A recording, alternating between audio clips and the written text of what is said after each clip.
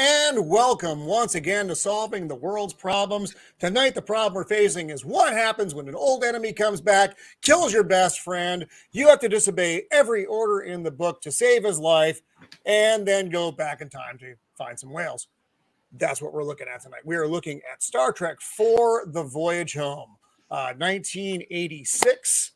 And I am very excited to dive into this one. And we have a quite the panel tonight. I'm excited to be here with all of you guys. So from Japan, and thank you for waking up to do this, Gray. It's Wakizashi's Teahouse. Gray, how are you doing this morning, this evening, my friend? Fantastic. Thank you so much for inviting me on this panel. Look at this panel, Roman. Unbelievable. The Star Trek lore is pouring out of their pores. It's amazing. It's pretty impressive. Spock himself would go through Ponfar right now. We have with us Matt, the unbearable 73. How are you tonight, my friend? I'm doing well. Recovering and all. How many of us can actually do this with both hands? No. Well, that's even more advanced than Nerdporeal. Look at that. No, I couldn't. Hey, that's what Nimoy saw at synagogue one day. Yeah. Also with us, Shieldwall of Dragons. How are you, sir? Hey, how's it going, everybody?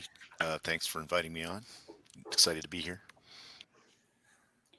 One of the great minds of the interwebs. It's always wonderful to have him here. My good friend, Daniel, how are you tonight, my friend? What does a whale need with a starship? Again, I'll keep on trying my Kirk and I'll never get it right. Glad to be here. Thanks. Right on. My favorite internet wizard, it is Blair de Blair. How are you tonight, sir? I am good. I'm willing and ready, happy to finish off the trilogy of the Spock is not dead. Indeed. And it is. It's a trilogy. It's a start to finish Star Trek 2 to Star Trek 4. Star Trek 1, I'm the only person in the known world that likes it. Star Trek 5, Excuse almost no one likes I it. like Star Trek 1 a lot. I did too. What? I do too. Yeah. What are you talking about, Roman? Perhaps this panel is a bad example of that I like idea. Star Trek 1 after a couple drinks. I like Star I Trek like 1 more than I like Star soundtrack, Trek everything. 4. After a couple of days.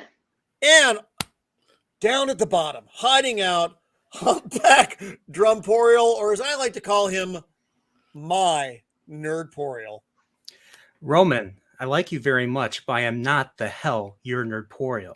I am a humpback, double dumbass Poreal, but I couldn't fit all that in, so I'm just humpback Dumporial. So please get double that right. Dumporial on you. Hey, you're not supposed to agree with me. But yeah, Roman, thanks for having me. I like these movies. I have a very deep connection with these movies, even deeper than the original Star Wars trilogy. Like this is where if I'm like in like emotional shambles, these movies 2, 3, 4, 5, 6, even the motion picture I go to for it's hard for me to describe in words, but it's like something I can easily go back to anytime and it'll help me. It's like it's very therapeutic. It's something that really means a lot to Yes, me. I absolutely agree. I'm going to take Star Trek the motion picture out of it. You guys can beat me up. The regular people won't though. But the section of movies, Wrath of Khan through The Voyage Home, is The trilogy. It's an emotional journey. Yes. That really does fill all the wickets from the tragedies that happen in Wrath of Khan, and even in Search for Spock. Yeah. But then, the return of Spock, and then the uplifting journey that is The Voyage Home. It's a complete package. You're very satisfied. You can sit there for the 6 hours, watch them all back to back, and you're not sad that you did it. Yeah, I love them. And this movie is probably one of the most delightful movies of the mid 80s.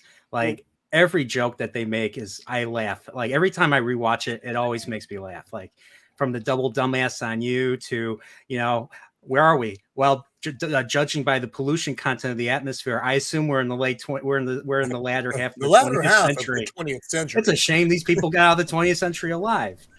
It keeps going. It's No, the great. humor in it is good. It's well executed, and it doesn't come off as goofy.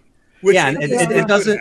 And it doesn't make the characters look like. It doesn't make our heroes or the cast look like idiots. It just makes them more human. No, they have to adapt to a new type of. They have to once again adapt to a new surroundings. They're fish out of water basically. And this was all Nimoy. This is Nimoy because of how successful 3 was.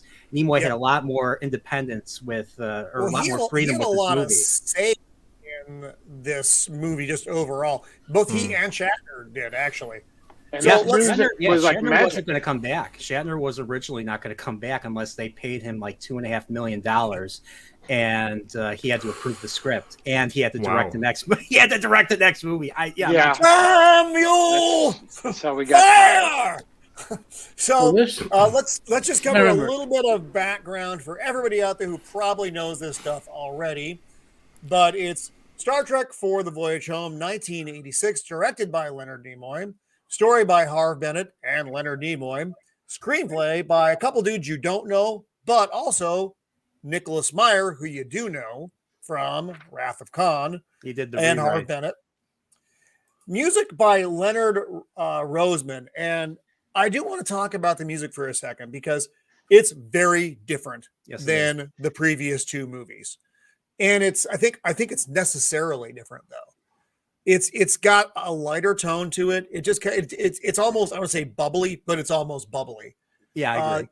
The second the music starts, you feel like you're back in the theater. It has that old movie it does. quality to it. And like I said, I'm while I love the James Horner music from the other 2 films, this, like I said, it's necessarily different because the entire vibe of this movie is different. Yes.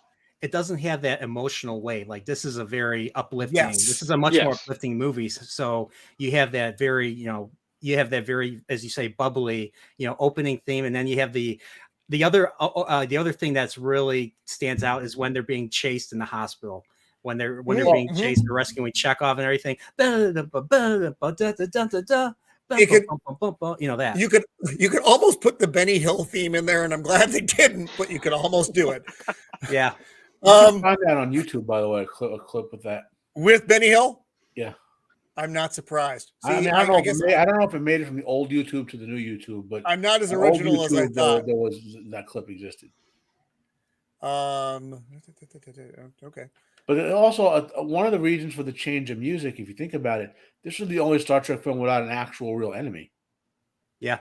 I mean, yes, the enemy is. There was a misunderstanding that was. Would you consider V'ger an enemy aliens from motion picture? Would you consider V'ger an enemy? Hell yeah. Yeah. V'ger was playing on extincting humanity. I'm pretty sure that was the enemy. There's an enemy. You know what? I don't he's know about not that. a direct enemy, though. Whereas Khan was a direct enemy, and V'ger's plan was to go and Klingon. sterilize the Earth so we could restart whatever. But his plan was to, I mean, he was looking for the creator. He was looking for his He's creator. a guy. That's all the V'ger wanted. This thing, they don't even name the thing. This is the villain that we didn't have a name. Probe. It's just the probe, and we're gonna drop them off, and hopefully the whales will tell the probe what to go do with itself. Yeah, right. I love that line. I love that line. The enemy in this movie is man's foolishness. Or maybe it's those fishermen, those Russian whalers. Maybe they're the true villains at the end of the movie.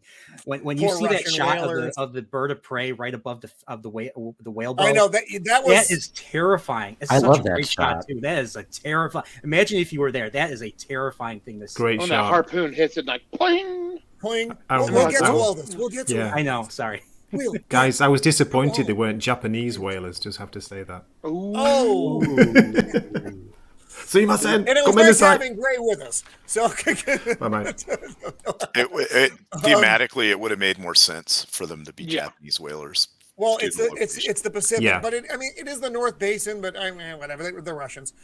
So ILM did the special effects for this, and some of I'm going to talk about the interesting cast members just very quickly. You had Jane Wyatt returning to the role of Amanda Spock's mother. Holy crap. That was beautiful to see. Mark Leonard, of course, returning as Sarek. Catherine Hicks as Jillian. And I know, and I'm going to be I'm with unpopular. Ray on that one. She was A lot of people, I hated her. I hated She's her a hottie. so much. Roman! You know, like, No!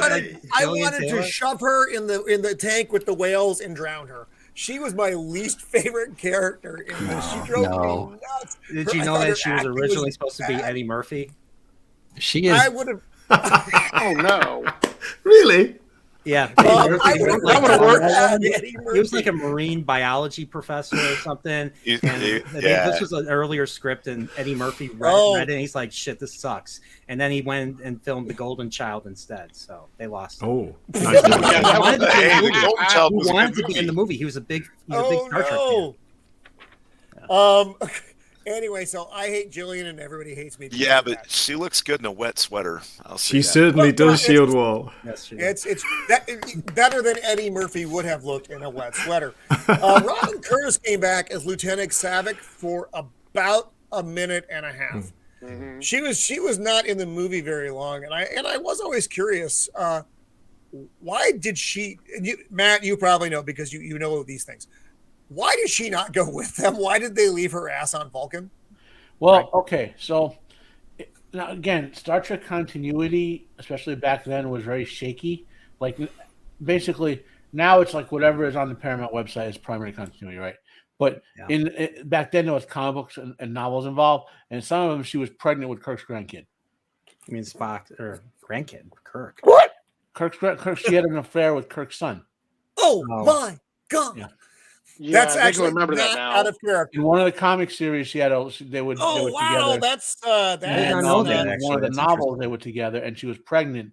And the remember the Star Trek writers are all this one big group writing the TV shows, the movies. They had and that kind novels. of time. I guess they must have.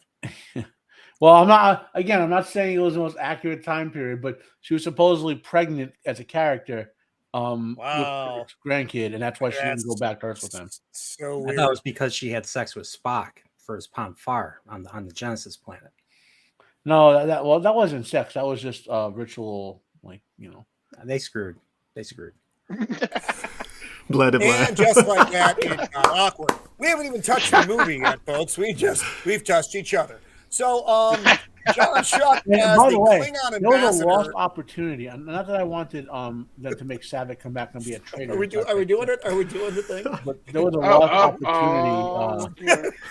Oh, I got nobody. What are we doing? Let's all Nerdporeal on his own. Stop our Nerdporeal now. Poor Daniel, he's right Oh, above me. it's so not good. God damn it. John Shuck as the Klingon ambassador, Oh, and I really yeah. thought his performance was brilliant. Oh yeah, dude. Yeah. Brock Absolutely. Peters as Admiral Cartwright, and Kirk Thatcher as Punk on a Bus. So good. So So good. Didn't the guy that played the admiral in the bunker, isn't he Cisco's dad? Yeah. Yeah, Shock yeah. Peters, Yeah. Yeah, that's him. Before he bought the Cajun place. Yeah. Yeah, right.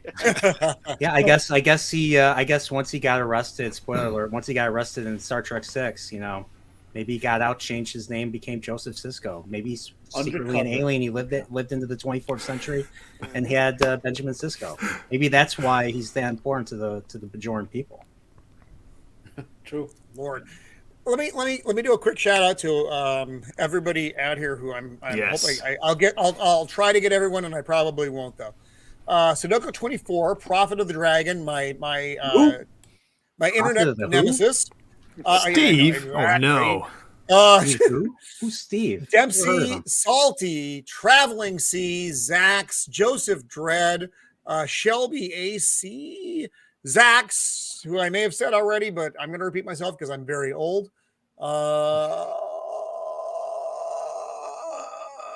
Jacob Ironside, of course. Right, you should make some of us mods. So if we get a uninvited Wait, guest- is no one a mod? Yeah, I think I'm a mod. Okay, I'm a rocker, okay. not a mod. You can screw your mods. Don't make Roman do technical things during a stream. That's Yeah, that ain't gonna happen. Okay, good. So we don't have any mods. That's fine. I'm a mod. Okay, that's right. No, they're my Nerdporeal. Hey, Oh, Randy, what the Nerdporeal. hell, you're Nerdporeal. Just wait a damn minute. That's not fair, Roman. Jealous. One damn minute. So let's actually start talking about the damn movie. Yes. Full of colorful metaphors and all. So before we get into all the individual stuff of it, I want to point another thing out about a vast similarity between 4 and 3 that people don't think about often. Remember, in Star Trek 2, the point was made to people that, well, Kirk never went through the Kobayashi rule. That he never, but the counterpoint was made that Kirk doesn't believe in that situation. That he thinks he can take any advantage situation and turn it into an opportunity to win. Star Trek 3 was penultimate. That like someone called to him and said, "Well, you can if you go back and get my son's body, and we can take his mind and transplant it." And to Kirk, that's like, "Yeah, sure, I'm gonna go I'll do it right now because that's the way to solve it." Right? Star Trek 4, a strange alien probe comes from the galaxy, and the only chance is to go back in time and get some whales. We're like, yeah, but we're right on top of that. That's doesn't even blink, doesn't even say to Spock or anyone, "Are we sure that time traveling for whales is the best solution?" Like do we have any doesn't even ask? Well, I mean, like McCoy just objects died to right it in the in. movie, and he's like, "We're out of time. Do you have a better idea?" I'm all ears, and McCoy doesn't have a better idea. Sarcastically, Wait a damn minute. Like he's not even. You know what I mean? Like imagine any of us in that mentality in real life with anything we go encounter. Like the Kirk mentality is I love it. I just love it. Yeah, and Sadoko is right about that. Like Nimoy really was pushing for no villains, barely any violence, no phasers, no photon torpedoes, none of that, none of that stuff. He wanted just to be a completely lighthearted, a different type of film, and I think that really served. Yeah, that's why this movie is like so special, magical. Was that you had so much death and destruction from the last two. Yeah, it was nice for them not to. That raising the mood of the room, so to speak. Star Trek 4, The Voyage Home. I have a question real quick.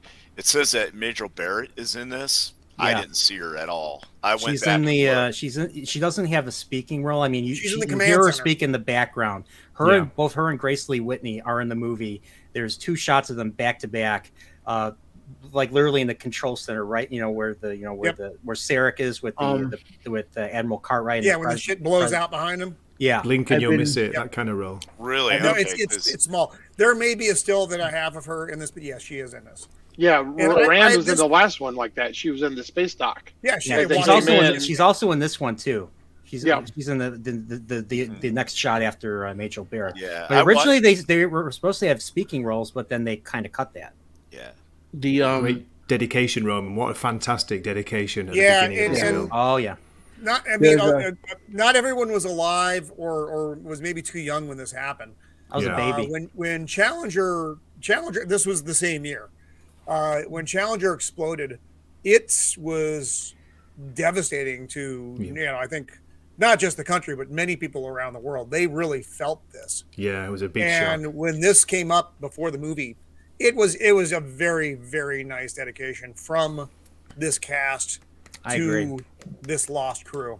When Kirstie Alley passed away a few weeks ago, I kind of on my own little tribute on Twitter, I kind of copied, I kind of plagiarized and kind of copied off of this, saying that her spirit will live into the 23rd century and beyond. A lot of us saw the Challenger explosion live because we had it in class, and a lot of people did. Yeah, so my teacher, I happened to see it live. Yeah, so I thought I learned about the teacher when I was in school in the 90s. So I was baby when this happened, but I learned about the teacher that went on the shuttle. Yeah, that's why a lot of schools were broadcasting the live because I was in high school when I heard about it. I thought it was a joke at first because all the shuttles never had a problem. Yeah. And all of a sudden, the shuttle blew up. Yeah, ha ha. Yeah, Columbia blew up years later. Yeah, I was like, oh my god. I was in gym class when that blew up, and then I was deployed when the other one happened. So, yeah, they were. It was pretty crazy. How about you, Roman? Where were you at the time? I was in high school. I was in. It was 1986, so I was. I think I was a junior. I must have been a junior at the time. Yeah, it was February, Yeah. I want to say, when it happened. So, 7th or 8th grade. Yeah, I was Roman. I was wondering if you were serving at this time in the Navy. no, it was 3 years before I was in the military. Because I'm gonna be like, why'd you have to chase Chekhov? You know, why'd you have to go and chase Chekhov and do all that? Are you saying Roman's older than he looks? Actually, never. I'm going to talk about that scene. Hopefully, everybody gets to stick around for it. But I watched that and I was like, "What are they doing?" Okay, we talked about this already. And then there is the probe. Not the kind you get when you're going to the doctor, kids, but it's shaped kind of similar. It is shaped cylinder. Yeah. Speaking from experience, I felt bad for everybody on this freaking ship because shit just starts going badly as soon as it's a probe, and then I like their response because they have a typical Starfleet response of trying to scientifically examine it. They don't start blasting away and act like some idiot crew. This is also one of my problems with the Whalians, right? They can't be that stupid to not recognize any other species out there. You know what I mean? like why not ask? Oh, these guys are in the area where the planet is. Why don't we ask them if anything happened to the whales? So guys, look at this photo. 1986, right? This was released. 1986. Look at this photo. It's all women. Are those all broads? Yep. Unbelievable. And you want to know what's funny? She was not the first captain of the Saratoga. The first captain of the Saratoga was Jennifer Lawrence. Remember that? That's right. Yeah, straight. How could I have forgotten that? Well, all their wonderful hair from back then was modeled on Jennifer Lawrence's hair. You can clearly see it. Those are actually all Jennifer Lawrence. They just have prosthetics on. It's like fake news. Women didn't do anything before, Exactly. Blair de Blair. Well, before it's crazy. Did you know that this actress also played Geordie LaForge's mother in an episode of the TNG? I did not know that. No. Yeah, no way. Madge Sinclair's her name. I miss and that. It's another fun thing about this. This is the Grissom, I believe. I believe this is the repurposed set of the Grissom, and I think even also the Reliant. I might be wrong about that, but I think it's also the Reliant. Yeah, I miss that hopeful, futuristic Star Trek where everyone gets along and everything. Right, Shieldwall. God, I miss Star Trek when I watch this. Everyone miss it so much. each other and stabbing each other in the back, and Yeah, I'm gonna watch season 3 of Picard and see how that goes. So this guy here, he's the same species as the Federation president from Star Trek 6. Yeah, I believe so. I forget what they call him. Yeah. Nice catch. Cool. I like this actor's accent though. He sounds because it's real. He's got a real rough voice. It's interesting. It's a great opening. A great crew. The DC comic series that occur between Star Trek 3 and 4 is one of the best Star Trek comics runs you'll ever read. It's about 30 issues. Okay. Yeah, because they didn't go just from Vulcan to Behind the Times. They were on Vulcan for a few months. Yeah, and it would be 3 months. You actually get a timeline. Yeah. So they're analyzing the probe. Fine. And then we go back to Starfleet. And this is nice. Actually, and this is all like map painting stuff, but I still think it looks really good. Beautiful. I love this. I love it so much. It's so good. It still stands up. I don't care. It's a painting, but it looks beautiful. And they're going through. The Klingon ambassador is speaking to the president of the Federation, and they're relaying the events of what happened in Star Trek 3. His take on it is a little different, but you also get one of the best exchanges ever. Once, they're going through it. It's basically showing the footage from Star Trek 3. But when you see everybody who's sitting here, the observers.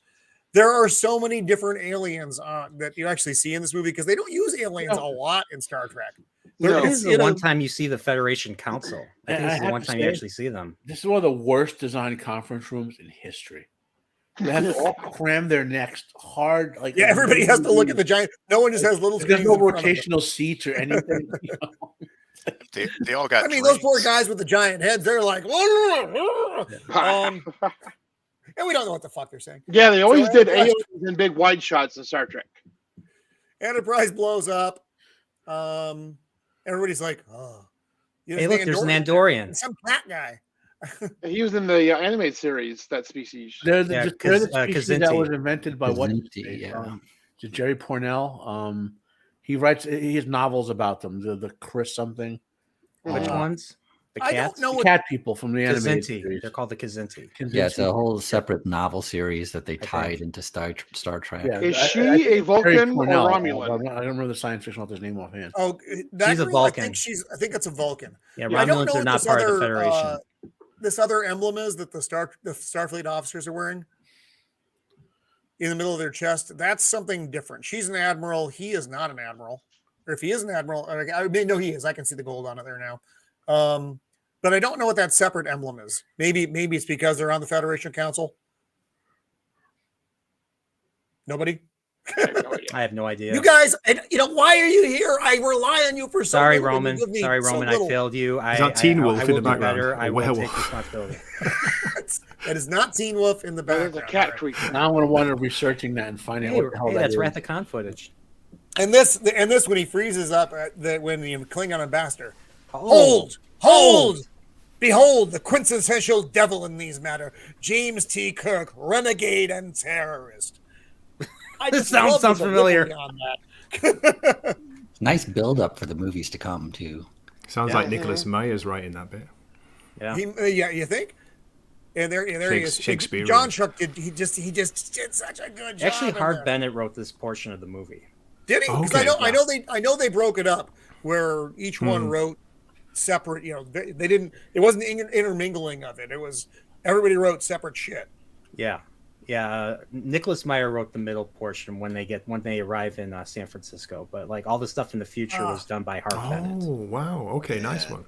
His costume is awesome. Look how yeah.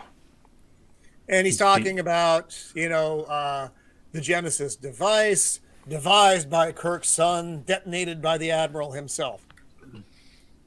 We demand the extradition of Kirk. We demand justice. Justice is a unique point of view, Mr. And that's where that look is coming from. Everyone. Their interaction was just so good between the Klingon ambassador and Sarek. Vulcans are widely known as the intellectual puppets of this Federation. So good, wasn't it? So good. I love the dialogue here. It's just like I love watching this scene. Like this is awesome. He just owns his ass. It's great. You did destroy USS Grissom. Your men did kill Kirk's son. You deny these events? We deny nothing. We have the right to preserve our race. You have the right so to calm, murder. so Vulcan. But I loved his when he came in. When he came in, he says Genesis was properly named to give life, not death. Which is what I mean. The Klingon ambassador is accusing the Federation of developing a doomsday weapon, basically. A secret base to launch, from which to launch attacks. From a plot point of view in Star Trek, I mean, the Federation literally has their hands on like dozens of doomsday weapons already. Like everyone listening to the Klingon has to be like, and show it kind of turns out to be like, wait a minute, don't we have like this thing and that thing can all blow up planets? Like, why is this any different? It's just like run of the mill stuff. Let's see. Let's keep going. They back and forth. And I also point out this is also when Star Trek ships could still planet destroyers before they got retconned down. So they could do what? Oh, they could destroy. There was a big retcon with Next Generation where they weakened the ships a lot. But prior to the retcon, this is written in a context where Star Trek singular vessels are planet busters. They in Taste of Armageddon, the original series, like they threatened to destroy Emini 7. Yeah. And that's the only time. That's the only time Kirk has ever gone that far or threatened to go that far. They used to talk about the self-destruct. If the antimatter and matter in the engines ever mixed, it would blow up like half the sector or something. Because the amount of antimatter they had, yeah. Yeah, they talked about that, how it could destroy whole sections of space. And the president of the council basically tells the Klingon ambassador to fuck off, and the council's deliberations are over. Admiral Kirk has been charged with 9 counts of Starfleet regulation violations, and he's like, "Violations? That's outrageous. Remember this well. There shall be no peace as long as Kirk lives." And he just marches out. And he storms out. Great hair and makeup on the Klingon. I'm happy he comes back in Star Trek 6. I like him in Star Trek 6 too. But this was great. And then this we go was to a great Vulcan. Performance. This is a reused shot from Star Trek 3, but it's still. I love the consistency. That I'm as a nerd, I love the consistency of these. Yeah, they didn't change it all up just because they could. Whenever you see a shot of Vulcan, which is so stupid. It's Vulcan. Mount Seleia. Isn't it? So that's right, Daniel. It just sets the scene. You know where you are instantly. Beautiful shot. Exactly. This painting. Look at this painting. Like, this is beautiful. I like. Amazing. Yeah. I can't wait to see the shot. You know, the shot where it launches and everything. That's a beautiful shot too. So this is where you're getting Kirk's narration. He's doing, Captain's log, stardate. It's been 3 months since our exile on Vulcan. They've renamed the ship.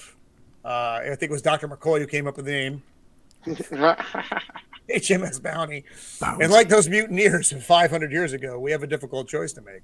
Because they do. I mean, they risked. When they went to save Spock, they literally did risk everything. Yeah. And they didn't expect to lose Enterprise. They didn't, they had no idea that those encounters were going to happen. So even if they just gone in it with the most baseline version of their plan and everything worked well and nothing bad happened, they still would be in trouble. They'd be court-martialed, and they lost a starship. It doesn't matter whether she was destined for decommission or not. But still, with the whole starship, they blew up. But that was what they were going to do it anyway. I mean, it wasn't like, and given what happened at the end of this, the plan was well in place to replace it anyway, Or they just renamed another ship. Think about which they do.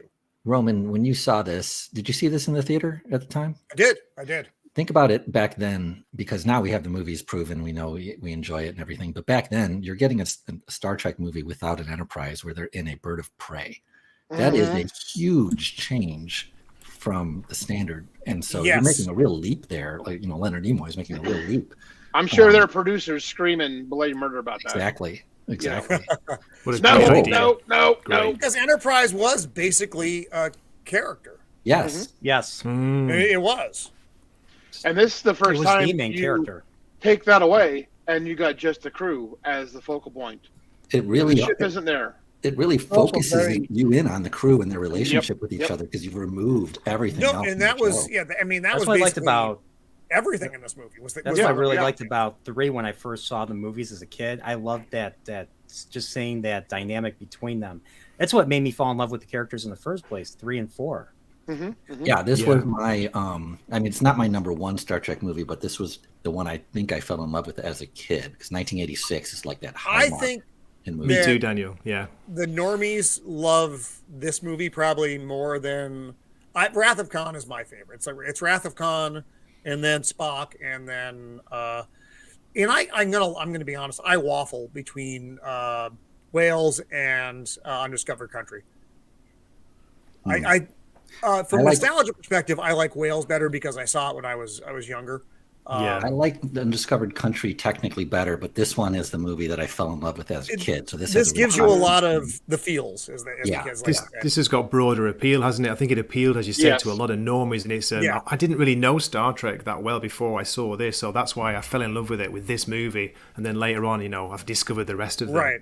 It just has this wholesome, has that wholesome charm that really doesn't detract from the original characters. Like it's uplifting, the original it's positive. The bird of personality.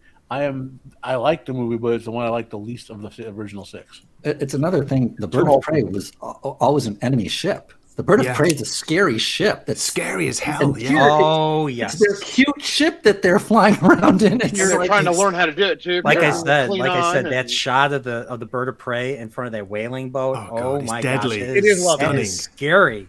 It's like a one-eyed cat or bird, giant bird hovering over you. Not Dempsey. I'm sorry. Sudoku 24. I have to disagree with you on this point. Yes, that was his responsibility rather than letting it go into Klingon hands. But he put the ship in the position where it could fall into Klingon hands. So ultimately, it still falls on Kirk. And he wasn't even supposed to be there, period. So yeah, so that's the thing. So, we have a new person. Krista. Hail. Welcome, new person. Greetings. Welcome to the show. Whenever I get someone new in the chat, I get to recognize it. So welcome. We're not going to track it. We're going to wreck it. So now I like this as well. So Kirk's he's asking everyone, do you guys want to go back? Because we, either we're going to live on Vulcan for the rest of our lives and they'll probably let us, but, or do you want to go back and take responsibility for what we did? And everyone votes, yeah, we're going to go back. Gonna face the music. And I like, right here. So here's where this wasn't, I don't want to say it was a bad vibe, but when Kirk looks up, he sees Spock. And then when you finally start getting the interactions, I don't think they spent, of the 3 months they spent on Vulcan, which quite honestly wasn't a very long time, I don't think that they had a lot of interaction with Spock. Certainly that's what I got from when he finally showed up, is that they just didn't see him very much. Yeah, he was in school. I guess he was just hanging out in school, being re-educated. There was an episode of the original series, The Changeling, where they had to re-educate Uhura really quickly because the space probe they wiped out her brain. Yeah, wiped out her brain, and they literally had to teach her like the ABCs. And they're like, "Oh, within a week she'll be back to, back to being communications officer." It'll be fine. Yeah, it'll be fine. They also kept the clothing from the past movie on everyone, didn't they? Because they're still wearing their same. Everyone's still wearing the same shit. Yeah. Really, Vulcan? You guys don't have some kind of mall or something? I guess they don't want to wear robes. That is Vulcan itself. It just cleans your clothes as you walk around.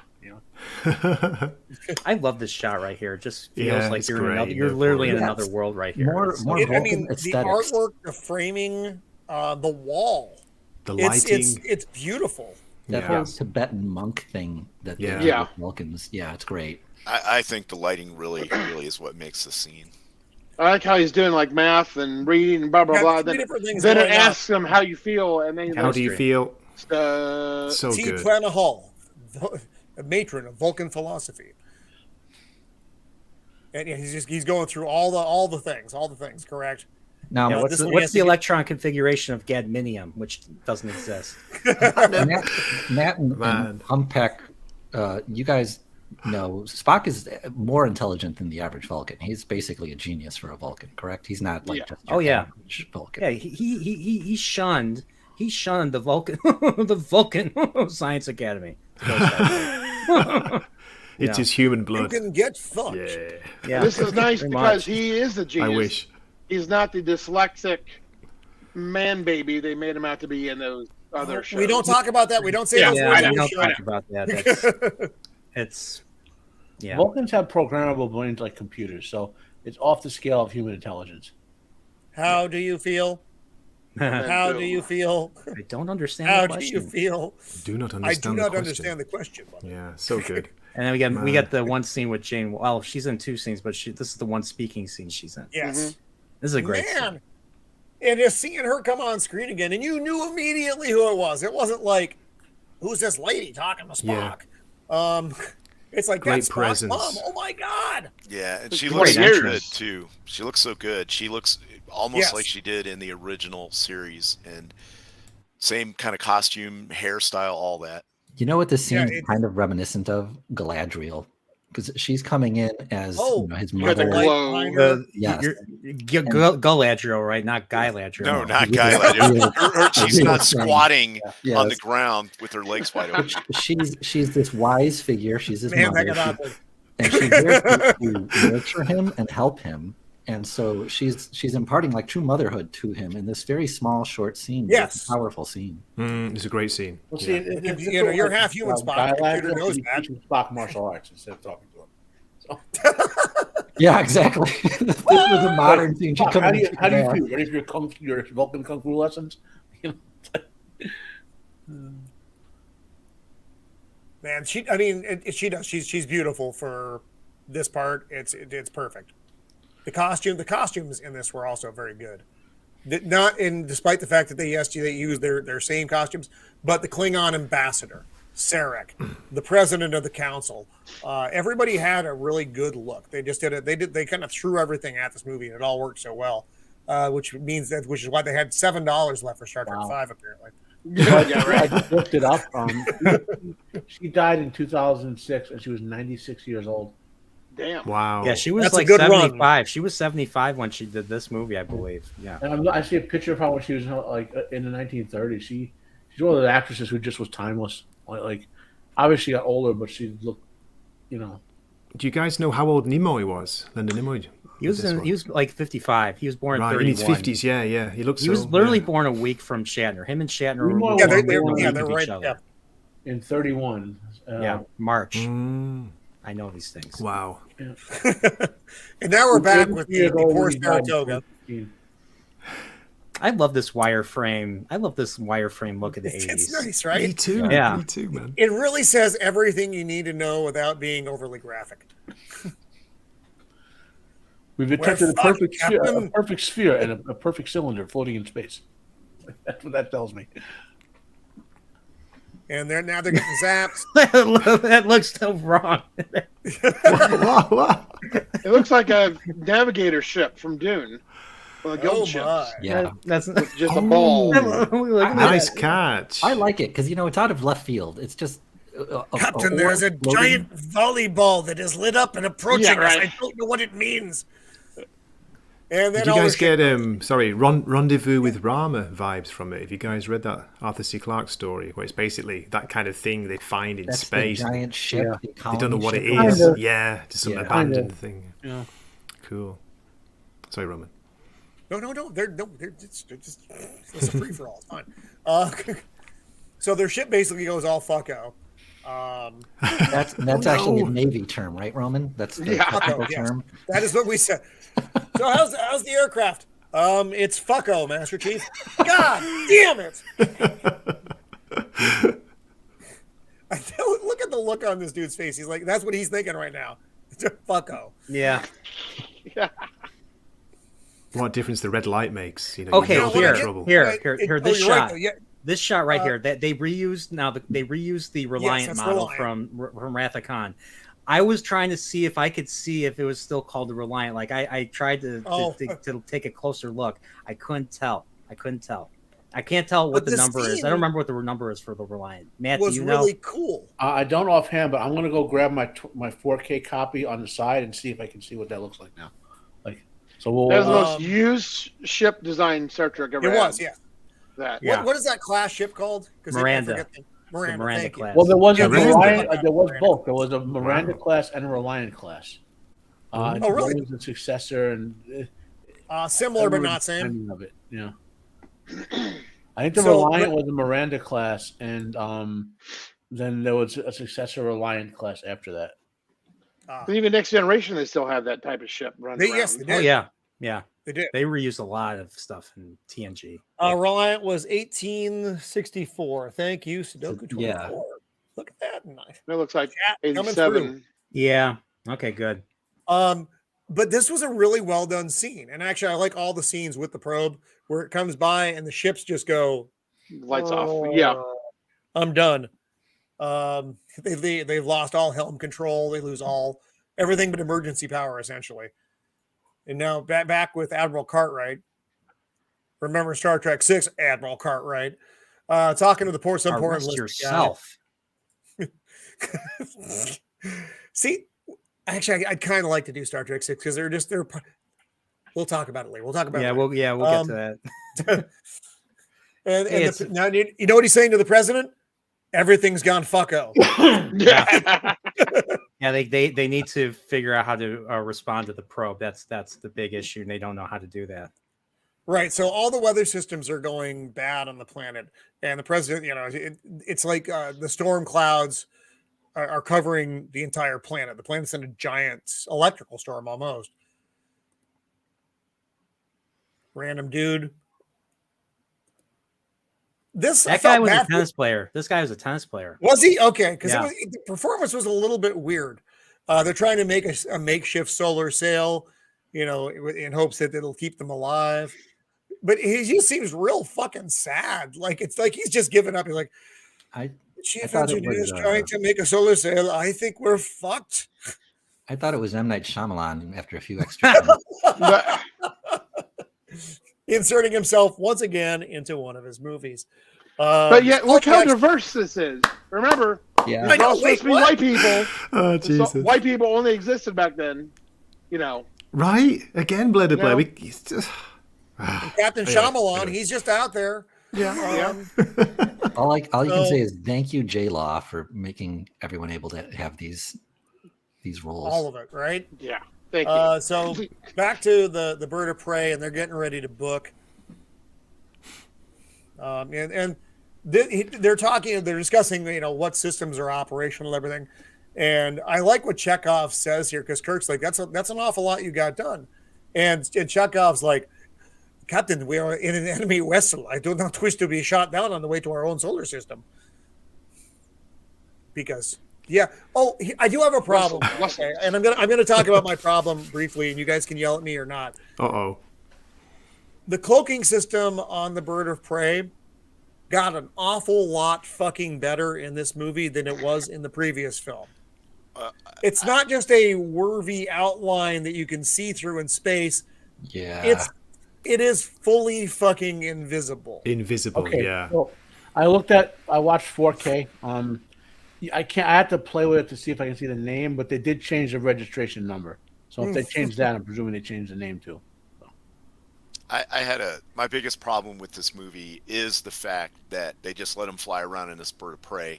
They didn't immediately dispatch ships or scientists to go get this thing to reverse engineer and confiscate the cloaking device. Yeah. Unless they've already done the treaty where they're not going to work on cloaking devices, but I don't think that's happened yet. But they already have a cloaking device. They've had the Romulan one. Which Romulans, right? Yeah, and the Enterprise. But what I mean, so the Federation already had access to cloaking technology?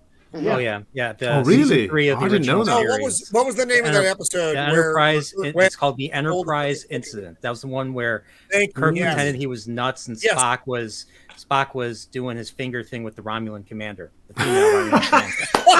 and they drank some orange juice, and then Kirk, his first time Kirk actually gets makeup on as a Romulan. Guys, he literally pulls the culture appropriation run and he just runs with it. That was the Vulcan death pinch, or what was it called? The Vulcan death grip.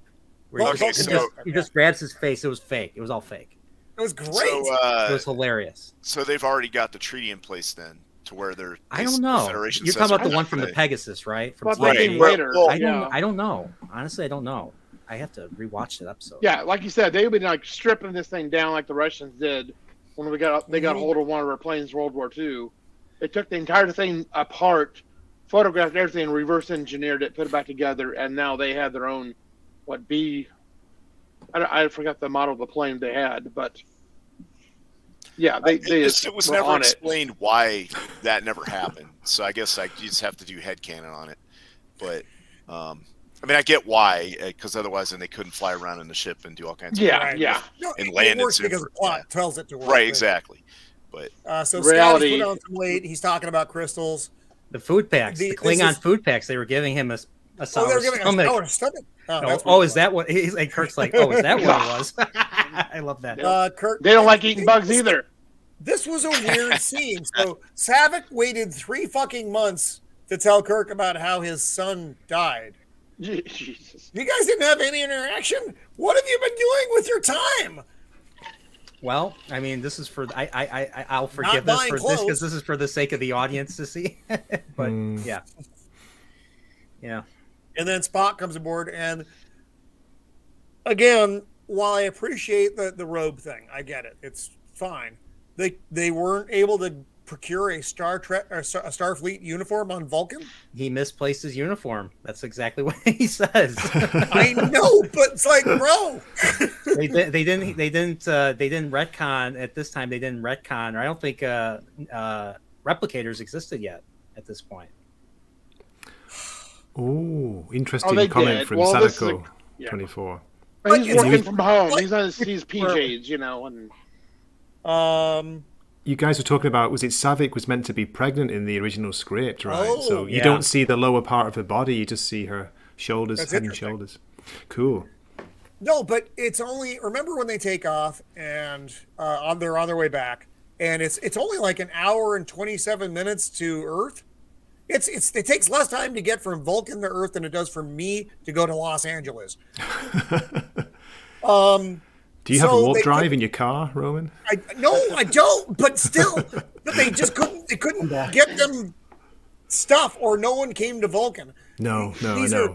And I know it's it's minor crits of a very you think they would have like a ship come by to pick these guys up? You couldn't send another starship to fucking Vulcan. I think they even say that. That's funny. They even say that. Like McCoy's like, why couldn't they just pick us up? They could have written supposed to be about 20 light years from Earth. They could have written a nice little solution to this. They could have said something like that because of the upcoming trial and his charges that they were not quarantined, but sequestered. They asked for asylum or something, right?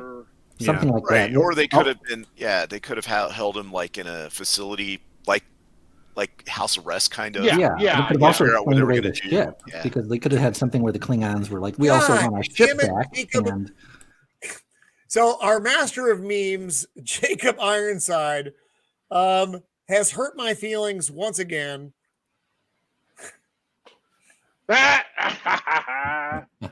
Really, Jacob? Bring up well, maybe. Really, buddy? I look so sad. That's when they're on the bus. Yeah. Why so skinny, Roman? He's made you so skinny. You look like me. I wish I was that thin. Like a skeleton. A little leathery too. Funny if they use the Nirvana baby for your body. Well, to be fair, I am a little leathery. So I hate you all so much. So Savick, why aren't you coming with us? Are you pregnant? No, we're not going to talk about that. Pregnant with his child. Why they look at each other like that? It is like, why is Savick not coming with? I still don't have a good answer for that.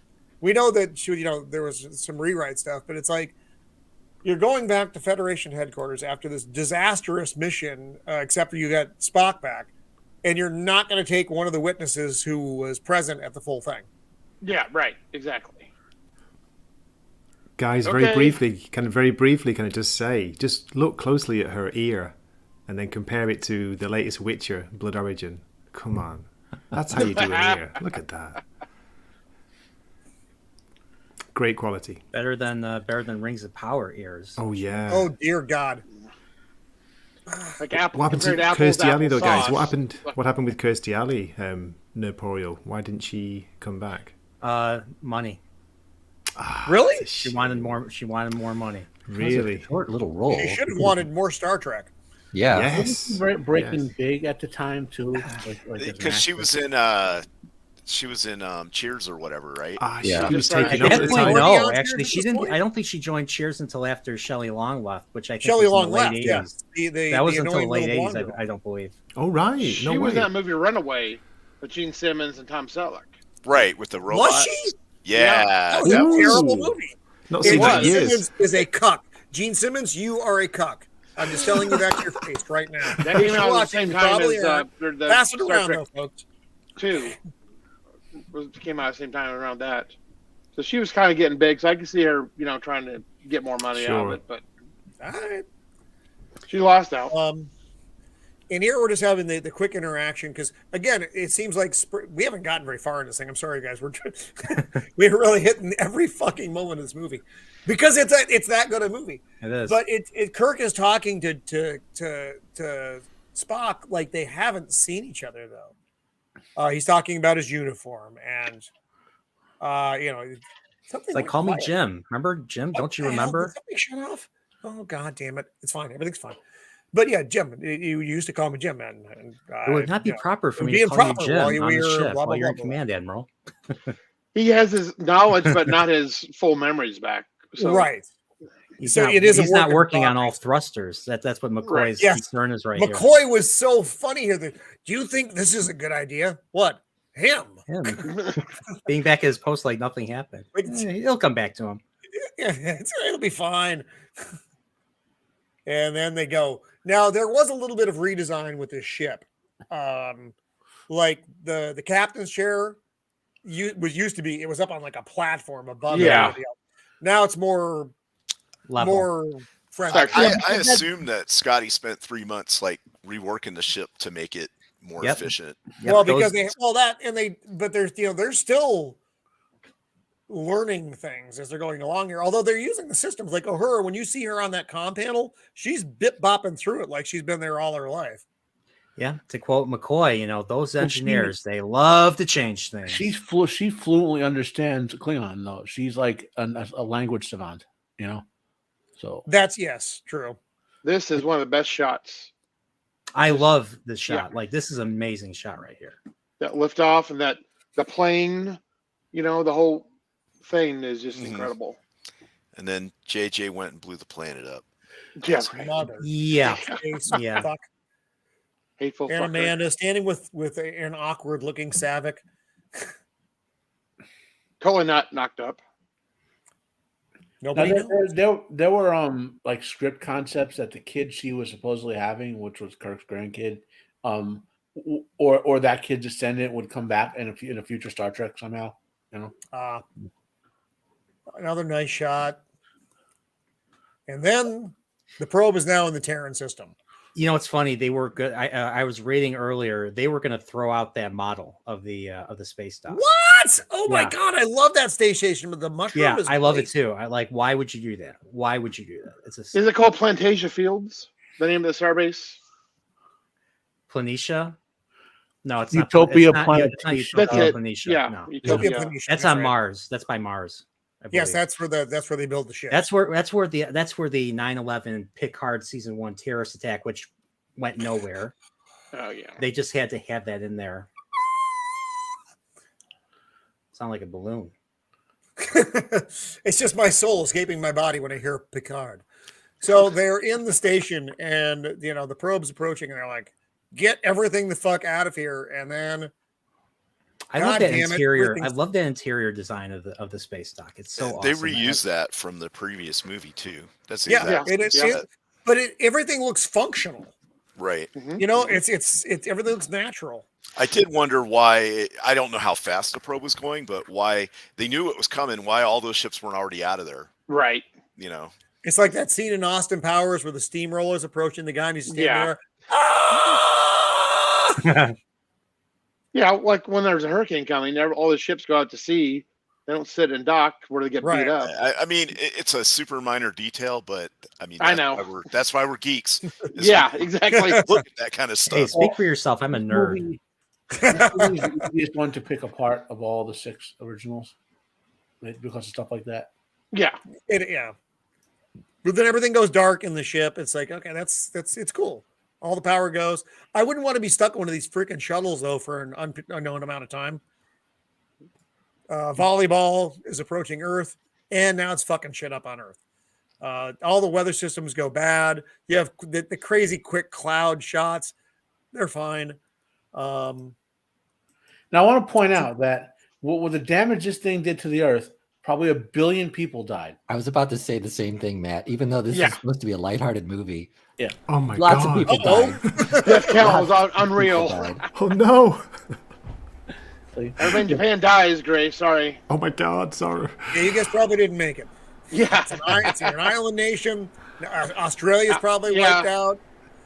England, UK's gone. Oh no. California, they're just thank God it finally left.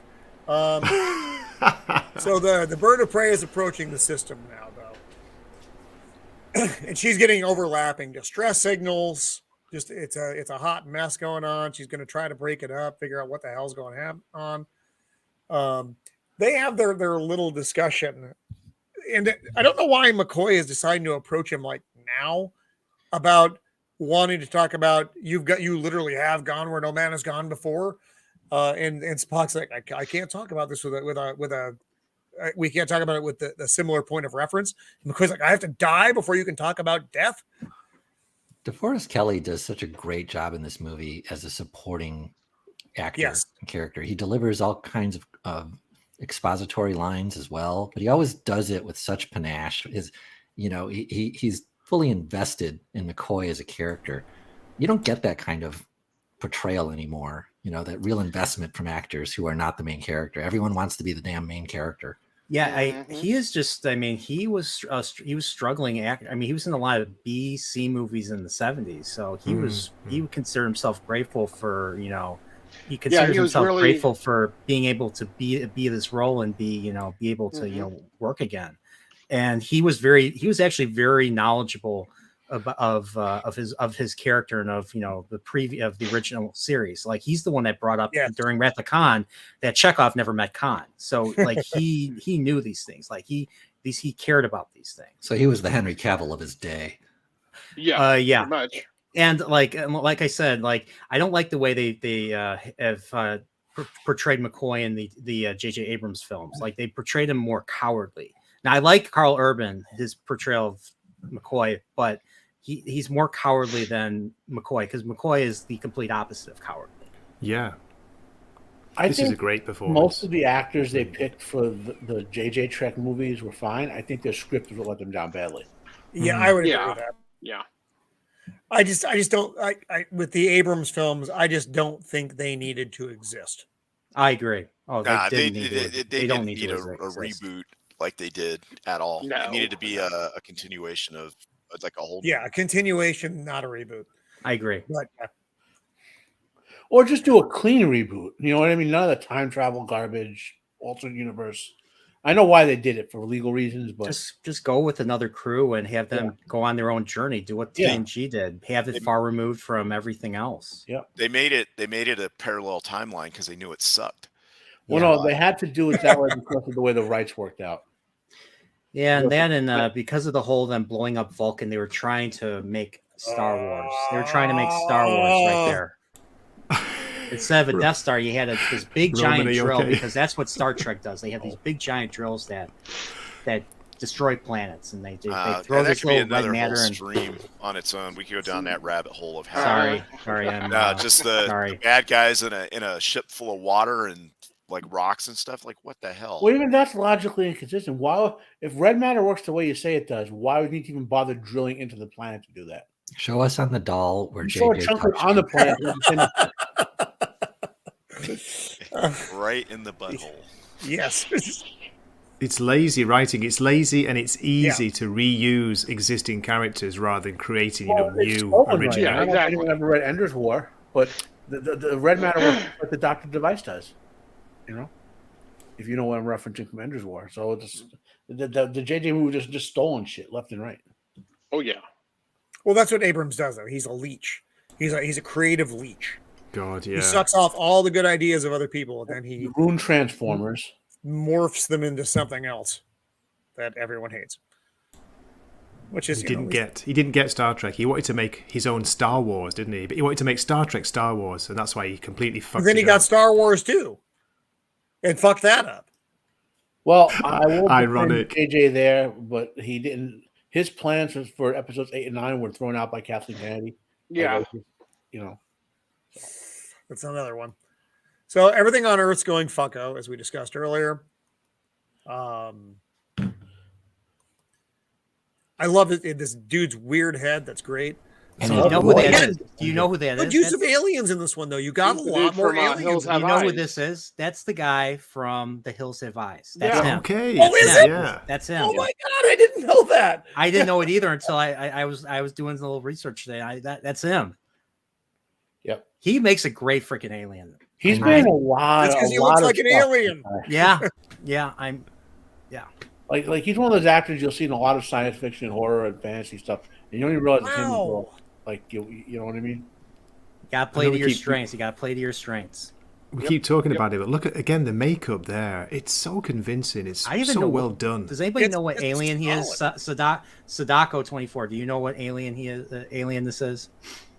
I don't. Matt, do you know? Not offhand. No, I don't know.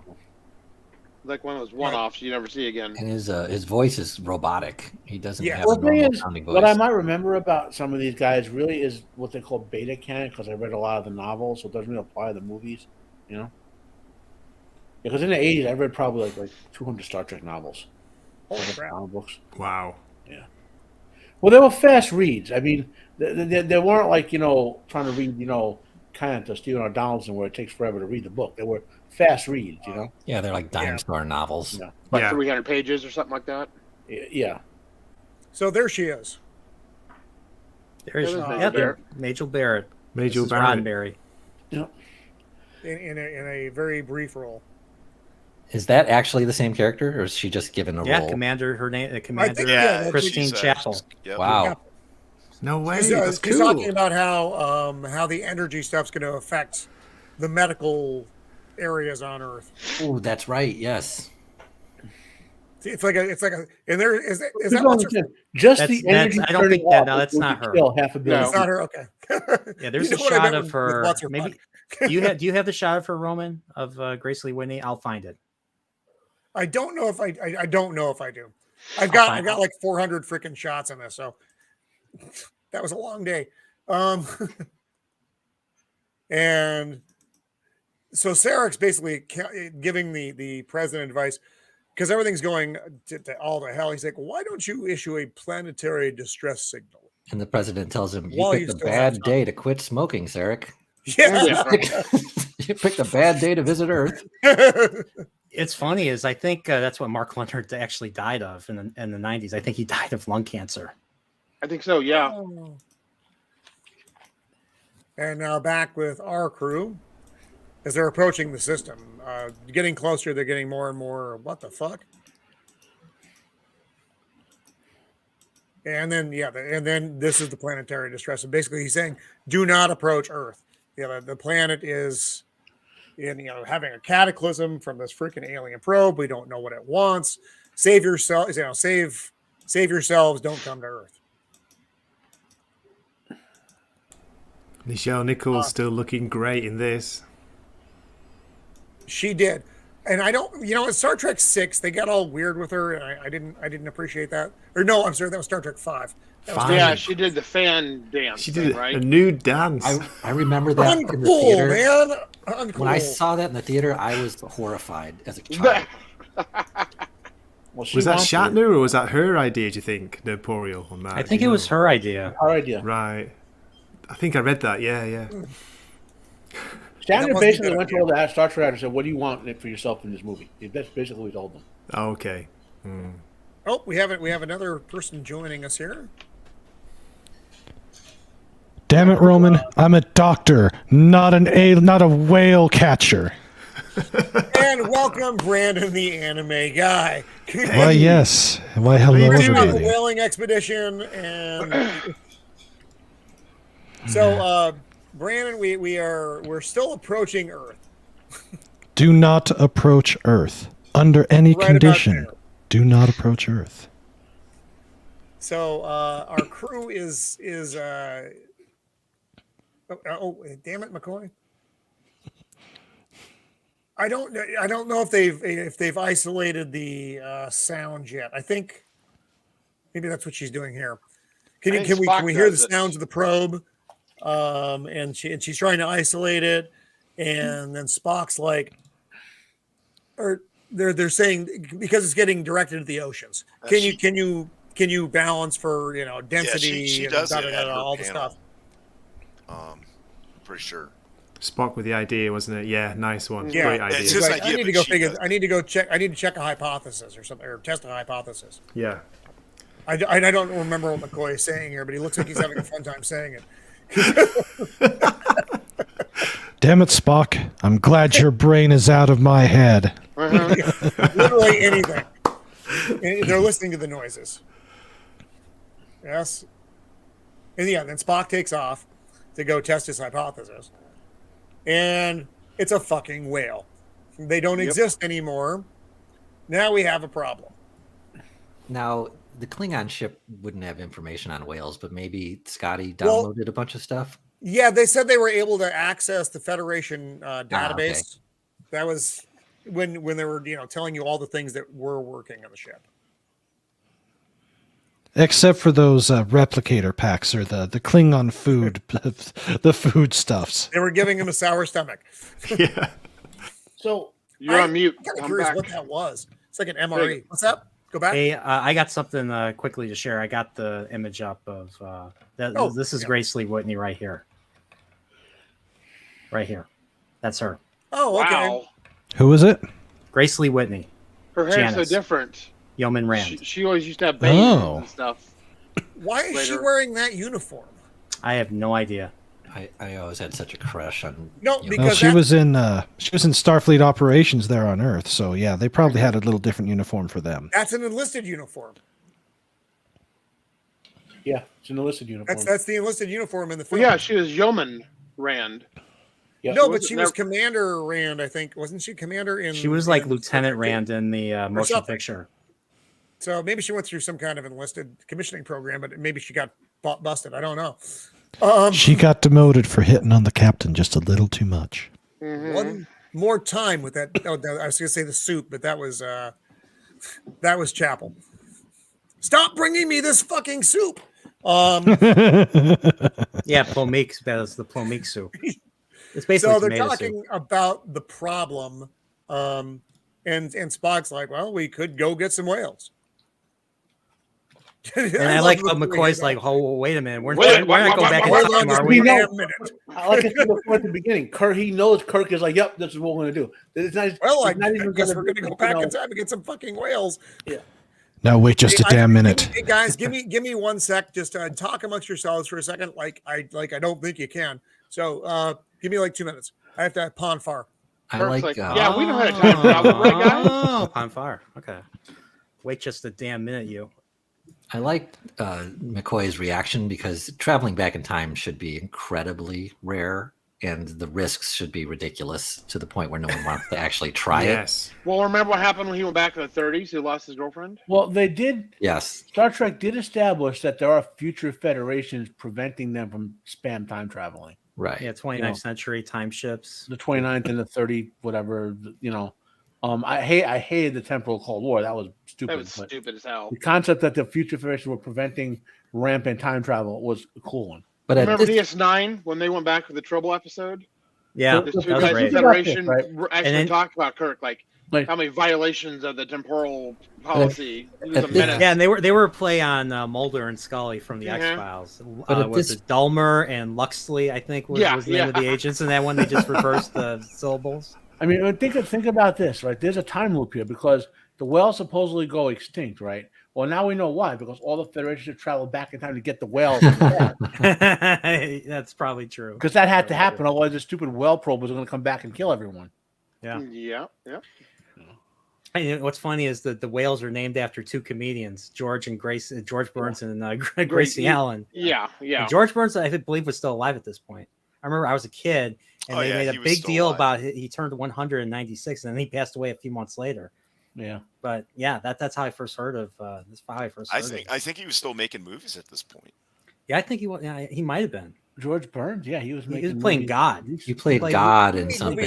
Oh God, yeah, and then the follow-up, Oh God, You Devil. Yeah, wasn't Cocoon around this time? I think he was in. Yeah, Cocoon came out the year before. I don't think he was in it though. It was he wasn't. And I'm Wilford Brimley, and I have diabetes. Survive for Star Trek 5. Otherwise, he might have played God in that. So, volleyball fucking up the Earth. Yes. The Whalians teabag the Earth, basically. Jesus, man. Damn it, we don't like being teabagged. What the hell? Oh my god. Oh dear. Did you guys talk about Beta Zeds? Is that what? Oh, that's what the. Is that the? Betazoids. Yeah, Betazoids are telepathic. A half Beta Z is empathic. Yeah. Beta Z. Oh, that's okay. Oh, I'm sorry. I'm thinking, Beta Z. So we still don't know what race the big-headed dude from the Hills Have Eyes is, though. No, none of us know. Okay, and that's okay. That's okay. We don't. I'll check the need to know memory everything. out. Gotta go. I'm sorry, Roman. I failed you as a Nerdporeal.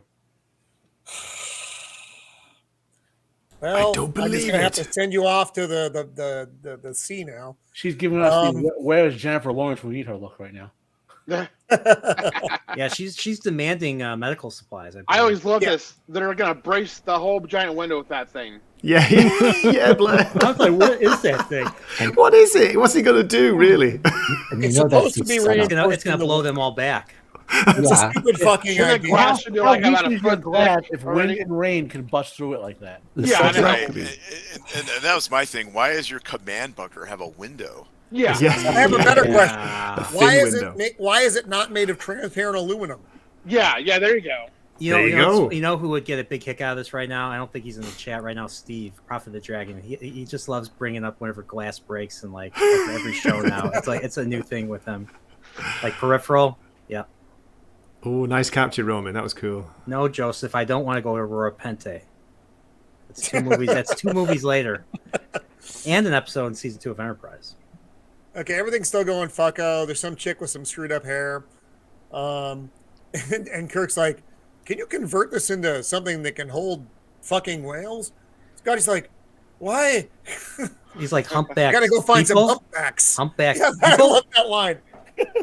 Whales, Mr. Scott. Whales. Yeah, the humpback people. You realize if we do this, we're fucked. Yes, I know. Do you have a better idea? Yeah, he's like, nutshell version. This was a really I like the look of this. I love this shot, Roman, before and then at the end of the movie when they come back through. It's just of the Golden Gate Bridge. It's just a lovely freaking storm shot. I have a communication coming in. I think it's Admiral Kirk, and and Cartwright's like, "God damn it, it's Jim Kirk! Oh no, he's behind it all, I'm sure." No. Because everything Jim Kirk does is like the biggest thing in the Federation. And he's talking. He's trying to get through to Starfleet. Can you read me? Get him through. Get him through. And they boost the signal. Get him back. And he's like, "Well, you guys are fucked. You need whales. We're gonna go back in time. We're attempting time travel." And then it just goes, and he drops. Get him off. back. Get him back. Going back. Window breaks. And the window breaks. What the? The guys from The Hill Has Eyes kills at least 4 people in the room just because he has the time. And then this. Yeah, at least there are no exploding consoles. No, why was the water? Yeah, why was the water on the consoles before the window broke? I just noticed that. No way. That actually is a really good question. There was only, I think, there was only one episode of the original series that had an exploding console, and that was the Sitting on the Edge of Forever. Oh. Yeah, there's more of a TNG thing. It was a Voyager thing. Holy crap. Voyager and especially DS9 on the Defiant. Holy crap. Yeah, this shit, they want to make them out gas, you know? No, they were run by plasma or something, but. That's another problem I have with Star Trek 6, but we can, like I said, one day we are going to talk about that. Roman, just say the effects. I know they're dated, but I love this scene when they're flying towards the sun. Like how good is it? Really nice. I want to see it in 4K, like Matt's got. I like the back and forth between the ship approaching the sun and then the internal look of the ship as they're getting closer. Things start getting brighter as they're getting ready to slingshot. And now it holds up. It holds up, man. It does. No, the look of this movie, it's 1984, but the look of all 3 of these movies, or I'm sorry, 86. I put it right in the middle. Are all very good. They look a lot better than most movies do today with fucking CGI. Oh yeah, I agree absolutely. Yeah, 100%. Angels, I forget what he says here. It's great. It says, "Angels and ministers of grace defend us." Hamlet, Act 1, Scene 4. Well, there's no doubt about it. And Kirk's like, "Well, let's just fucking do it." Great look. That's a great shot in the face there. What did you think of that weird time travel sequence where you see like the clay, it looked like the clay models and all that? We're coming. We're going to be there in a second. All right. Oh my! And Stu just loves the count. Warp 1. But then here's we go. The orange lighting now in the cockpit. McCoy's like, "Oh, God damn it! I wish I just kept drinking this morning." And they're getting closer. It looks really good though. It does. I mean, great. It looks great. It looks fucking great. Yeah. I should have had. Did you start shouting near the end? Warp 9! Yes, Warp 9! 9.4. Sulu, why are you yelling? Here's the exploding terminal on Uhura. Yeah. I'm okay. No, we didn't need that anyway. Klingon. Cracked a nail. My nail's gone, but I'm okay. Blown out of her seat and burned on half her body, and she's fine. Panel.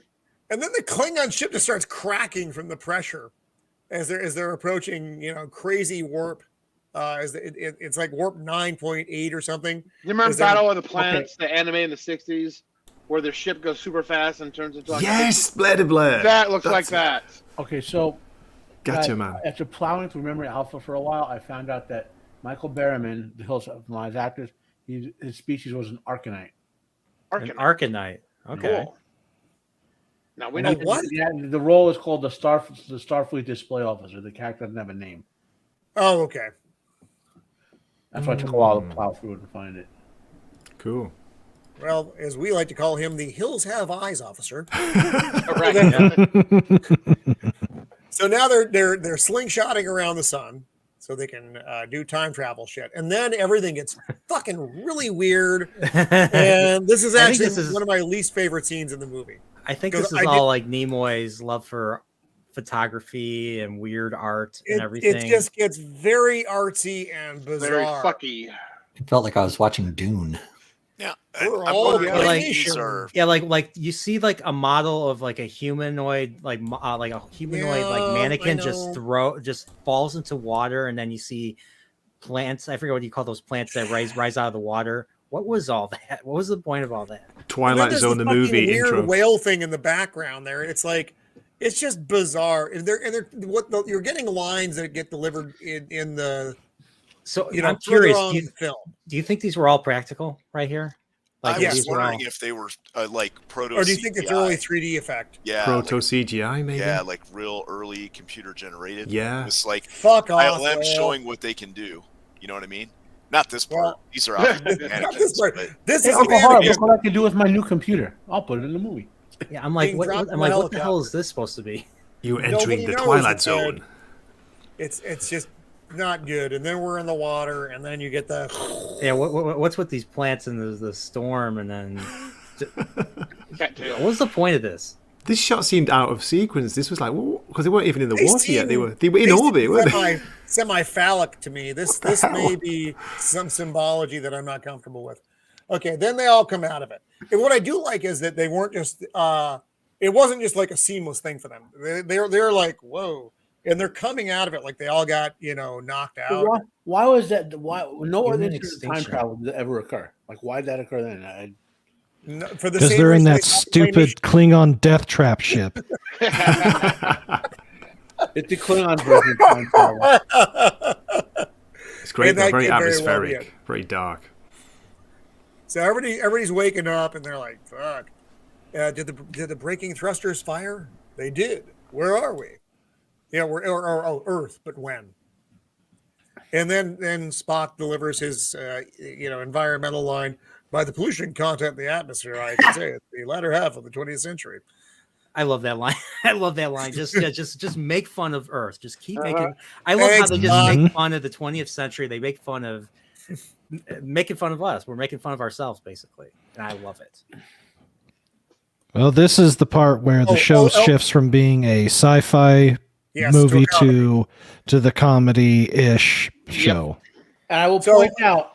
Okay, there is no earthly technology that exists at that time, or even our time, which would detect a Star Trek ship with the deflectors up, even regardless. So, just the deflectors alone would prevent anything we have, radar or lasers, from seeing the ship in space.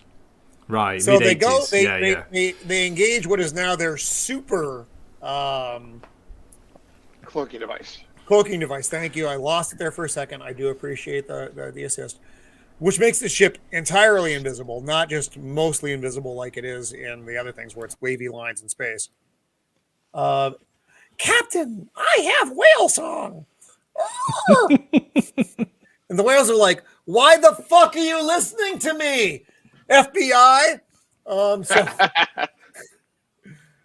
And then Scotty's like, Captain, we're absolutely fucked.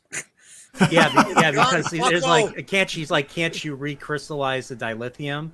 And he's like, no, sir, we can't even do that in the 23rd century until a certain show called Star Trek Discovery retcon that. Are you serious, Nerdporeal? Well, there's a reason why it's called STD, because that's what it will give you. Disco. It's these Klingon. STD the mind. So Klingons have shitty dilithium. That's what we get from this. Yep. But according to Star Trek Discovery, they have these time crystals that just allows people to go back in time wherever they want. I don't know what any of those words you just said mean. Nobody speaks of discovery here. Sorry, I'm sorry. I Jennifer Lawrence made me say that because she was the first. She was the reason why Star Trek Discovery came about. Stop that. What is this STD you speak of? It's something that Jennifer Lawrence invented. Oh, that's right. Jennifer Lawrence invented all your different STDs. It's never gonna get old. I'm so no surprises here. So Scotty, crystals are fucked. We can't fix them. Spock's like, well, I may have an idea. Using protons from the nuclear vessels, right? From the nuclear power of the time. Vessels. Was it a dangerous flirtation with nuclear fusion? Fusion? I always get the terms mixed up. I think it was fusion. It's fusion. Fusion. It's fission. It is widely used aboard naval vessels, and he is correct on that statement. So basically, San Francisco. We just need hydrogen nuclei. That's what he's saying they need. So it doesn't look all that different than now, except it's not full of fucking aliens, and there's a lot of homeless people shitting on the street. Actually, there wasn't. And needles. It was still nice needles too. It was still nice. It was better in the 80s, yeah. It looks nice back then, didn't it? It looks so gorgeous. I'm home. There are gay people here, yeah. So now they're like, what the fuck are we gonna do with him and his fucking ears? And Spock's like, well, I'll just look even weirder and tie this shit around my head. He would have been better off just using the ears. Honestly, he looked less weird. And again, Vulcan. Even back then in San Francisco, nobody would give him a second look. No. Headbands were a thing in the 80s. That worked. Yeah, man. That's right, Daniel. Yeah. Especially that terry cloth type. Yep, it's made exactly. I literally it's made out of the right remember material. Ever seeing anyone dressed like this in my high school. That would have been the weird guy. And I saw people dressed like that at the airport all the time. Bray and I dress like this. We know. It's true. It's just so he ties the thing around his head. Now he looks natural. So they were trying to figure out if they should not wear the outfits in San Francisco, but then they were I think Nimoy was like, well, everybody dresses so weird in San Francisco. Anybody that they would easily, nobody would make a second look. He looks so sad here, Nimoy. Look at him, doesn't he? Oh, my ears. I can't believe I'm wearing this fucking thing on my head. You look great. And I like how DeForest is smiling right here. Well, the funny thing is, DeForest Kelly, as fucked up as his outfit is the most normal looking thing that anyone is wearing. At least he's not wearing a freaking trench coat like everything post Jar Jar Abrams. Sulu have a cloak back this one? I don't remember. Sulu's got like a little Zorro cape thing. He has a cloak back. The cloak from Star Trek 2. He has it back. I love how these garbage men talk like they sound like they're from the East Coast. Hey, so I told you, you want to buy $60 for a freaking toaster oven? It's so you're out of your damn mind. There are a lot of Italians in the San Francisco area. Why do you guys always fight? I like the way she fights. I like the way she fights. You should see they're on the wrong coast. That's for sure. No, there are a lot of Italians in the Look at all that trash. What is going on in San Francisco? I guess this movie was predicting what to happen. This actually looks a lot more natural in San Francisco than normal, except there are no hobos fucking on that table. Yes. Yeah. Roman, Gray's got to take off. Oh, is it time? Oh yeah. Same here. All right. Same here. Oh, damn it. I want to stay, man. I want to stay for the whole stream. I'm sorry about that. This has been so much fun. I really appreciate you coming on. I know you got up super early for this. I really appreciate that. Apologize to Mrs. Gray for me. No worries. Honey, I've got to get up. There's this stupid man in America. I don't even like him. But yeah, you take care of yourself. Thank you, and great to be on with you, Brandon. It's been a while. Blair de Blair, of course. Shieldwall again. Daniel, Matt, Nerdporeal, the Godporeal of Star Trek lore.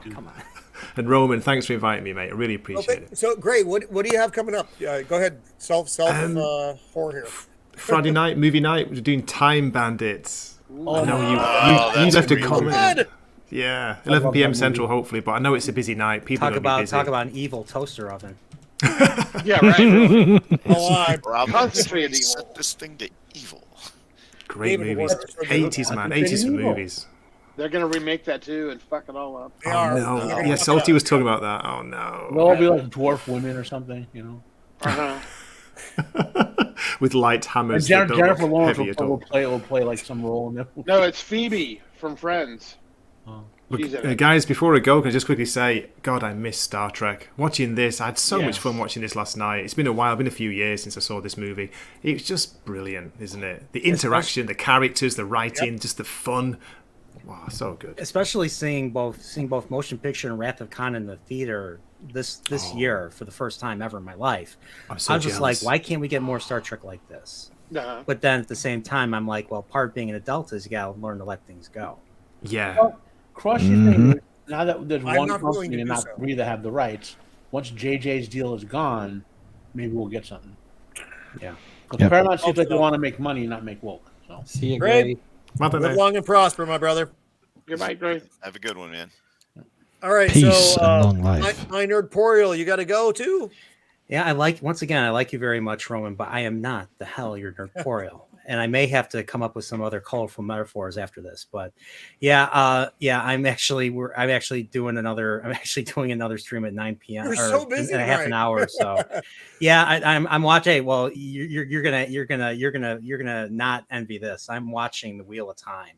Oh, I'm on episode 4, and it is by far the worst adaptation of anything made in this universe. Yeah, I watched 3 episodes, and those were the best 3 episodes. That's what everybody's telling me. Salty, everybody's telling me those were the best 3 episodes because it goes fucking off the rails. And to this episode that I'm watching on his channel today is going to be going off the rails. So that's what I'm doing. So, I said, I love. I don't quite have the knack for colorful metaphors, but I'm just going to say this: I love you guys, and double dumbass on y'all. Double dumbass. See you, Brian.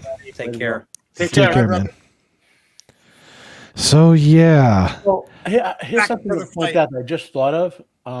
So Star Trek 2 ends with basically Khan quoting Moby Dick. From Hell's Heart, I stab at thee, right? We get whales. It's a book about a guy hunting a whale, a captain looking for a whale. Now we have a movie about a captain looking for whales. A different way to look for whales, but yes, that is true. So, San Francisco, as we know it today, a shithole. Well, it's nice to see some things don't change. Well, remember, Nimoy was going for something lighter in tone, so subversion isn't always making something darker and deconstructing it. He might have been subverting some of the revenge concepts in Star Trek 2 with this lighter in tone hunt for the whales. It's not I'm not criticizing the movie so much, but this scene is so jarring because suddenly we're introduced to just human characters, and it feels. I instantly thought of Short Circuit, which also came out this year. Yeah, which like for no reason, just because of this. I would rather be on the Klingon ship than be in San Francisco in the Golden Gate Park, because Golden Gate Park looks terrible. And why would you land the ship like right there in Golden Gate Park? I think Jim was looking for probably just the widest open space, and yet still close to the city. But because remember, Golden Gate Park like Central Park, where it's basically a giant forest. It's San Francisco. We don't have a lot of trees. We have some trees. But it is West Coast topography, which is different than East Coast. How well did they utilize San Francisco, Roman? Since you probably can recognize all the I've been to San Francisco. They did a great job. I mean, and it was all filmed on location up there, and they did, it looked great. I honestly wish they had given downtown a little bit more time, but you definitely got the vibe. I've been there many times in my travels, and I'm glad I haven't been there in about 20 years. So the ship lands, and this is also not very accurate, though. So what it does is it gives you basically an outline of the Klingon bird of prey. That's not what would happen here. But that's they would give you depressions of the landing. That is a landing. That's a piece. That's one of the landing gear. That's not. I thought this was like the whole ship. No, that's just the landing gear. Oh, that's one trash can. Yeah. So when it comes down, the landing gear crushes it. Depending upon the density of the ground, I know this is very nerdy, but it will cause a depression there because the pad is so wide that it would distribute it. That it shouldn't be denting like that. It only goes down a few inches. I love that scene. That stuck into my mind as from a kid when I saw this. The trash can getting. But again, I'm going to go back to my earlier complaint about the movie, and again, it's a minor complaint. They have perfect invisibility. It's true. It makes no sense, and it's never in any other movie. But they had to make the ship invisible to be here in the park because they couldn't have shot. They couldn't have shot photons at the bird of prey if they hadn't noticed the distortion in the space. Yeah. Garbage men are saying, "Fuck this, we're out of here." My biggest thing is they have functional transporters. Why would they even need to land that close to the city? They were on power. Oh, yeah, that's right. Yeah. Yeah. Remember, no crystals. But that's for the warp power. They still have a fully functional fusion reactor on No, they're still low on power. At one point, Scotty says he's barely got power to beam Chekhov. Oh, that's right. Yes. Yeah. But they got power for the Vulcan device. It's a bird of prey. I guess that would make sense. So it's not a Federation. My favorite line as it comes off is like, "Don't forget where we parked." And they all walk off like everything's okay. I love the little jokes like that. Yeah. They're all having a blast making this. Yeah. I think they had so much fun making this movie because they're their characters, but they get to play them very lightly. Yeah.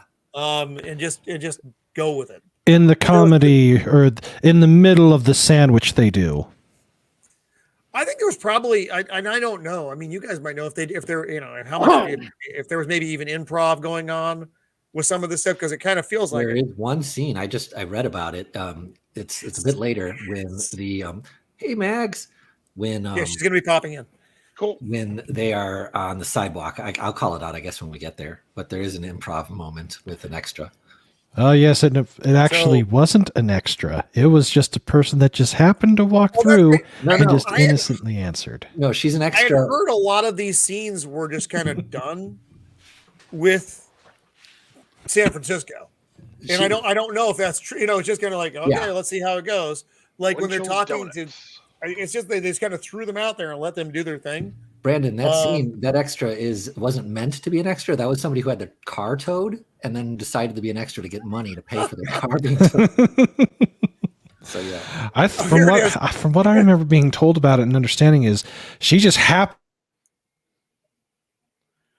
Did we lose Brandon? We lost him for a second. We did. She responds. She's not supposed to have a speaking role. And she responds when Chekhov is asking for directions to Alameda Park. And she actually responds and tells him. Oh, that's that lady. Okay, I know what you're talking about. That entire thing is improv because she wasn't supposed to respond. Double dumbass on you. Get out of the road, dumbass. Well, double dumbass on you. Yeah. I felt like it was a... And everyone just looks so confused. It's just great. Oh, for shit's sake, I apologize about that. My internet decided to go take a complete and utter shit on me. You're like in mid-sentence and just disappeared on us. Happens to me all the time. Oh, here he is. Sudoku's like, she was a credits. She was an extra, but insisted on speaking. Yep. She got paid more, too. And here they all are. Like I said, McCoy... Actually, Chekhov blends pretty well too. McCoy, Jim doesn't. That looks like a weird fucking leisure dog. I tell you, he looks like a Yugoslavian pimp. Yeah, Yugoslavian pimp. A waiter in some kind of hip bar or something. But in San Francisco, nothing would stand out. No, they wouldn't attract. You can walk around in anything in San Francisco. I'm telling you, Spock still stands out. I'm from Iowa. I only work in outer space. I love it. You've never really been around people who dress like that all the time, Roman? Never, not once. When I was a little kid, one of my uncles, he was my cousin, I guess, by marriage. He would take me and his wife to these like guru meetings where hundreds of people dressed like that would get together and like they were gurus are from that religion. I can't remember. Yeah. And they would all meditate and stuff like that. And never Never once in the real world have and I. they all dressed in robes like that. He tells them. He tells them to wake up because they look like a cadet review. Which yes. And then they all just kind of stand around looking confused, though. They all start looking different directions. Like, I guess we shouldn't. Should I bunch up, act normal? So good. Yeah, your little space cape, act normal, Sulu. Yeah, look at that. This is interesting, though. So Uhura removed both her rank insignia and her Starfleet's insignia from her belt. Check her out. She looks good. You know, she looks very fit. Yeah. Yeah, she looks fit. I mean, she's probably around my age in this, or I would think right about there. I'm looking her up. But she looks. So am I. But she looks good. She's way fitter than Scotty. You know, Scotty was like hitting the burrito bar. No one knows what's going on. It's those Klingon food packs. She was 54 years old at the time. She died. So yeah, she's right around my age. She died this year. Should goes without. Yeah, that was. She lived a good life. I mean, she did. She was a groundbreaking actress back when it meant to be a groundbreaking actress, not like the bullshit stuff that they do today. Wait a minute. Wasn't Jennifer Lawrence the first groundbreaking actress? Con!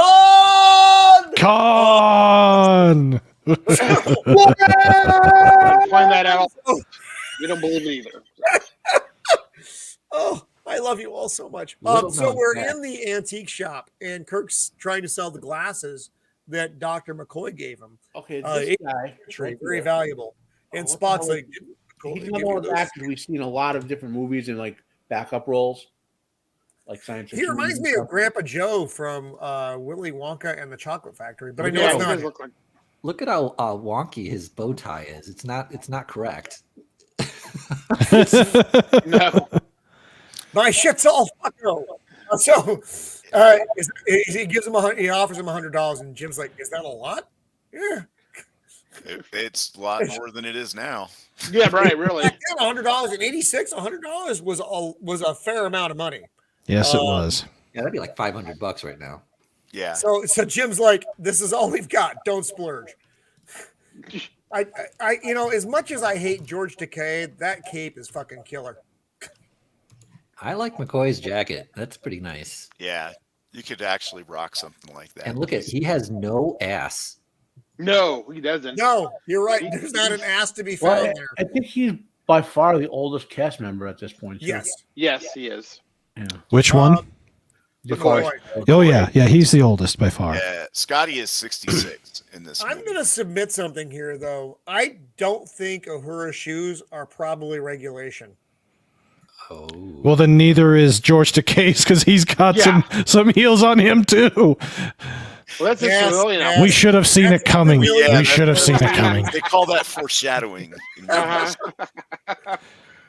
At least with Scotty's, he's got a full fat one on the back as opposed to the tiny ones that that Nichelle and Takei had. Good God! So now they split up into teams. Kirk and Spock are looking for the whales. Scotty and Roy are looking for transparent aluminum. Transport the whales, and then Sulu, and then Chekhov and Uhura are looking for nuclear vessels. And nuclear vessels. Spock is like, I can triangulate the location of the whale. He's trying. I shall make use of this map, and da. Jim's looking at the bus with the come see our fucking whales on it. How did you introduce this? And Jim's like, because the bus says fucking whales on it. Simple logic. And then they get on the bus though, and it's like, what does it mean? Exact change.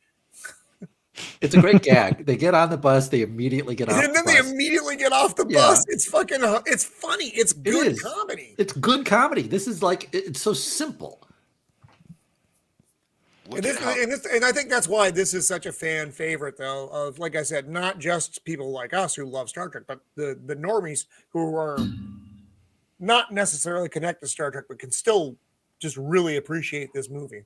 We love it because these characters are just so out of their element, but but we talked about this, but they aren't made to be buffoons. That's another thing that adds to the comedy because we know these characters so well. You've had years of them on the TV series. You've now had 4 movies, or 3 if you want to say that this is the third in the trilogy. You just know who they are. And so, and then you get these. I actually like the fact that they are fish out of water on Earth, because we normally always have to have a set, right? We never have actual planets. We never have huge casts of extras when they visit a planet. We always have just a small set with a few people, because it's impossible with the budget they had, and even in the movies, to do that. So, and this was a trope, right? We had the stupid Masters of the Universe movie on Earth. We had the terrible Beastmaster 2 on Earth. Yeah. Hated that nonsense in the 80s, but that was the only way, if you had no budget, to have a large cast of extras. Yeah. Here we got an actual in right now. It is Mags. Welcome, Mags. Hello, sister. Good to see you. This is my favorite movie, so I was like, yes. All right, so to catch you up, and I know you've been hanging out. When I saw the scene when they were on the street, and that's why I said to the chat, I was like, "Double dumbass on you." Yes, it's one of my favorite lines. It's actually, it's probably one of, aside from Wrath of Khan, it's an entirely. But we get all that interaction on the street, which is great, that we normally wouldn't get with them on a planet. So it's fun. Yes. And it's fun, and it's interesting, because let me tell you, I love the 80s aesthetic. I mean, look at Spock. Spock is actually kind of perfect for this era, because it was the karate era. I mean, see, Roman tried to say that no one dressed like this, Mags, but we know the truth. People dress this way. We know the truth. It looks like a dojo outfit too. I love the quintessential 80s in this entire situation. It just warms my heart. And I mean, this movie was what, 1987 or something like that. So I was 86. 86. I wasn't even born yet, but I grew up on the VHS tapes and everything. And this is just, I just love this aesthetic. It's just, I love it. And the music too. I'm like, oh my God. Oh, yes. So I'm glad I got to this part. Yes. So now we are at, what does it mean? Exact change. I don't know. Ask that question in this day and age, and let's see how many people actually can reference it or understand it. Well, it's so funny, because I grew up with the Yellow Pages, and it's, I think there are people who like, I think it's my generation that actually understands stuff like this, and it's because, and I didn't have a smartphone in my hand until, what was it? It was late in my high school time, so it's kind of like, what is people don't understand growing up with like a brick cell phone or a pager. So that's why when she references, of course, later in the movie, is that a pager, or are you a doctor? And I'm like, my dad had one of those. So it's kind of like, these commercials were real prevalent at the time. Let your fingers do the walking. Yep. Everyone knew about that. Yeah, and how about you knew what that was? It didn't look like some obscene sex thing. It was literally let your fingers do the walking. Yeah. This scene itself was funny, because there's an Asian couple, and it looks like they're running a restaurant of some kind, and she is like yelling at her husband, and he's yelling back, and then they go back in, and then they're trying to figure out where we're going to find a solution for this. And you got kids playing in the street, something you probably would never see nowadays. Oh my God! Yeah, the kids in the background. Because they were like playing ball off the wall and stuff back there. And you see like a bicycle on the side there. I mean, it's just. Yeah, they were riding skateboards, sitting on them. Not one homeless person or pile of shit to be seen. Exactly. No graffiti either. That whole place would be plastered with it. It's so funny looking back in hindsight, especially when George Takei, Sulu's character, Sulu, it says, "I was born in San Francisco," and I'm just like, aha! Oh, that explains everything. And actually, I do wonder that the two Chinese people that are, the two Asian people that were arguing, I wonder if one of them was saying, "Did you catch dinner tonight?" And he's like, "No, the cat got away." Oh God! I'm sorry, I had to do it. I just had to do it. That's 80s humor. It does actually fit in the broadcast. It does fit. So Chekhov and Uhura are trying to find the nuclear vessels. And so they come to stop. Yeah. This motherfucker doesn't say a word. This deadpan from this cop just looks at him. It's the best, because that's exactly what a cop would do. Just stare at him. And he keeps saying the word vessels. And not only that, but if you think about it, though, it's perfect. It's a perfect humorous moment, and very ironic for the people that were involved on this production to do this, because it was during the height of the Cold War. Cold War. So here's a Russian speaking character speaking this, and this cop is literally staring at him, and it's fucking kidding me? Just dead on. Like, it's great. All of these street scenes, the way they were shot, they almost felt like they were just walking up to like random, like that was a real cop, and they were walking up and just acting, and people are like, "What the hell are they doing?" Yeah, well, this is probably a normal day for them. So this is the this is the girl who spoke. Yeah, this is the girl who got a parking ticket. And she wasn't even meaning to be in the movie. And then they towed her car for the production. So she decided to be an extra to get some pay for her parking ticket or her tow price. And then she speaks. She's not supposed to respond to Chekhov. And he asks the directions. And she's like, well, it's actually over here. And then he perfectly ad-libs. No, they played off it. Yeah. Yeah, because he's like, I'm nuclear for the nuclear vessels in Alameda. Alameda. And she's like, oh, I don't know. I think they're across the bay in Alameda. Yes. And then she just leaves. And that's what I said. That's what they said. Alameda. That's it right there. And they just went with it. It was fucking great. It was back when actors could act. What? And here Kirk Thatcher. When the great Jennifer Lawrence is leading all these actors to elite levels of acting, and here we get our toxic male scene. Yeah, he's got a boombox. I was gonna say, did you know that Jennifer Lawrence invented punk music? I did actually. It's in my punk dictionary from the early 70s. The only question that we're asking is how many megatons? Now, Mags, that's known as a boom actually box. had one of those giant. I know what a boom box is. Oh my goodness! Stop. I love I had the a boom box. I had a boombox back in the day. I mean, it was a VHS, not a VHS, a cassette and a CD player version of it. But that's not a boombox. Well, that's all fancy. Mine was the size No, of a that's 32-inch monitor. If it has a That's how CD big in my it, it's boombox not a was. boombox. oh shucks. It had a 4x20 cable. Like it had like 4 cassette recorders. I don't know why. And it had like 4 speakers. Yep, you had a good one. D-cell batteries. That only lasted like 20 minutes. I love the fact that there's like duct tape or some sort of tape around the handle. Across the handle of that thing. Yeah. Look at that magazine, Omni. Oh, Omni! I know Omni was the shit. I used to read Omni. Omni was so great. Everybody read Omni. Yes, it was great, but then it became the first science magazine that went woke. Look at how clean that bus is too. Yeah, nowadays really? that would just be full of Wendy's graffiti, bag. trash. No feces or homeless people fucking to be seen at all. Over the floor. Yeah, we're talking about the 80s, y'all. That's a different century. That doesn't even count as graffiti. That's like an advertisement. Admiral, is it bad that I sat on this needle? So Spock and Kirk are looking at him. They're like, "Fuck off!" And this is where Kirk is. Can you? He's trying to ask him nicely once. Can you shut that off? And then the guy just kind of ignores him. He's like, "Can you turn off that damn noise?" And he gives the middle finger. Yep. And I say, "Screw you!" And then fuck off. I love that spot. I had so much fun watching this scene. It's just so funny. I like how he overacts this whole thing. Yeah, he eye rolls. It wasn't just a drop; it was an eye roll and. Oh my goodness! And then down, and then everybody's like. Well, if you remember correctly, the guy there, if I remember correctly, he was either a producer or he was a person in the background of the show. It was his band that wrote the song and played it. Yeah, right. Yeah, that was an original just for this.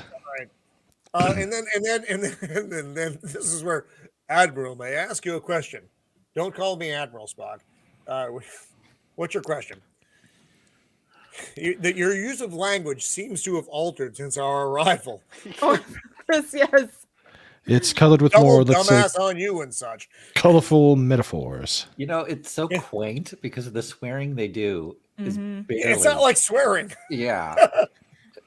No, it's not like today's swearing, but back then it was completely different. And it's so funny because it's like double dumbass. Like I remember watching this as a kid, mind you. They're double dumbass on you. It's like, whoo, back in the day. But it's like now it's like hilarious. This is hilarious. One damn minute, Admiral. Spock that this is how they talk back then. Because they keep doing it afterwards, but they don't overdo it. They do it just enough so it works in the context of the situation. You know what they've discussed. It was just in the 80s when you were a kid, like from like 8 to 15ish, and someone would go something like your mother. You would go, well, your double mother or your mother's mother.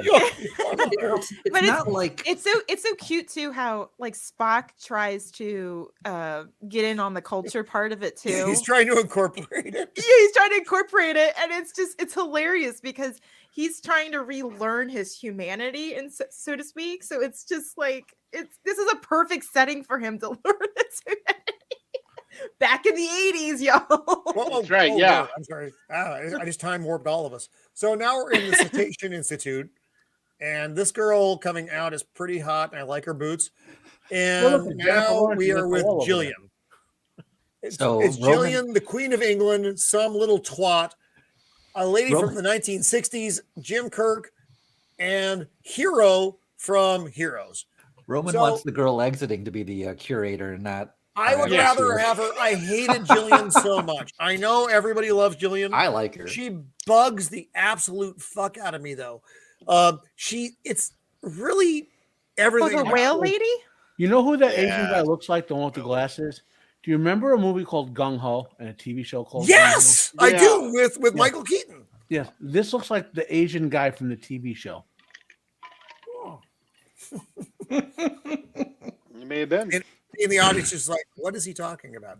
There was a movie called Gung Ho. I know. Michael Keaton is now working for, it's a Japanese, is it? Yeah. Japanese automaker, trying to convince him to open an auto plant in a town that had their U.S. one closed down. Yes. And that was a funny movie. Well, by the way. It does look like him. It does. So now Jillian's talking about how everyone is stupid and killed the whales. And hey, James Cameron, Avatar 2, got it. So this movie did it in 1986 better. And at half the time. And at a third of the budget, in case you're curious. So James Cameron, fuck off. This movie Roman, you need to play the music saying "fuck you." Fuck you. And it's funny. So almost every movie of this era has to have some Navy guy in it. So here's some JG. Well, you know why? Because there's a naval base right near here. So. Well, there are several. But you know what he's not doing? He's probably not going to the Cetacean Institute in uniform. Just in case anyone's curious, we don't wear that shit all the time. Right. But I take your hat off indoors too. I'm not gonna lie though. He's covered inside, which is also. I'm not gonna lie though. Men, if you wear that shit all the time outdoors, I will love that. and I will say this that people don't realize it now after 9/11 and whatnot with terrorism stuff, but in the 80s, people wore their uniform a lot more, especially when you did travel. You had to wear your uniform; it was a requirement that you wear it. Yeah, they got rid of that shit after 9/11. Yeah, but when 9/11 happened, they got rid of it. Prior to that, like when you went. Like I went to my first studio assignment, I had to wear my blues the whole trip. That sucked. It was like 26 hours in that thing. It was horrible. These uniforms are not comfortable. Just in case anybody's curious, they're not. Although maybe more comfortable than what Jim Kirk is wearing. Not as comfortable as what Spock is wearing, though. Yeah, this is the same outfit that he left in to go save Spock. So yes, he's been wearing the same clothes for the last 3 months.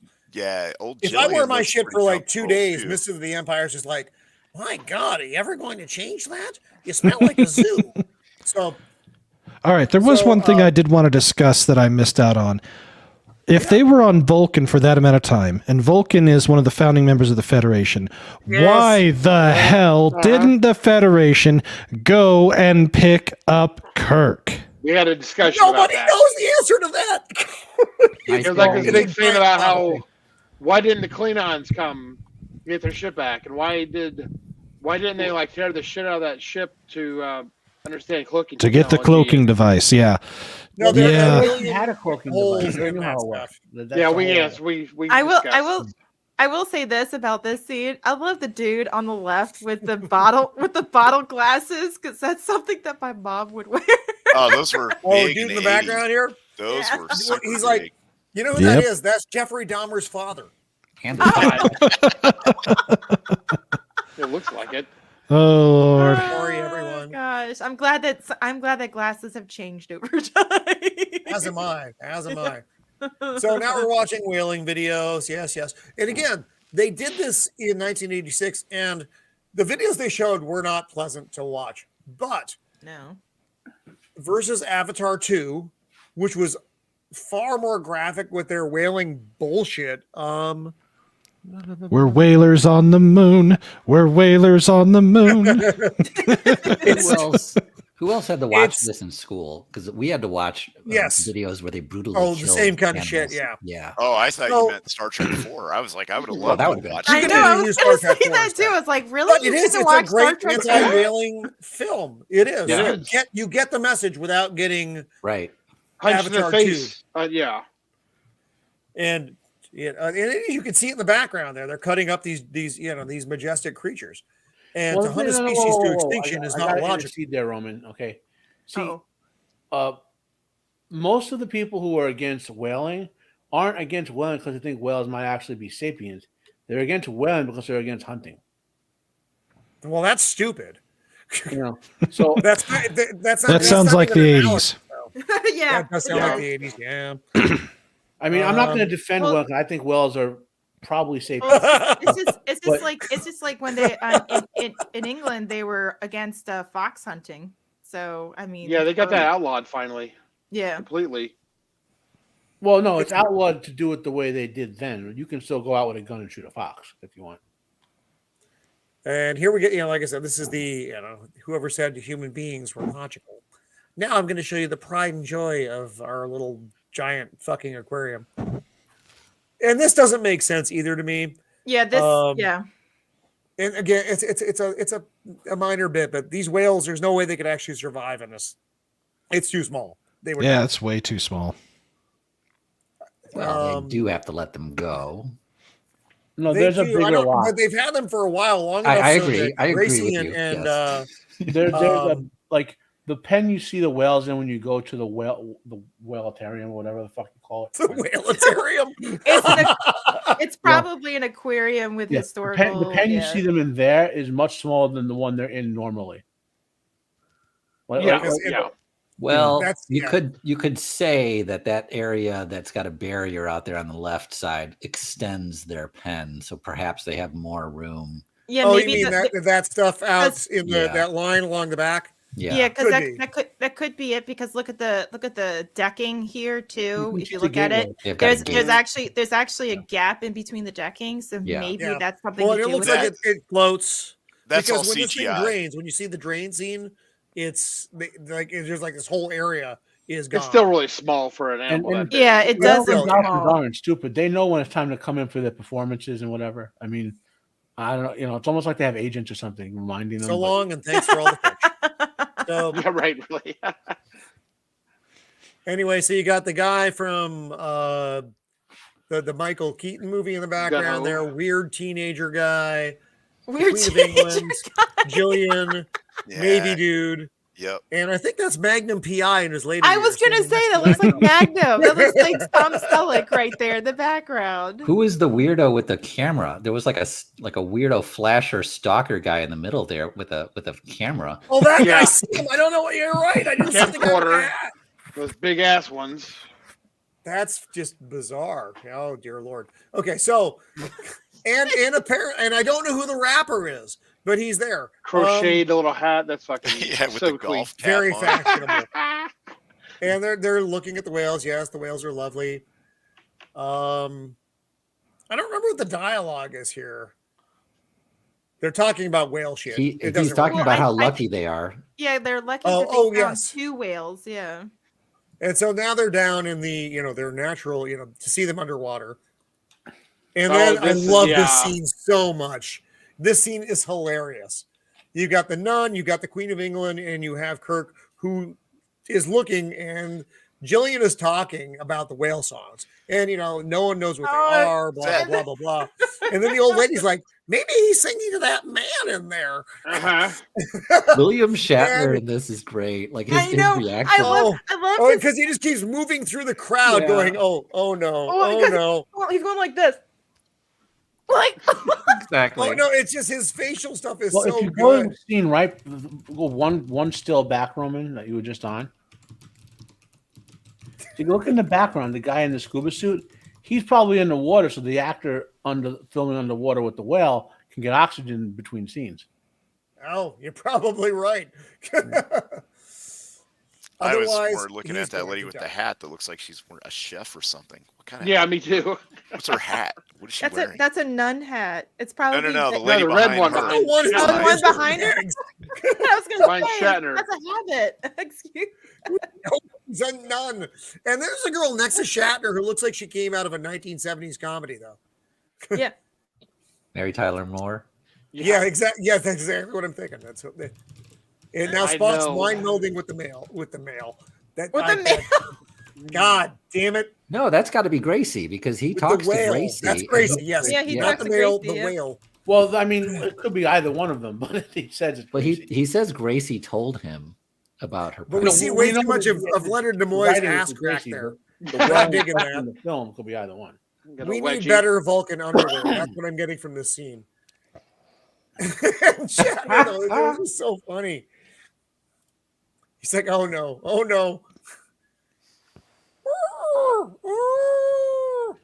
And she's like, what the hell?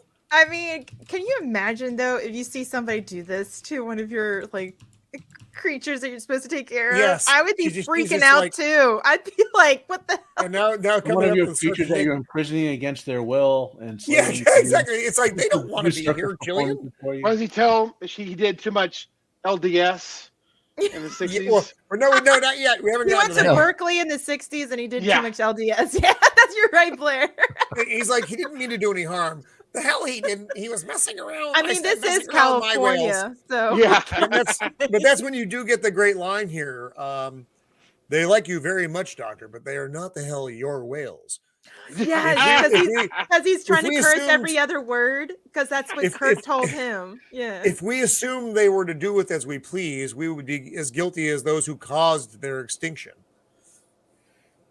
She's really easy on them. She's very lenient for what they did. If that Yeah, was she just lets today, him go. Are you you fucking people kidding? beating them up or anything? and then she gives If him I a pick up a ride. piece of gum out of the candy store, they're coming for me. It's those Kirk pheromones. That's what it is. Oh yeah, Yeah, he yeah. puts on the charm too, doesn't he? I mean, what can I say? They go out to Italian dinner, so I mean, Yeah, Uh-huh. like the same day this happens.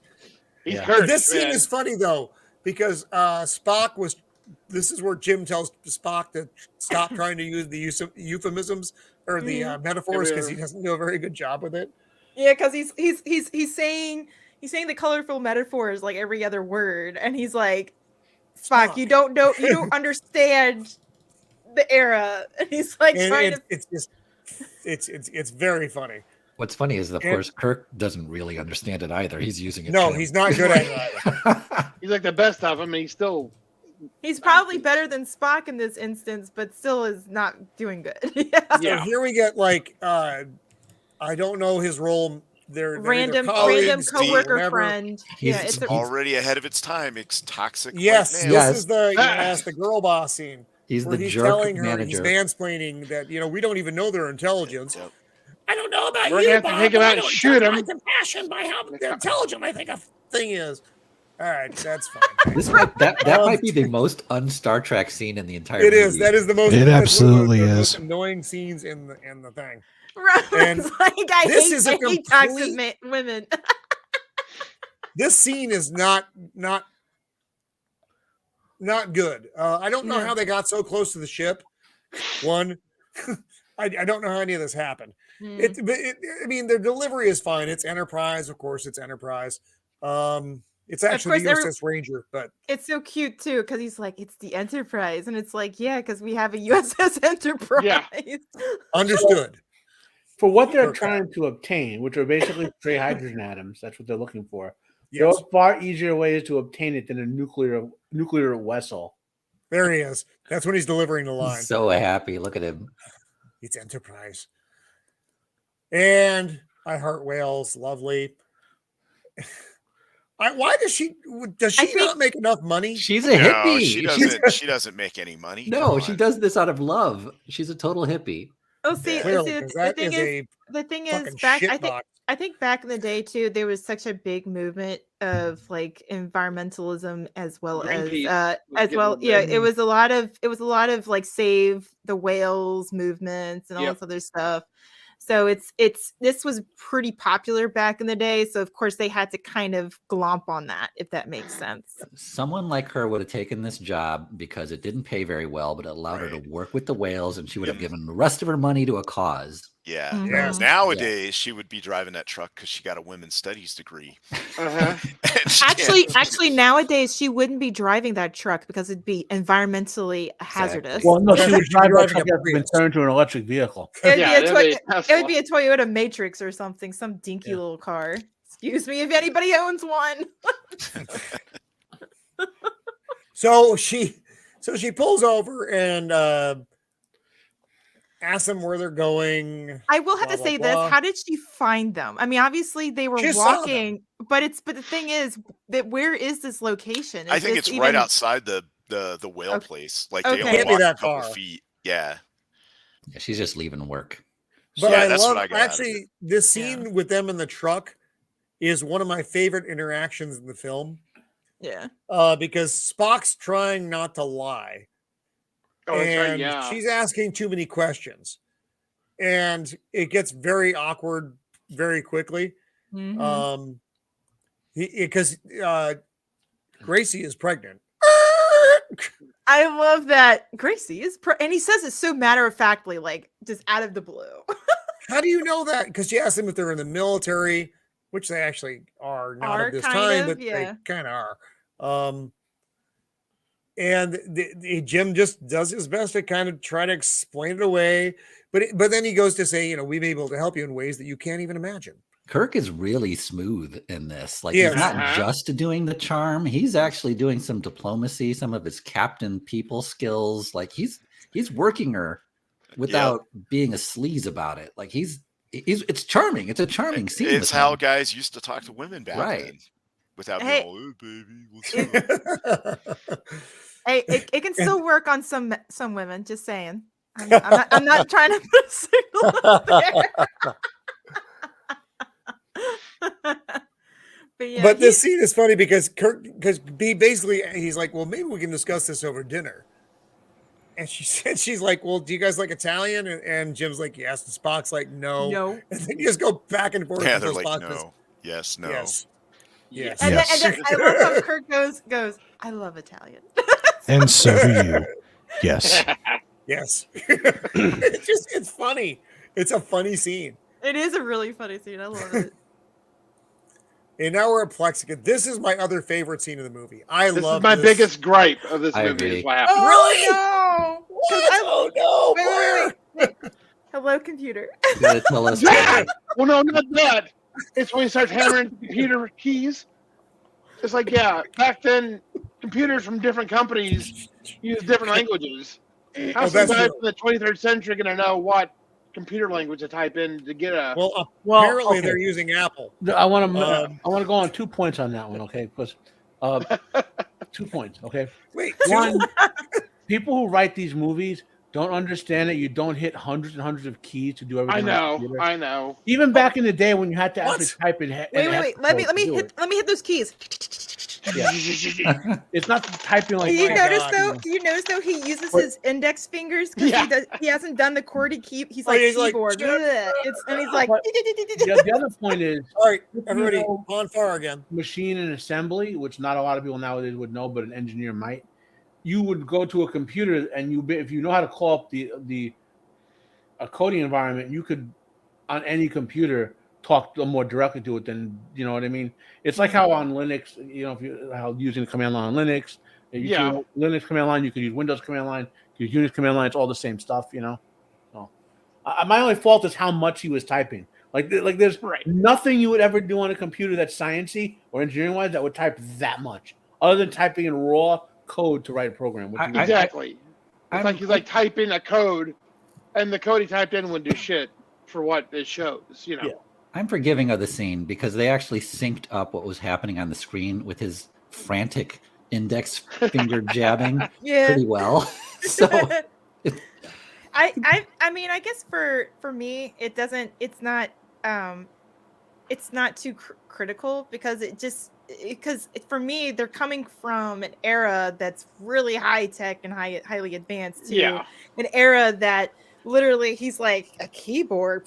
This is like ancient times, you know, that sort of stuff. So it's not, for me, it just doesn't seem to, it just even have a GUI is for me. For me, it doesn't blow my mind away in terms of immersion. It just, for me, it's like, oh, it seems typical because he's an engine. Like for me, as a normie who doesn't understand the whole picture in terms of like the in-depth stuff and everything else.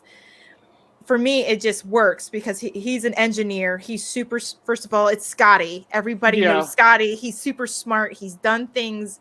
Being able to fulfill things last minute, be able to get them out of danger, in the very last seconds of an possible explosion, that sort of stuff. So it's kind of like it's believable for me, the audience, to say, oh, him doing that sort of stuff just makes sense. But I can understand how it may not fit well for other people. So, but I do find this scene awesome because this is my brothers and I always comment and we go, hello computer. I mean seriously, we do. Yes. He goes like this, hello computer, and then he goes like, computer. Also want to point out that this movie is probably the most quotable movie for me and my brothers. So what's that, Matt? I want to point out from a technology point of view in the real world, this is before, like 1987, is before computer-aided manufacturing became a real thing. So anything you would do on the computer, you could create the formula and test it, but then you actually have to go mix the chemicals by hand. Oh, by hand. So we're at Plexicore, where Professor Scott we're at LexCorp for a visit. The first thing I see is LexCorp. that he thinks is scheduled, but they've never heard of. And again, DeForest Kelley does such a wonderful job. But apparently, they have nothing on the calendar. Nothing. They don't know I'm coming. I came all the way here from Edinburgh. And he's just getting mad. And the guy's like, and he's trying, and McCoy's trying to come in. And he's like, but Mr. I Quit Smoking is going to give you the tour. Oh, well, that's fine then. And they go into the office, and Mr. I Quit Smoking, they're talking about things, and Scotty asks him, well, how big does a piece of your glass have to be to contain this much water? Yeah. And the dude's like, oh, it's easy. It's 6 inches. We have that on hand. Mm-hmm. And he's like, let me show you. What if I could show you to do the same thing, but it'd only be 1 inch thick? I quit smoking. Yes, you're very nice. You're fat though. So, and here's the computer. Yes. Computer. Hello, computer. Hello, computer. Hello, computer. Hello. I have to say this. It's so funny. This movie, watching it as an adult, it's so funny seeing all this little details of. There's some slight propaganda stuff going on, the whale stuff. I love whales. I quit smoking. A bunch of this stuff was going on back in that period. So it's really fascinating as an adult watching this, because as a kid I was just like, whatever. It's like, you didn't even think about it. You didn't even think about it at all. They knew how to sprinkle in messaging without hitting you over the head with a hammer. Yeah, you weren't getting James Cameron by it. Yeah. Subtlety. It's subtle. What is that in Hollywood? Who was typing earlier? I heard typing in the background. This is the scene. This is it. And it's an Apple computer. That's a Mac Pro. Mac Look Pro. at those floppy disks. Yeah. Good. I Oh my know. God. I think my grandmother owned one of these. Yeah. I hated Macs since then. But that was a cutting edge computer at the time. It was. Well, because it could give you the formula for transparent aluminum. Yeah, right, really. Transparent aluminum. On a what is that? You know, on a not Plus. color screen. It's a whatever, the black and white screen. Grayscale. Usually it was on usually it was a green on black, and it didn't look anything like that. Well, it depends on what was green on black, black on white, orange on. There were different companies that did different versions of it. Mac did grayscale though. They're different. They weren't like Mac probably got a plug in this movie. So now you've got transparent aluminum. A Mac Plus would have had high-end graphics compared to other systems. That's true. Yep. That's if true. anything was going to do it, it would be this. Yeah. And then so he's like transparent aluminum would take years to figure out the dynamics of the matrix, and that's McCoy delivers that beautiful line. But yes, but you'd be rich beyond the dreams of avarice. And then he's like, well, what do you want? And he's like, you realize you're messing with the timeline here. And then Scotty's like, well, how do we know he didn't invent the thing? Yeah. How do we know he didn't invent the bloody thing? And then they both smile. It's just so funny. McCoy's like, yeah, you're right. Well, how do we not know that? Exactly. Peter Beckman fan sites here as well. Hello. But it was just, the exchange was just so funny between DeForest Kelley and James Doohan. It was just because it was just so natural. It was great. How do we know he didn't invent the thing? Yeah. They just smile. And now we're back in the park of woe because they got to dump Spock off because he doesn't like Italian food. Mr. Third Wheel there. A little bit. And you didn't have my favorite part of that scene where that lady comes in. He's like, "Not now, Brenda." Oh, not now, Brenda. Yes, I didn't include the Brenda part. I don't know why I like that. I just do. It is funny though because the poor assistant I don't even know what her role is in the company. She just opens the door to come in. She's like, "Not now, Brenda." She's like, "Oh." So they're dumping Spock off in Hobo Park. He's just going to hang out in the park? Yeah, he's going to talk to the trees or something. Yeah. I love it's his way. Like it's just it's what he does. It's in her shit box. And I don't know what the lines are here. I think he calls him Admiral some more. He talks about there's actually a fairly decent exchange. So bad actor lady is like, cut the shit. How did you know the whale was pregnant? And or nobody knew Gracie was pregnant. And Spock's like, Gracie did. And then he's wandering off in his robe. Does he get he gets transported? Yeah. Yeah. Who's there to transport him? The computer. Well, I think malts could still be on the ship. They are not using malts. Malts do you? They're not using. I don't know. I thought he can go home because he'd be executed. That would be so great, Matt, if Malt was still there. Sanctuary too. All the Klingon food they can't eat.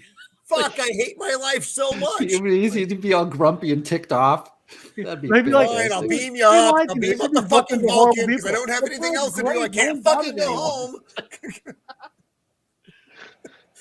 So this scene is mildly amusing. So it's Jim and Jillian, the bad actress at dinner, and I don't even know what this place is. It's like a mall restaurant. It doesn't look very. It's not good. And she asked Jim, "Do you trust me?" And he says implicitly. And then she orders a bad pizza. One of those places where there's multiple restaurants with a common seating area. Those breadsticks could be. Are hard as rock. Look at them. Oh yeah. Those are yeah. You could kill a man with that breadstick. Yep. That's a murder weapon. That's like a series of murder weapons right there. Pawn. They're whacking people in the face. They're supposed to be. You're supposed to soak them in stuff before you eat them. They can put it over the vinegar and stuff. Yeah, well, not on that table. Or gravy or whatever.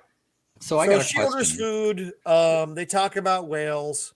Does everyone notice his perm in this movie? Was that a new look for him? That's his TJ Hooker perm. Yeah. Yeah. That's his toupee. It's solid. Perm. Hair club for men. Yep. Yeah. 80s hair club. So she just told Jim that the whales are leaving the next day, and Jim's like, "Fuck my life. We gotta go." And so and they're it's the funny banter. Yes. A truth. Do you want the actual truth? Yeah, she wants. And so he tells her, "I'm from the what on your calendar is the late 23rd century. I've come back in time to bring back 2 humpback whales to propagate the species." Which you're not going to do with 2 humpback whales, but maybe you have science in the 23rd century that will make that happen. A lot of cloning going on. They're going to use the transport and replicate the whales. Yeah, there you go.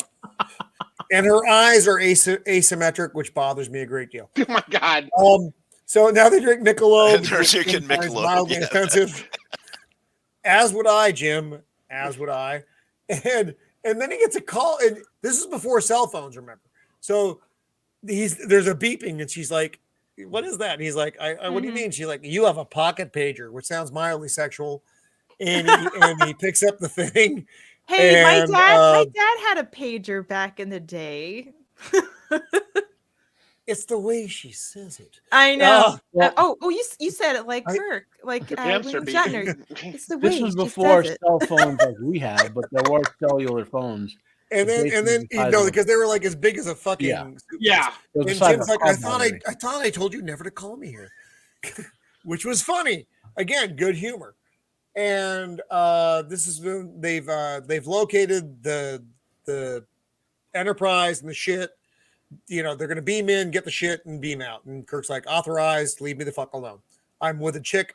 I might get some. Exactly. I may get pizza as well. I want to say this. No. When was the last time he had some? Yeah, I want to say this. Really Jim Kirk, space and time, it doesn't matter. He's getting laid. Yep. So again, we're talking about whales. Oh, so she's saying that they're gonna bring in a big fucking plane, get the whales, fly them to fucking Alaska, and let the fucking whales go. And they're probably gonna die because it's whaling season. And I don't like her acting in the scene though, because she like tears up poorly. When she's talking about the one, she's like, "Oh damn." And I thought it was kind of shit acting, and that's one of the reasons I don't like her. That and it's her hairstyle, her eyes, and her teeth. So Jim's like, and this is when Roman. Oh, what you just tell us your real feelings. I know. Stop holding back. I don't like the general thing, right? Roman, how do you feel? I don't know how to answer that question. How do you feel? How do you feel? So now this is when she tells Jim that the fucking whales are going to fly out, and he's like, I'm fucked. Let's get the fucking pizza. You have to pay because I don't have any fucking money, and they leave. So, and the waiter's like, you don't have any fucking money. You're a douche. Give me the fucking money. And now we're back. That's actually USS Ranger, in case anybody's curious. And my Brandon's got to take off now. Oh no! Yeah, I gotta go. But I know, and it gets so much better, and we eventually get to where Dr. McCoy gets to help someone. That's one of my favorite scenes too in that entire movie. He's like, "This is medievalism." We're in the Spanish Inquisition. This is the Spanish Inquisition. Practice medicine. Yeah, so I do need to go and everything, but it was good to see all of you. I was seriously thinking of becoming Boba Fett and coming in as Boba Fett, but I thought, you know what, the Doctor is great. Isn't that right? That's right. That is correct. Very much so.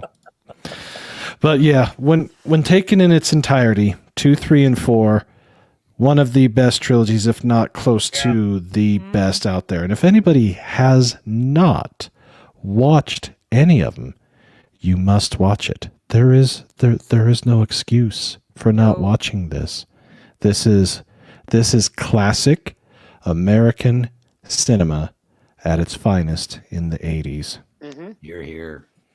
The man with the smooth voice. Yes. Well, that's the new mic setup. Brandon, that means Mr. TT wants more ASMR. from you. So, Mr. Tickletrunk, you want some ASMR? I think that that possibly could be arranged with the right people. Oh, not me. I'm not smooth like that. I'm not smooth like that. Oh my. Oh, well, wait. Brandon. Oh my.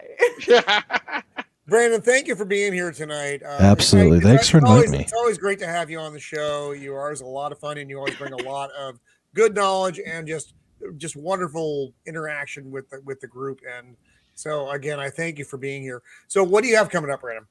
Well, let's see. Tomorrow is day number 5 of live streaming. We're going to be at 8 p.m. Eastern Standard Time. We are going to be discussing the anime of the year. And I've got a few in mind that are in contention for it, because there was some real good stuff that came out this year. And we'll be discussing the upcoming winter season, which starts Sunday. So I end with one season with, a crap ton of shows. I was going to take it easy on the winter season, but no, it turns out I've got like 25 shows I'm going to start with again and see how it goes from there again. That's usually how it goes. That's Brandon. my vibe. Yeah, that's how it goes. But it's really good and a lot of fun. And of course, Saturday is Anime 101, and it's going to go an hour earlier than normal because it is my 1-year anniversary, and everyone is invited to not only come in and chat and talk about some great anime and the things that were from the past year, but to come on and say hi and talk some anime with me. I'm throwing the link out to everyone, and I've got a ton of people that I'm hoping will show up. So it'll be a lot of fun. Brandon, right on, Brandon. Yay! and Daniel, Yorosei Yatsura is the best comedy of the year, without question, without hesitation. Sweet, definitely. Yeah, we are on the same page. Sorry, we couldn't record. I was. It's well, being sick and everything. It's been hectic, and we're at the end of the end of the winter season. But that and My Hero Academia are still going. We still have a lot of episodes to go through, and they're going to continue on through the winter. I know, Brandon. You and me, we need to catch up on that stuff. So. Oh yes, because we've hit the end of the villain attack arc, and now we're going to see the devastation. What's left? What's happened? Who died? Who's maimed? Who's mentally screwed? I'm on the edge of my seat. Oh yes, it's that's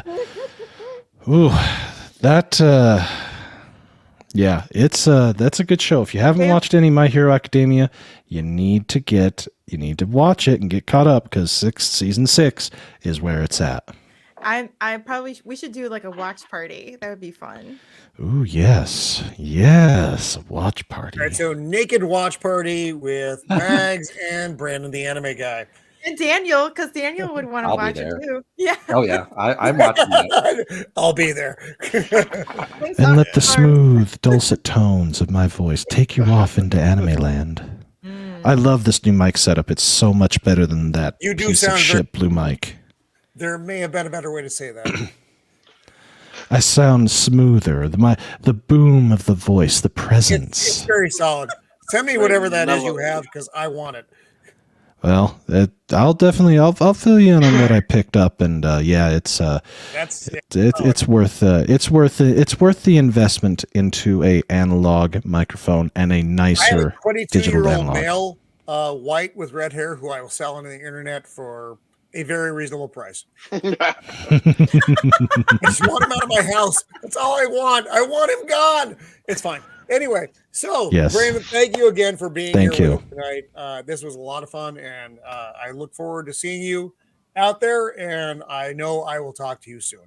Absolutely. Thank you all. Take care, everybody, and we'll see you later. Take care. Bye, Brandon. Peace out, brother. Hi, Brandon. And now back to the Enterprise, which is actually the USS Ranger.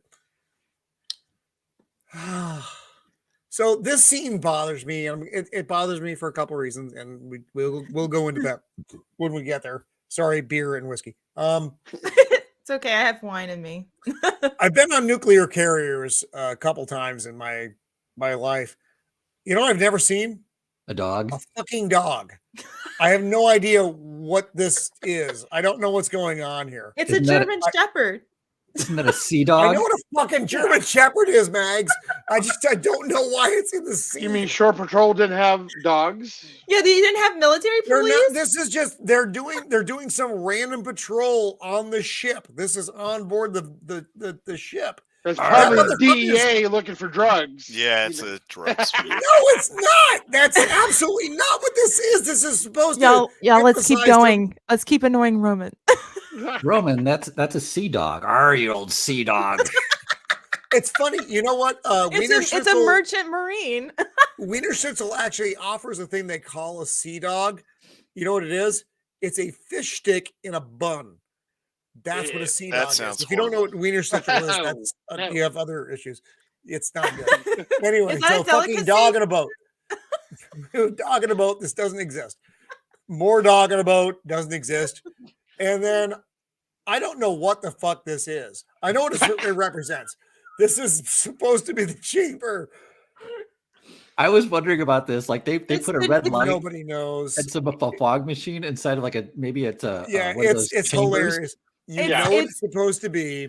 Roman, it's fucking hilarious. It's the nuclear vessels. That's where the nuclear is. I'm having nuclear vessels right now because I'm watching this scene. We should have Ryan critique this scene because he's actually seen these scenes in real life. That's true. So Ryan Kennel and put his penis on it too. So there you go. He was a nuke on the ships. A nuke is the guys who actually take care of this stuff on the nuclear vessels in the Navy. I was not. I was an aviation guy. We don't give two fucks about this stuff, to be fair. But Ryan Kennel, this is you, buddy. Somehow this is just, it's a little goofy, but it's funny, so it's okay. So they're collecting protons from this fucking room that's glowing red, which means they're probably gonna fucking die. And there's glass on there, which again, I don't know what's going on. I'm imagining that's a control chamber, and they're actually on the outside of it. I guess so. Because Chekhov does mention how long it might take to be able to because of the shielding. Because of all the depth of the actual metal. Well, they should just put up to the glass. It'd probably help, you know. Yeah, you would think that. He slaps this thing on the thickest part of the shielding as he can. There's some kind of sexual device that sucks out protons. Chekhov has never had to set up his router in his house to go through all the floors. He's not used to that. He's never had to splice wire to different things. Yeah. No, everything is awkward in this. So and then we jump back to Jim and Jillian, the bad actress. They're in the park again. Yeah. So Jim's gonna make his move, but then he's like, "Hey, you like the park, baby?" And she's it's been like 3 months for Kirk. Come on. He's very lonely. So she's like, "So who are you really?" And he's like, "You wouldn't fucking get it because, whatever." And she's like, "You just want to get let out here in the park with your weird friend in the bush?" He's like, "Yes, and I'm taking the pizza you paid for." Hey, at least he's getting the pizza. Yeah, that's kind of important for me as a pizza lover. Yeah. and so he's like, because he's trying to get the coordinates out of her, and she's like, "That's classified." And he's like, "Okay, whatever. That's fucking stupid. They're whales." He's like, think we're gonna steal them? Duh. He's like, "I can go get your whales or I can get other whales, but I'd rather have yours. It's better for you. It's better for me. It's better for them." And he takes the pizza, leaves, and says, you can just find me here if you have some fucking stuff. She looks back and he's gone. And I don't remember what's going on. Kirk beams back on board. The Chekhov thing hasn't happened yet. No. The whole issue of them using the transport to get on the ship and off makes actual sense because if they just opened the door to walk in and out with the cloaking device on, it should theoretically kill them. Well, they already the electromagnetic suppression that the cloaking device does. You're right. Again, Matt, that fucking cloaking device. Yeah. Like walking through that field should kill a human being. They already so they're down here. They're trying to build a big tank. That's what Scotty's doing.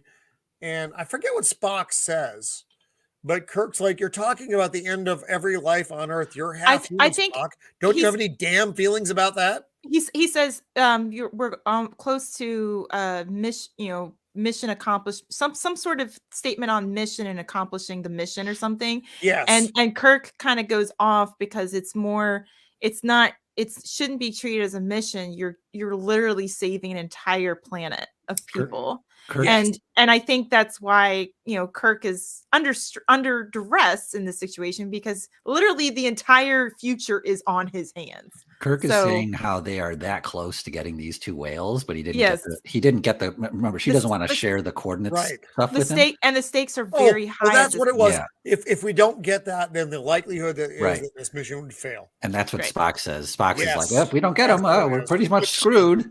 And then Kirk's like, I know this. But I'm like, in the background, I'm thinking, why is Scotty so fat?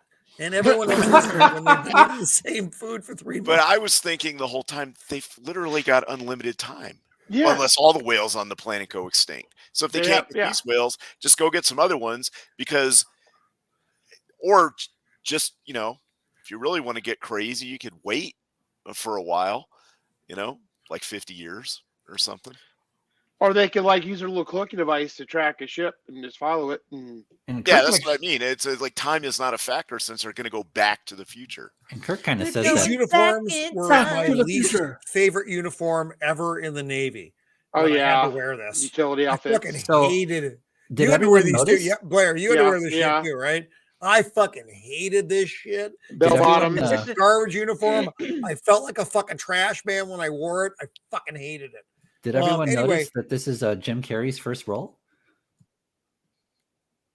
That's not. What is that, Jim Carrey? No. Jim Carrey? No, that's not. Daniel, you're pulling our legs. You're right, though. It does look like him. So these are 2 dudes who have haircuts that are out of regs, and one dude with a mustache because you have to have one.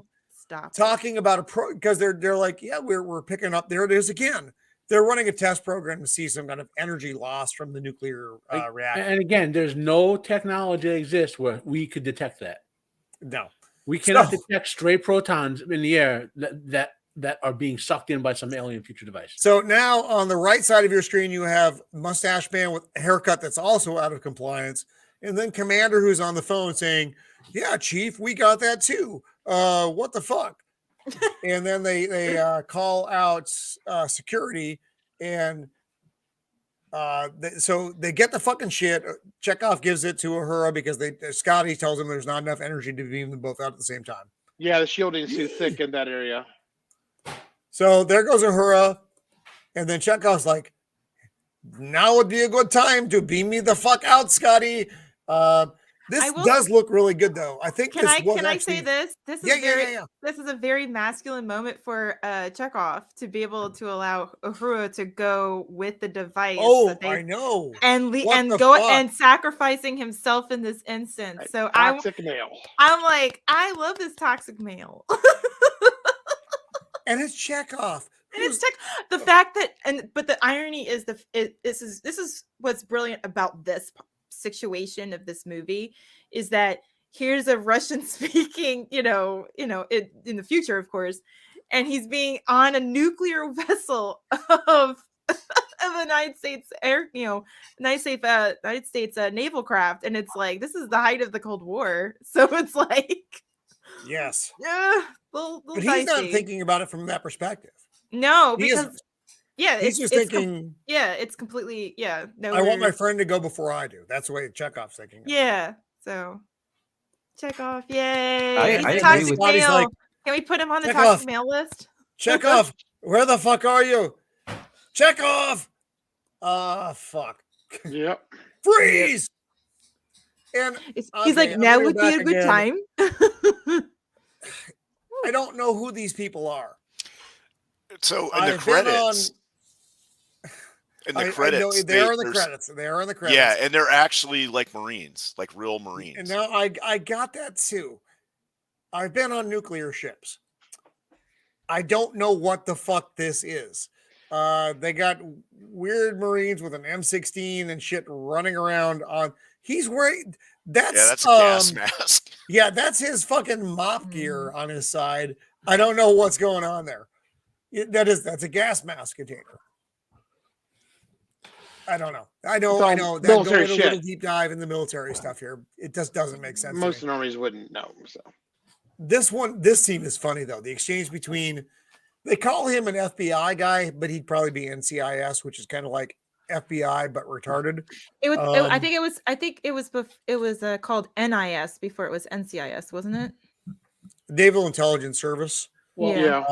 FBI is counterintelligence, so that makes sense. It would be an FBI guy. Yeah, if he's an espionage thing, not on the ship. It would be NIS back in the day. Actually, you wouldn't even have NCIS or NIS on a ship though. None of these people are actually on a fucking ship. They would take that motherfucking Russian off the fucking ship and go do it somewhere else. That's actually true. The point. They wouldn't up the movie, and I don't understand that. They wouldn't be questioning him in a control room somewhere else. Yeah, he's in a black site probably with things attached to his genitals. Especially with it being a nuclear naval ship. Aircraft carrier. Cold War, y'all. They put a bag over his head and ship his ass off to God where. Tijuana. So Chekhov's having this funny exchange with him and the guy, and the guy's like, if you don't tell me what, oh God, we're gonna have to let you go. No, he says that's what it was. If you don't tell me the truth, blah blah blah, soon we're through. And Chekhov's like, we are. Yeah. May I go now? And he turns to his friend. He's like, what do you think? He's like, he's a Rusky. He's like, of course he's a fucking Rusky, but he's like a retard or something. I love it. You couldn't say in a movie now. I missed that word. Yeah, you were. And then Chekhov picks up the Klingon phaser, and he's like, "Hey, I'm sorry. I'm going to have to. You need to let me go, or I'm going to stun you." And the dude's like, "Okay, fine, fucking stun me." And he tries it, but it doesn't work because of the nuclear, the radiation part of it. Yeah. Klingons really have shitty technology. Which is not good because that means everybody here has cancer. No way. Pretty much. That radioactivity. And so he throws it at the guy who gets distracted, and then Chekhov runs out through a hatch. I will say this: the music through this chase scene is hilarious.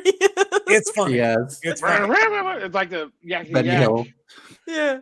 The music choices in this movie there's is really no way good. radiation would affect that thing. It would never. They wouldn't have a guard outside the door or anything. Just let them get the flight deck. That's what that'll happen. It would affect them, and the device collecting the radiation would also be affected. I just don't understand what's going on here. People are just laying down. Well, they're laying down because the Marines are chasing them. Yeah, they announced that they were gonna shoot or. I was in the military for 30 years. Literally, never in the course of my career did any of this type of thing, even in a drill phase, ever happen. I mean, to me, it makes sense because the soldiers need clear line of sight, and so all the trained sailors would get on the ground, get out of the way. The problem goes back to the first thing: is why are the Marines there? Well, are there? Okay, so the real question is: none of these things happen. These are all so many inconsistencies with actual. Is there an actual like group of, for lack of a better term, a group of Marines stationed on a ship at a port, Roman, or is that not regular? If there are, I have not seen them.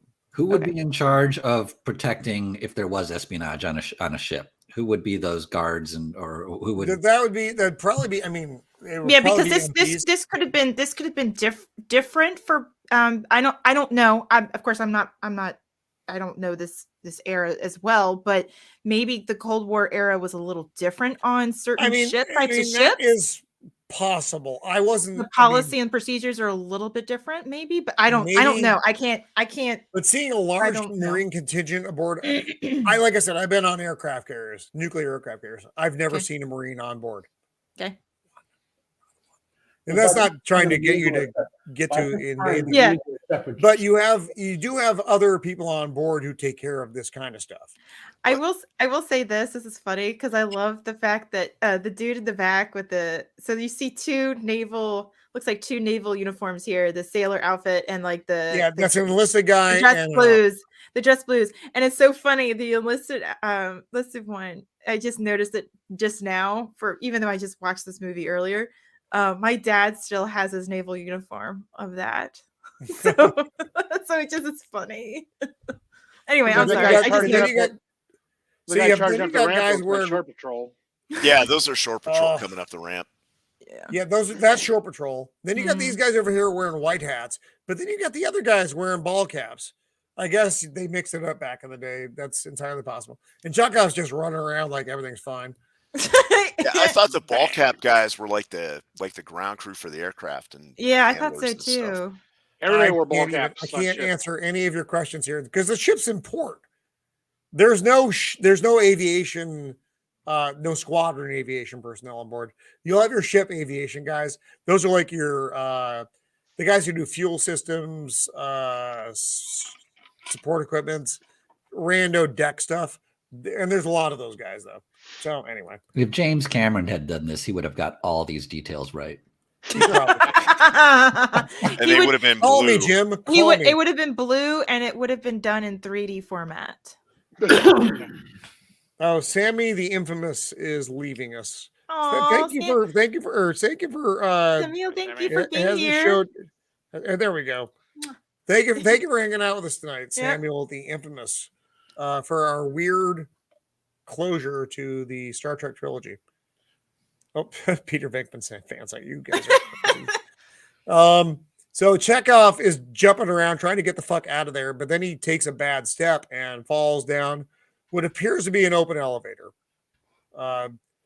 Though he would have had to have jumped over some stanchions to do this. That's fine. I have to let some things go.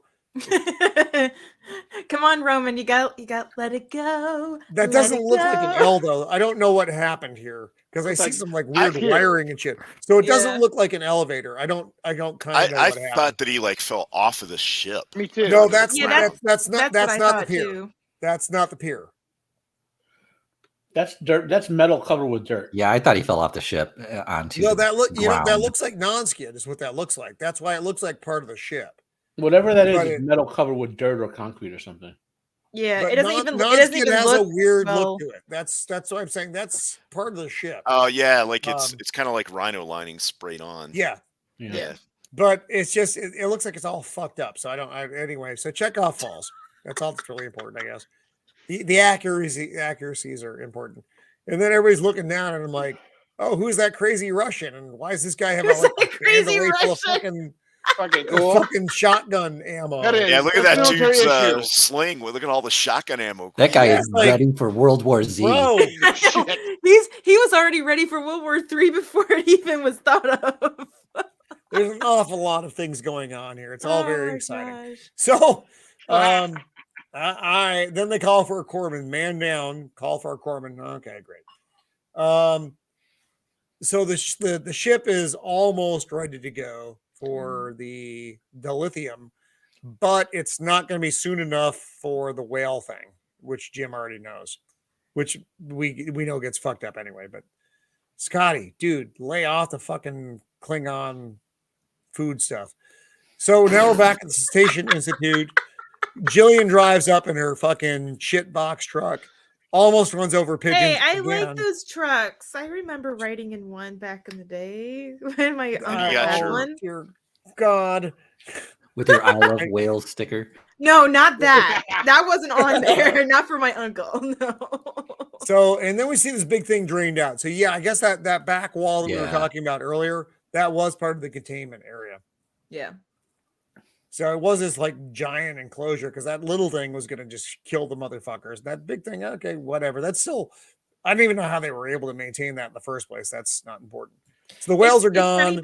It's not even very deep looking. Yeah. No, the whales are that size. You're right. What's going on with this guy? He's like, He looks like he's constipated. Didn't she like punch him or something? She slaps him. She slaps him.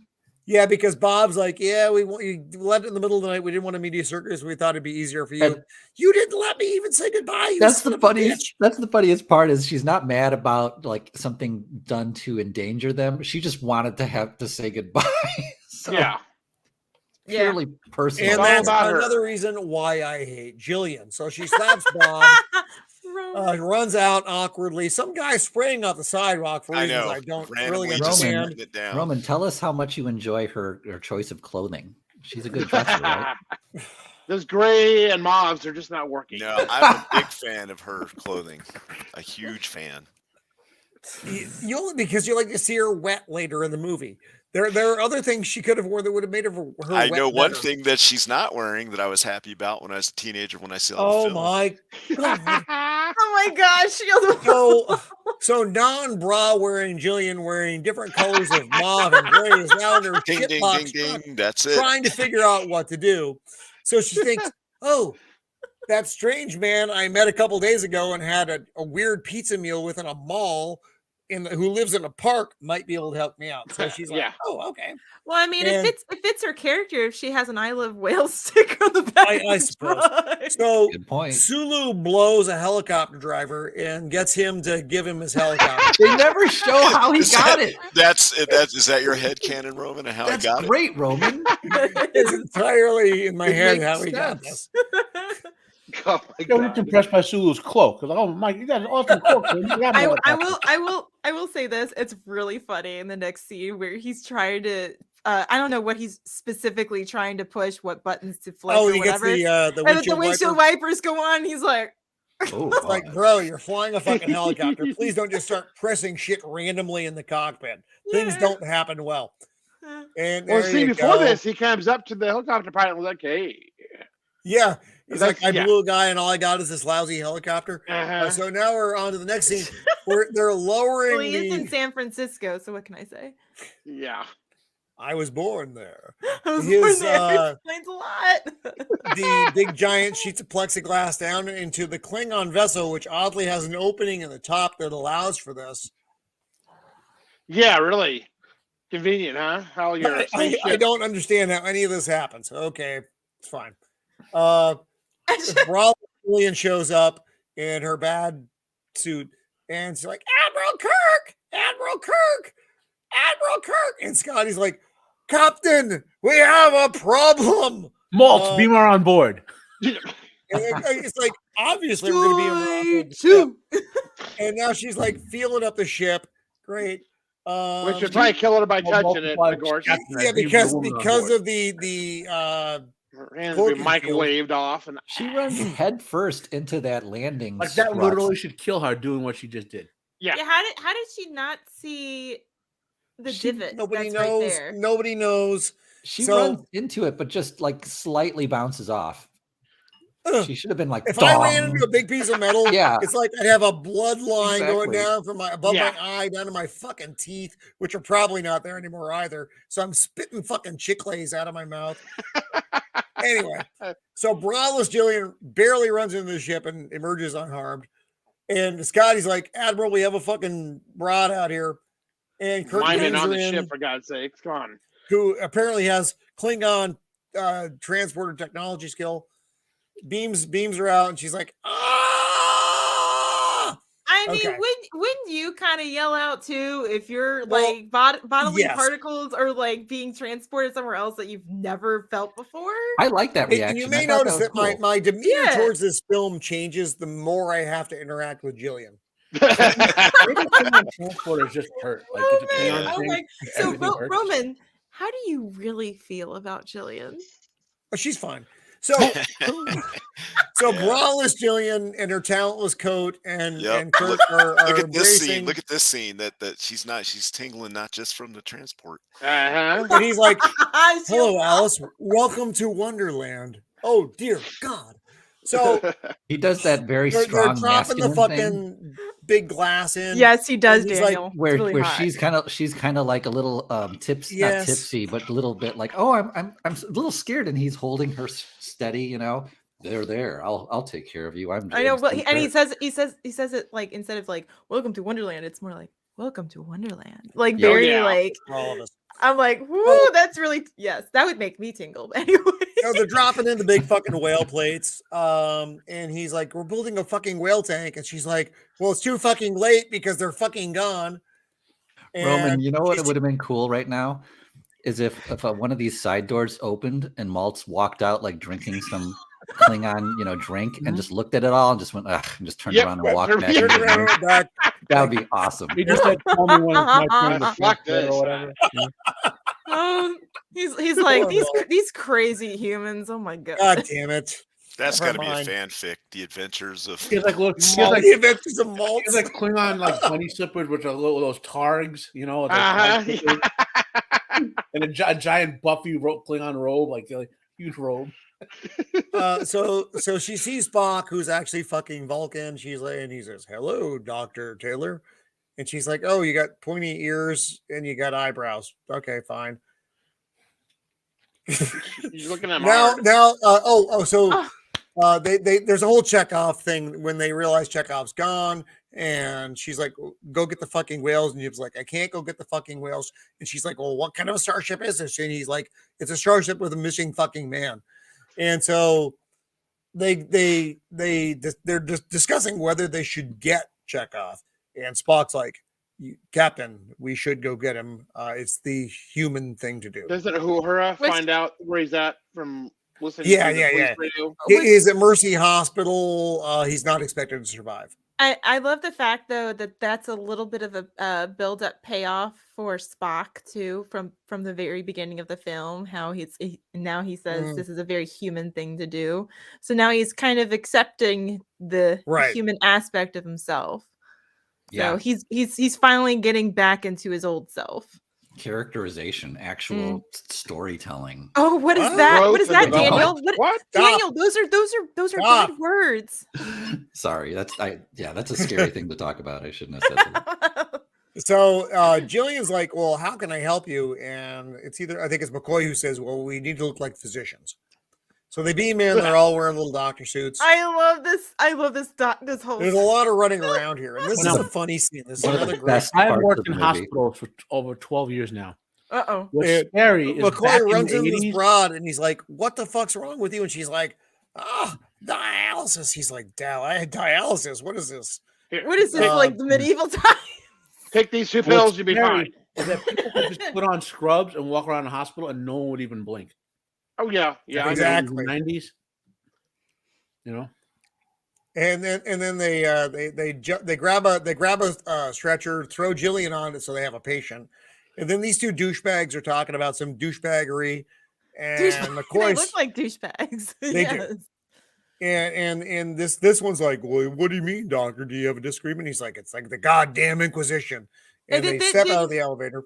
Weren't they talking about like some cancer patient too? Yes, they were talking about a cancer patient. And some kind of like that's why Bones was so cranky. And I love the fact that Kirk says he's having a bad day.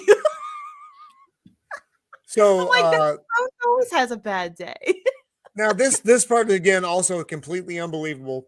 They throw Jillian onto a stretcher and she's moaning with post-abdominal distension or something, and the cops who are guarding a secure room just let them in. Roman, this is the oldest trick in the book. You can get out of a prison cell this way. You can get past police. You can get past guards. You just need a moaning prisoner.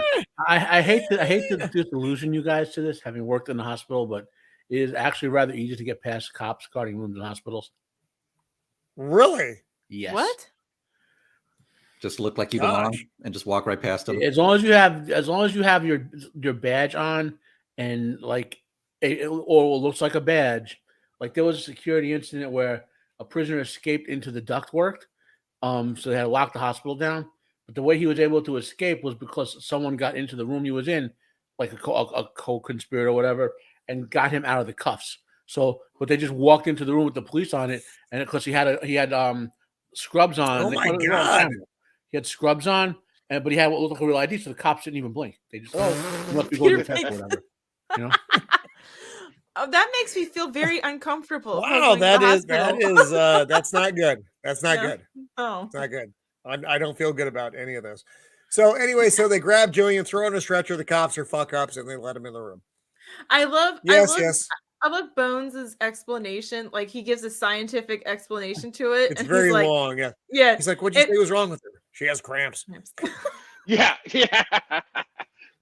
And then they get in there, and you got Bonesaw guy over here who's going to drill into fucking Chekhov's skull like everything's fine. He's a beta male and a fucking half. He was the beta male in the 80s, which is just amazing. And Bones is like, drilling holes in his head isn't the answer, man. Let me save this man's life. What's your degree in dentistry? Bones is half this guy's size and twice his age, and he could have kicked his ass. Yeah, totally. I mean, he was mentally destroying him already. Well, I mean, I shut the fuck up already. Industry, but that's what you have to do for cranial pressure. You have to drill. Yeah, you drill in and get that blood out. Yeah, I know. Well, not the way they do it in the 23rd century. That's right. He's got his little gizmo that can. So they lock them all in a room. He calls it medievalism. Well, in the 20th century, they could use a drill and drop some red matter into the brain to suck all No red matter. Damn you. So they lock all these assholes in a room. Bones makes some clever comments, and then they slap a fucking thing on Chekhov's head, which apparently repairs the artery. Jillian really takes on all this stuff pretty well. She just adapts to all these. She's just going with it. She's just going with it because she's like, I don't know what's going on. If I talk too much, people are going to think I'm stupid. So they move on. I mean, what can I say? She has the hots for Kirk, so she does. She's not wearing a bra. They had pizza together. She has a fairly strong jawline. Yes, that's almost got all the boxes checked. Kirk to I mean, Kirk kind of helps with that. So they slap the shit on Chekhov's head, and they're like, "Wake up, Chekhov! Wake up!" Chekhov wakes up, and they ask him questions, and he's like, "It's like name, Pavel Chekhov, rank." Admiral. All right, fine. Fuck off. You're awake and you're fine. So so now they leave the room. They got everybody on the stretcher, and the guy asks, "Well, how's the patient?" He's like, "Oh, he's doing fine." And he's like, "You came in with a woman," and Kurt and Jim's like, "One little mistake." And they run into the room. Yeah, nowadays they'd be like, "Okay, cool." and they find everybody locked in the room, and the guy's like, "They took the prisoner. And then it's fucking Benny Hill in the hospital. So they're all running. This is like Christmas music. That probably is.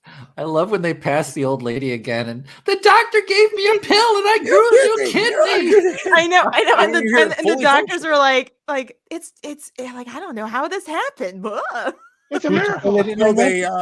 So they're in the elevator. I have to admire the fact that they chose police officers, or at least people to play police officers that are not fat police officers. Yes, they're looking sharp as ever. So. I'm just saying, I like a man in uniform. No, they look think good. These people could actually chase people. Yeah, they're not the building physically fit. So they jump in an elevator, but they close it. The cops run downstairs, and when they intercept the elevator, they're all gone because they beamed out. And that was a really nice scene as well. It was a lot of fun to see. Then why do they beam there and not straight on board? Why did they not beam onto the fucking ship? That's fine. That's a great question, Matt. It's very valid. I still hate Jillian. So they have a conversation in the park.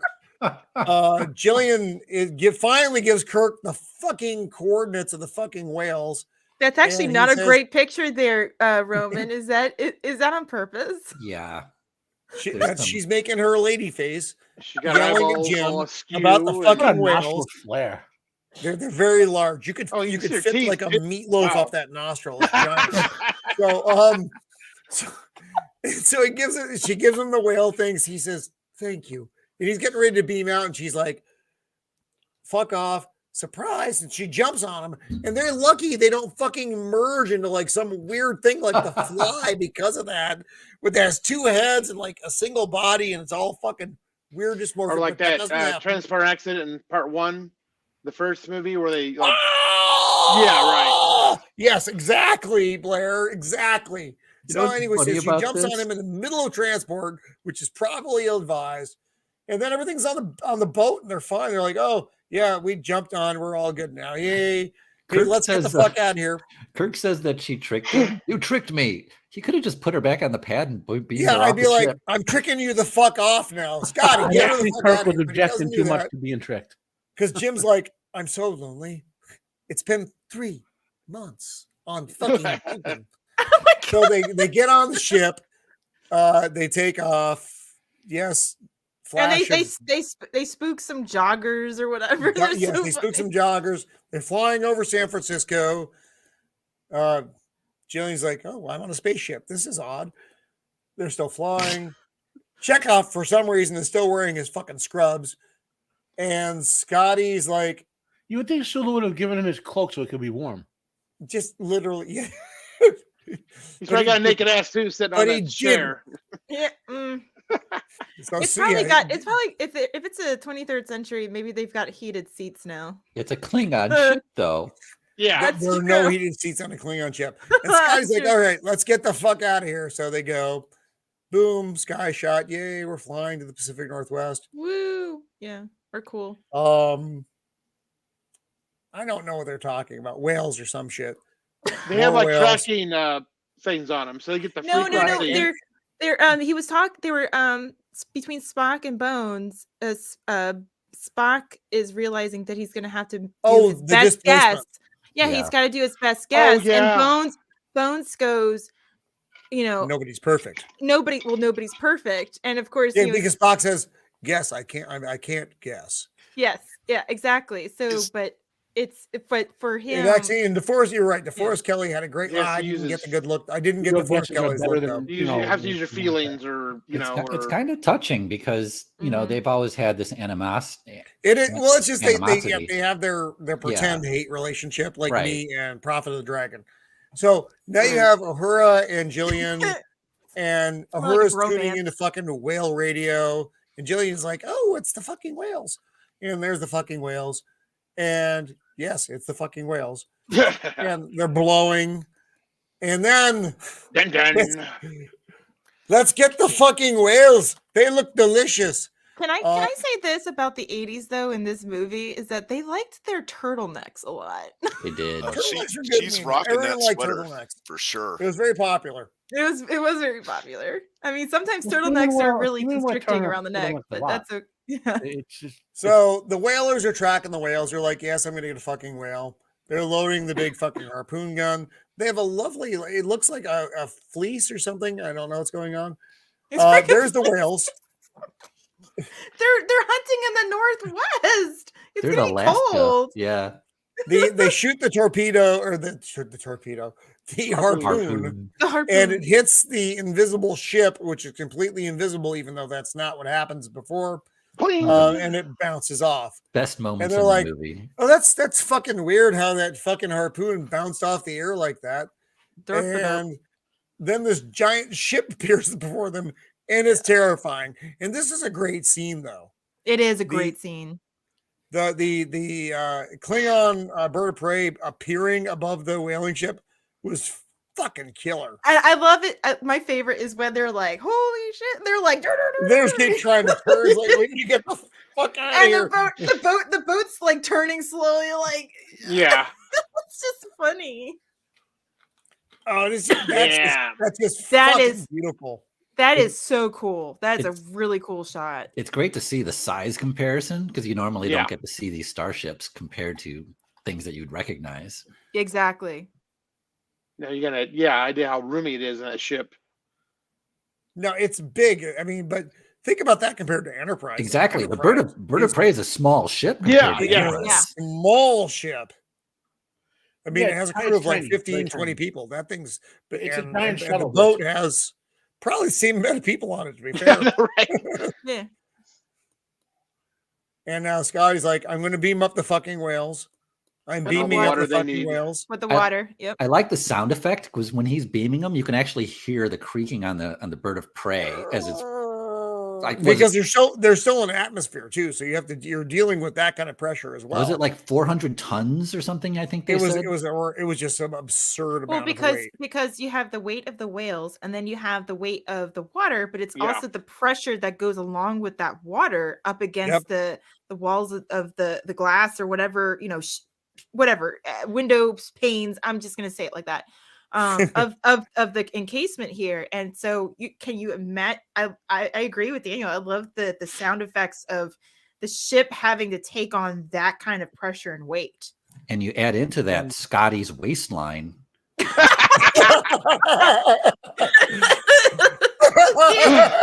Daniel, that's a bird. Oh my god! You think they'd beam Scotty a few times and slim him down a little, but Scotty's Admiral, there be whales here. I know. This is one of the most famous lines. Admiral, there be whales here. He's just so happy.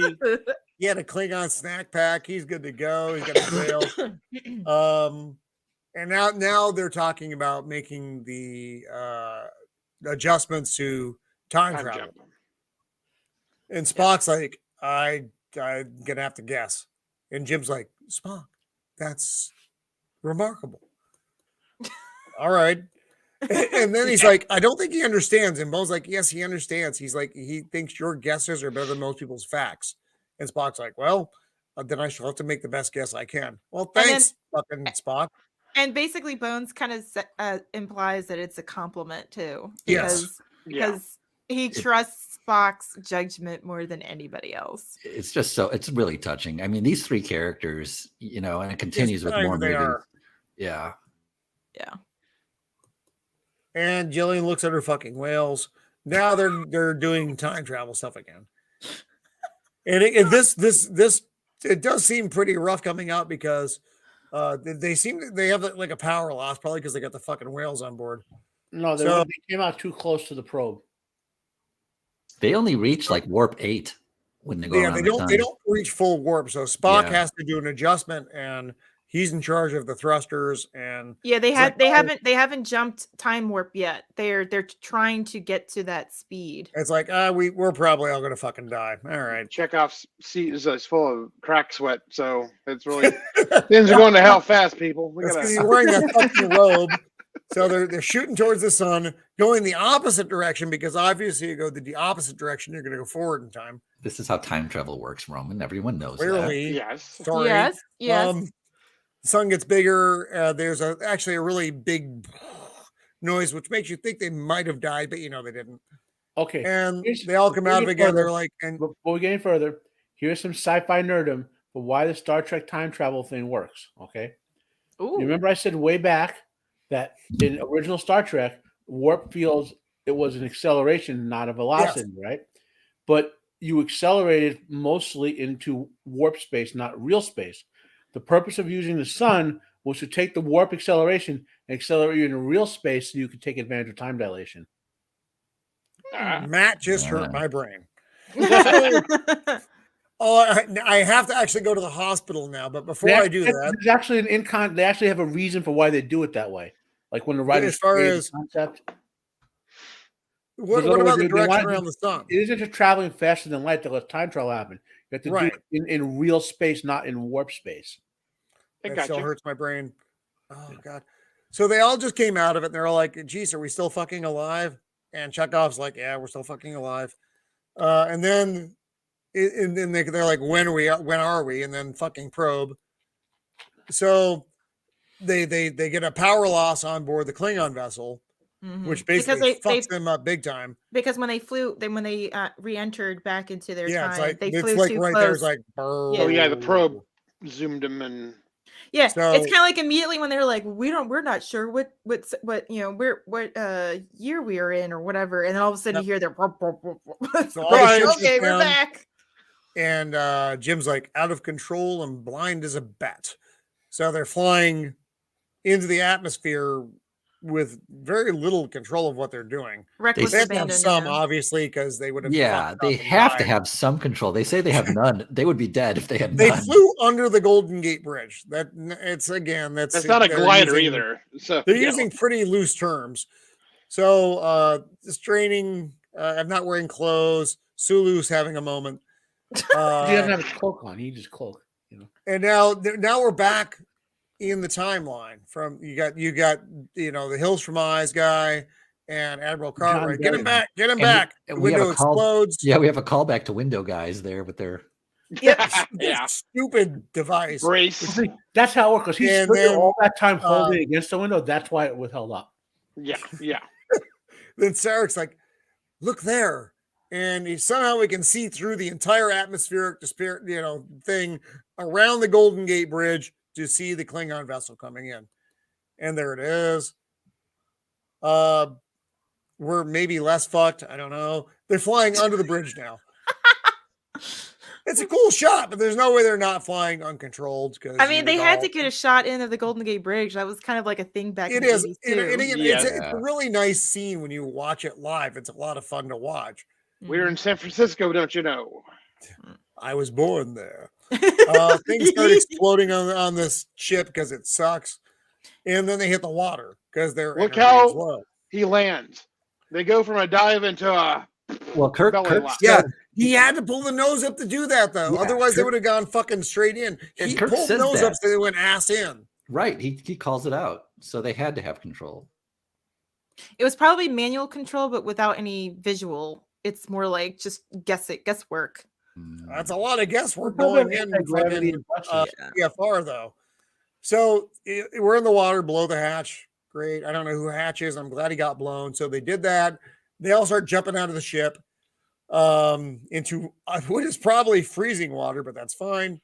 That scene is a little bit of a stunt scene because we have our main actors actually falling into the water.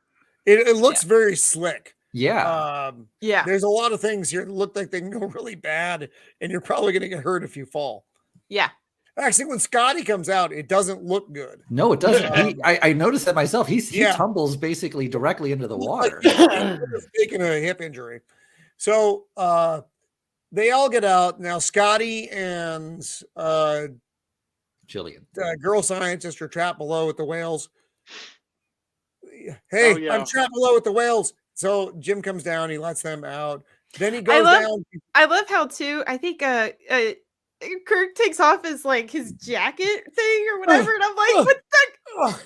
I'm like, you're already wet, dude. He's got a little blouse shirt on now, so it's all. Whenever his shirt rips, he gets the power up. Yeah, that's true. Well, that's true. Then he's pulling on this again, the magic hatch that opens up the top of the ship and lets the fucking whales out. All right, whatever.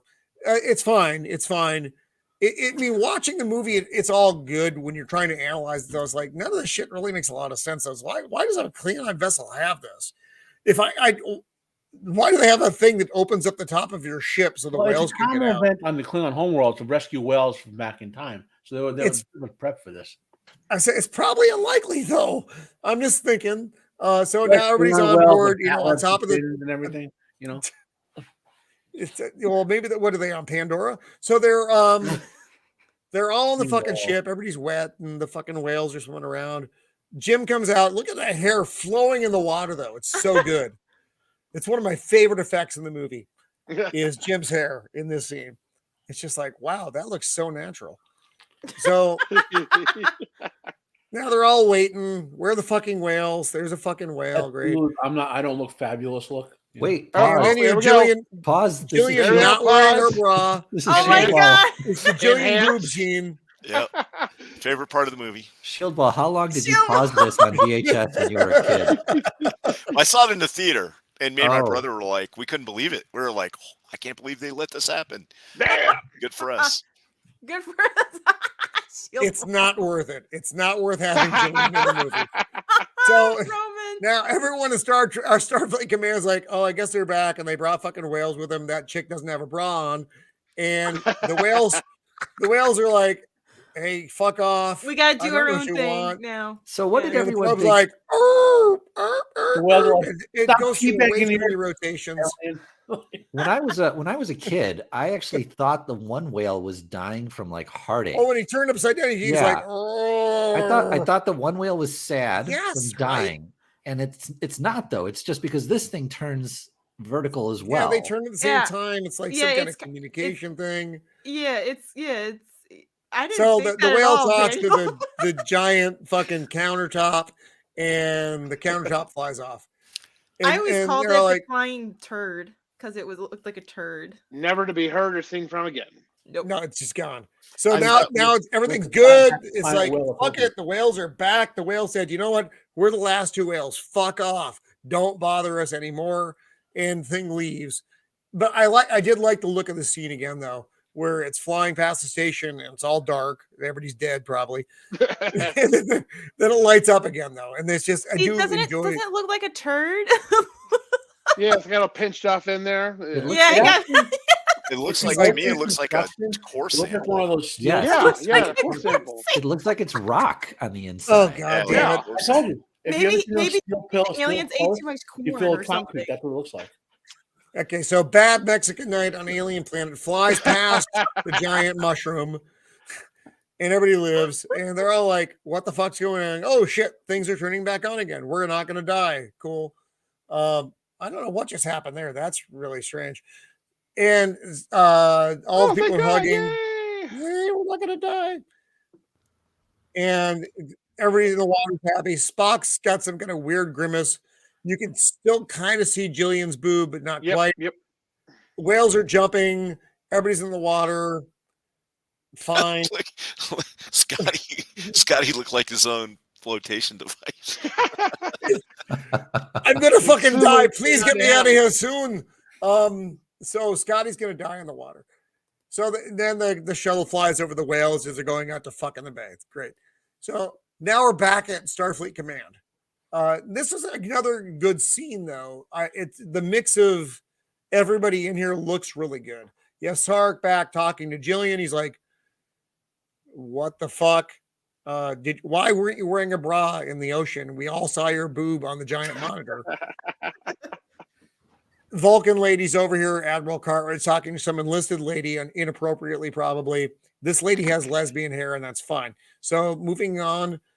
We're back in the council. There's again, you have the Andorian, you have a lot of good alien stuff going on here. I think it's the cat guy again. I kind of like the council scenes though, because it's really makes it very, for lack of a better term, diverse of what the Star. Well, it is. It shows you a lot of the Federation. Yeah. I like this scene a lot. Well, this is my second favorite scene in the movie. That's an awfully small group of people. Council. No, you're right. Given how large the Federation is, Don't they do a better council scene in Undiscovered Country with much larger? Oh, on Kinema? Yeah, I think. Yeah. They probably. I wonder if this is the ambassadors and like Starfleet personnel. This might be like a core member thing. Yeah, you see a lot of Starfleet people in if you look in the back row, there's more of them. I'm looking. Remember? Go ahead. It will, and maybe y'all can correct me because I'm not that deep in the lore, but during this type of timeline though, is it expected for the council to be this size, or is this unusual? Is this unusual size for this time period? It seemed. Do you see what I'm asking? Yeah. Because in terms of the Federation, because the Klingons are trying to get a peace treaty here, they haven't quite joined the Federation, and that's sort of stuff. They have a treaty. The Klingons had a treaty since the Organians. Okay, maybe it's like a subcommittee. This has to be like a subcommittee or advisory. It's like might be the military committee. I like the military angle because maybe this is the Starfleet Oversight Committee. Yeah, exactly. This is like a Starfleet thing instead of a Federation thing. Yeah, exactly. Well, because most of the charges are Starfleet. They're not. Yeah, they're military based. Yeah. So I love this though when Spock's sitting up with Sarek, and then when everybody comes in, Spock steps down to join them. This scene had a big emotional impact for me. And then the president's like, "Captain Spock, why are you there? You are not accused." And Spock says, "I stand with my shipmates." And the dude's like, "All right, fine." But you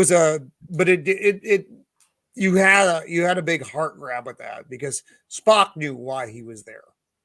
He was standing with people who saved him. Yes. Mm-hmm. And then they're going over the charges, sabotage, assault. Sue looks down there because he doesn't have his fabulous cloak. Yeah, he's all like bummed out. And then Spock, they talk about, Excelsior. I love Scotty's face when they mentioned that. He gives like a side glance. You're like, all right.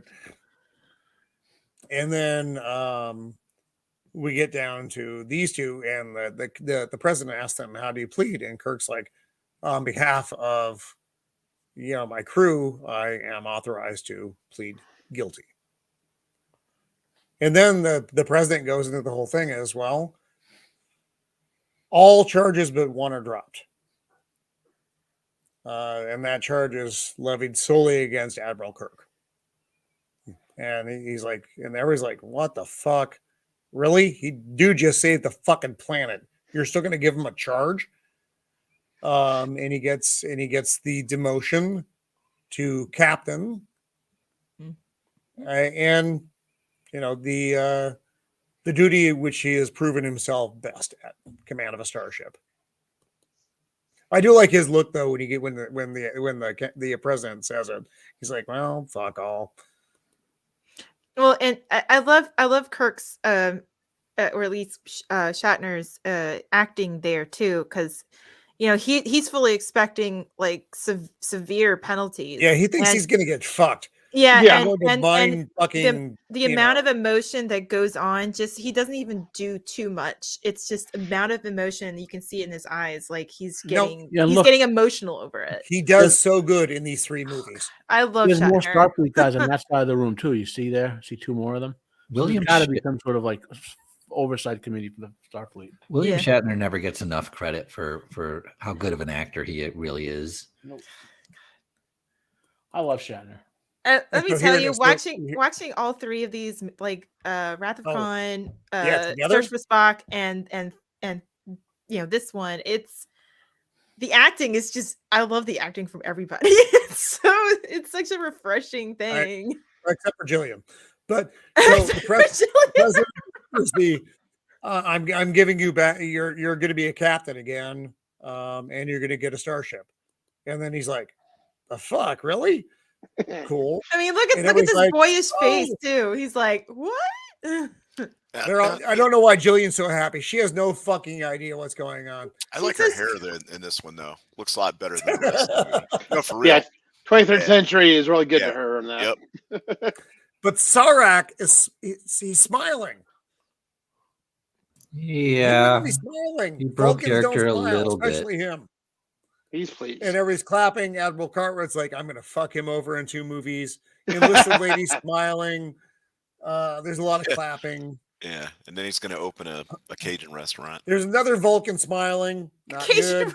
Are those Vulcans, though, is the question.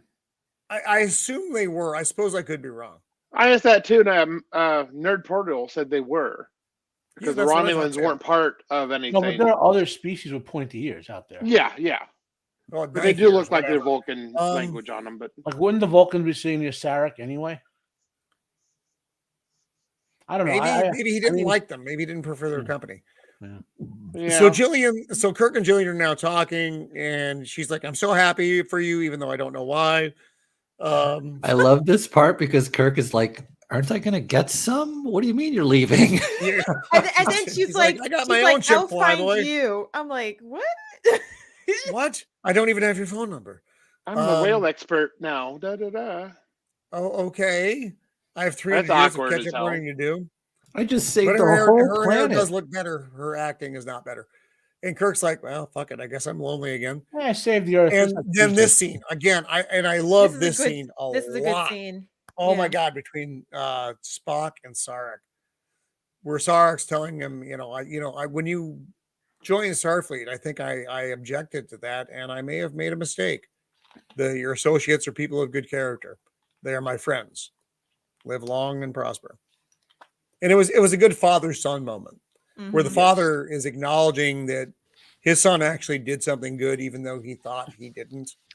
And it was very, knowing these 2 characters as we do, it was very touching, I thought.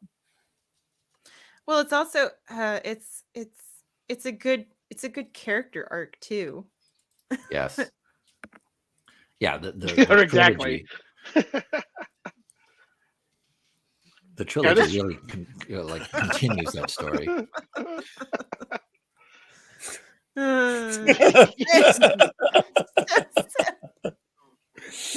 And then they walk out. They don't even say a thing to each other. They just walk out. And they walk out in sync. I love it. You walk now. You're back to the giant mushroom with 2 shuttles, one following the other with the crews on board. And I did love this scene a lot. So they're talking about their assignment because apparently no one talks to each other in Starfleet. This is not the way anything ever actually happens. And they're trying to figure out what they're going to get assigned to. And I don't think the shuttle pilot was in on this. Like, hey, we're going to get these guys to think we're taking them to this crappy ship. Yeah, to the Excelsior. Ew. Well, Kirk's like, we're going to get a freighter. We're going to get some like a garbage shower. Yeah. Over to see them because we fucked up. They're not going to give us a good assignment. We're lucky we're still in fucking Starfleet. And then Sulu's like, oh, well, I have my eyes on the Excelsior. And everybody's like, all right, fuck off, Sulu. Just shut the fuck up. Scotty's like, excuse me? He felt offended there. And then I think Jim says a ship's a ship. And then Scotty says, thy will be done, sir. And although Kirk is not wearing the right uniform, though. So he's wearing a captain's insignia with an admiral's jacket. That's just a minor nitpick of someone who notices such things. And then so they're flying towards Excelsior and everybody's getting all excited. Okay, well, I guess we're getting Excelsior. And then they keep flying towards Excelsior until they're over Excelsior.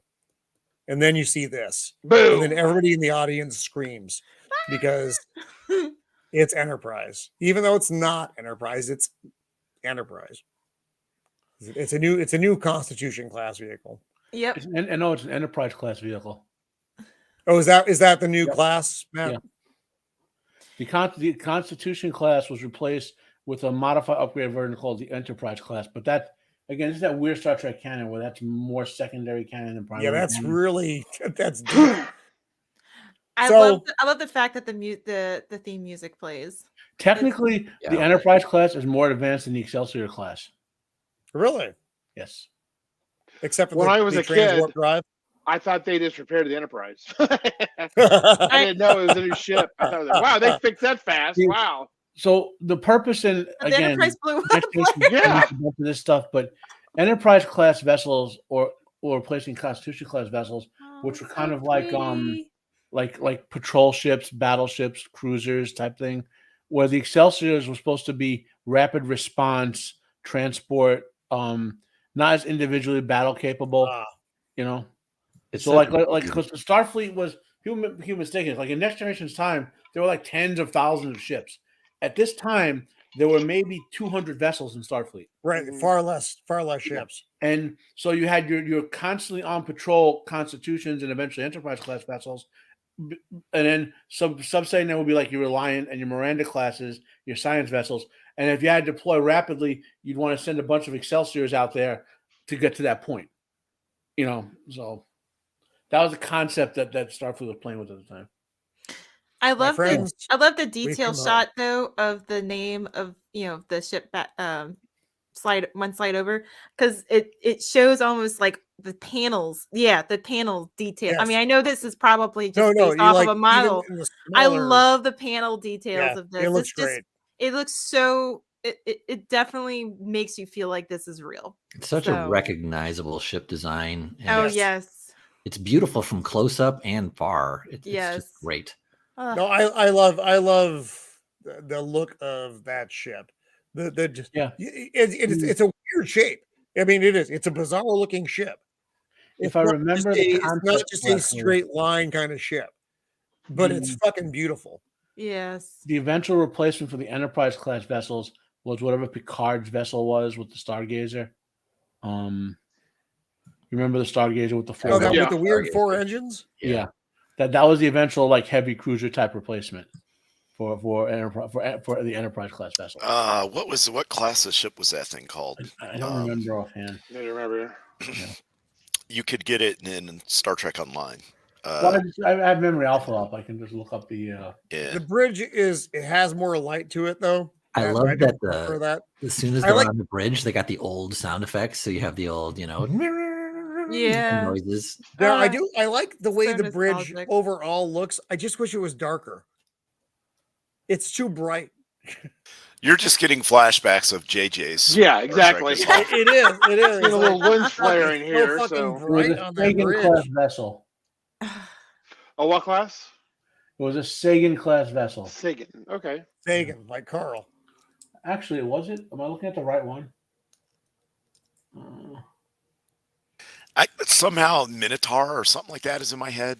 I'm probably wrong. Yeah, that's got to be Picard. I'll look up Picard. JJ Price. That's a good one. Not quite that bright, but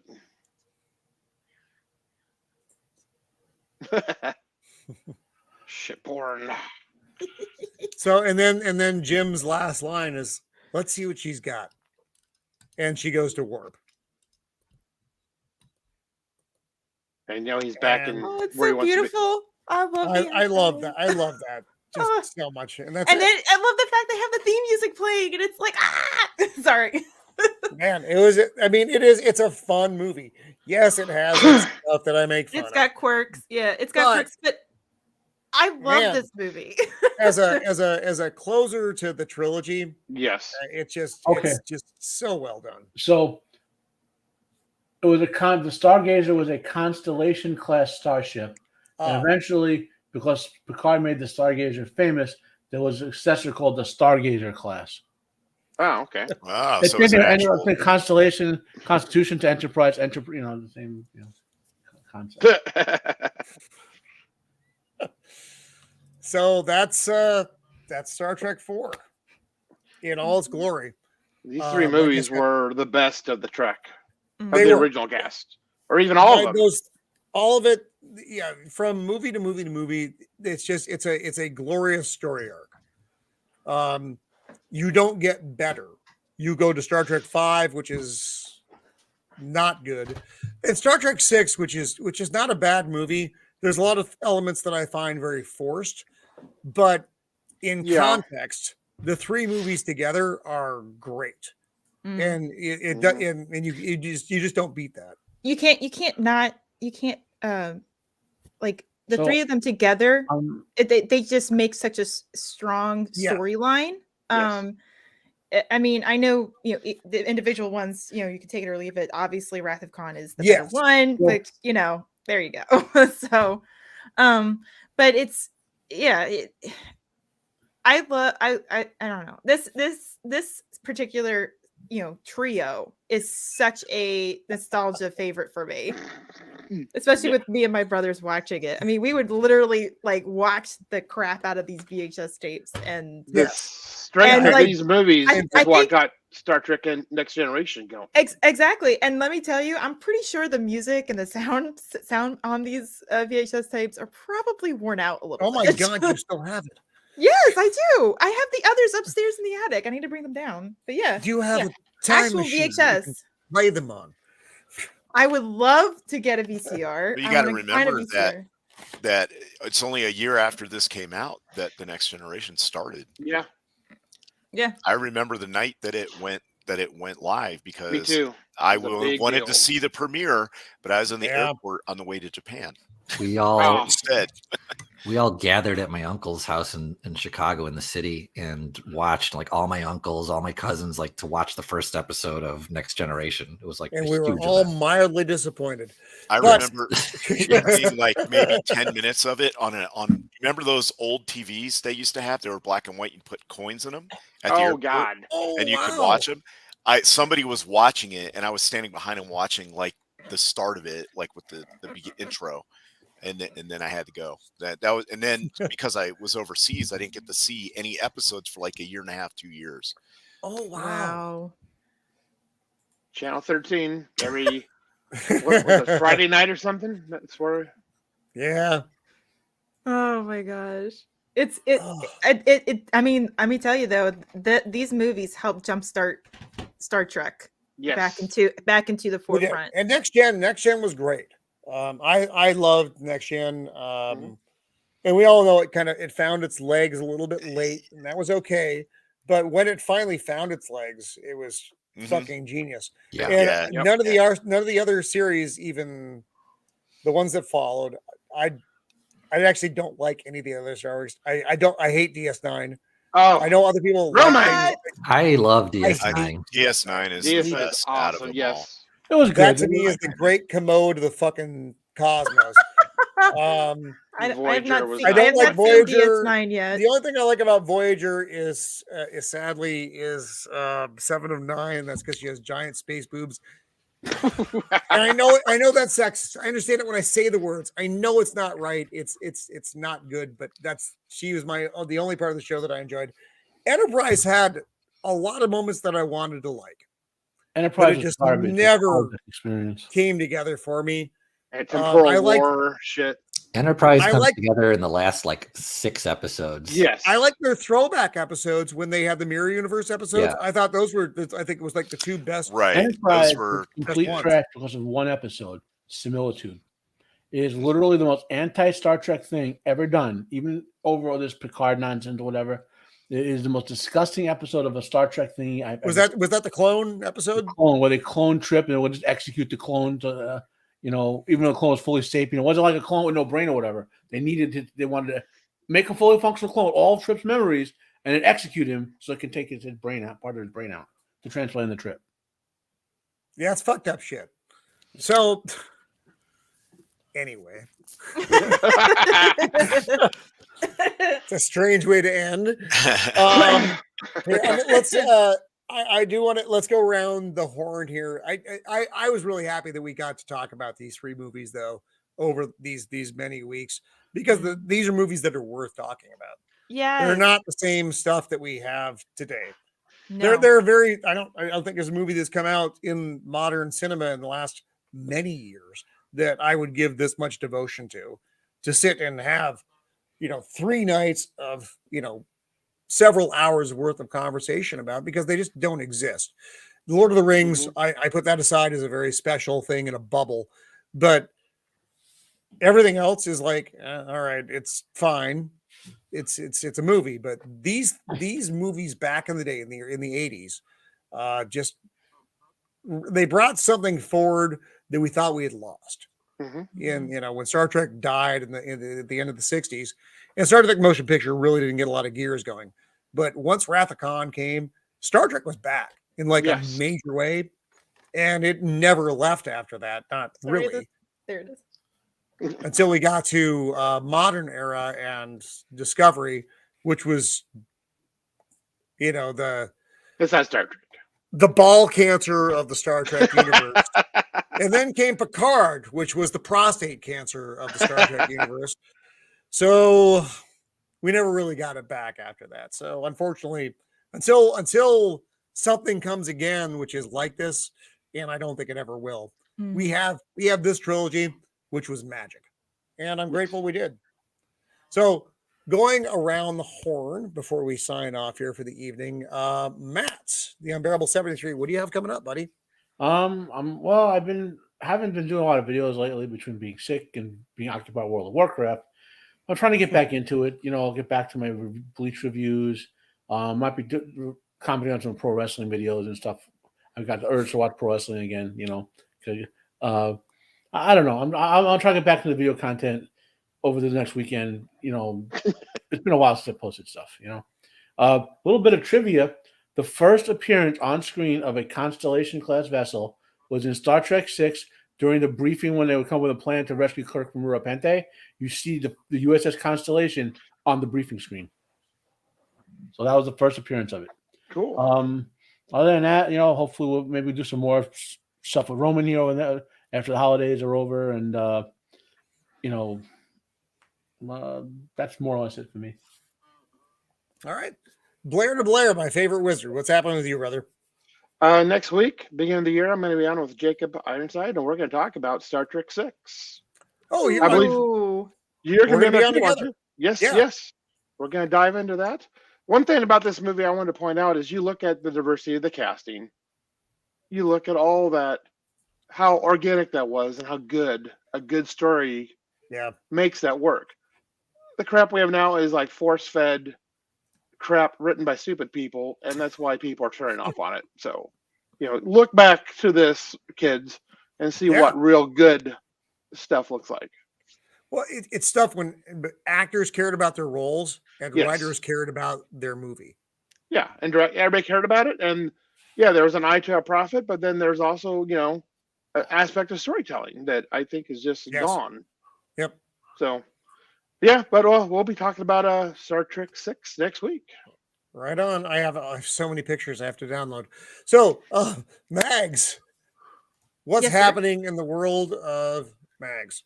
Well, as many of you know, I've not been feeling great. I've been having up and down moments. But hopefully I can be back on my feet with a lot of things.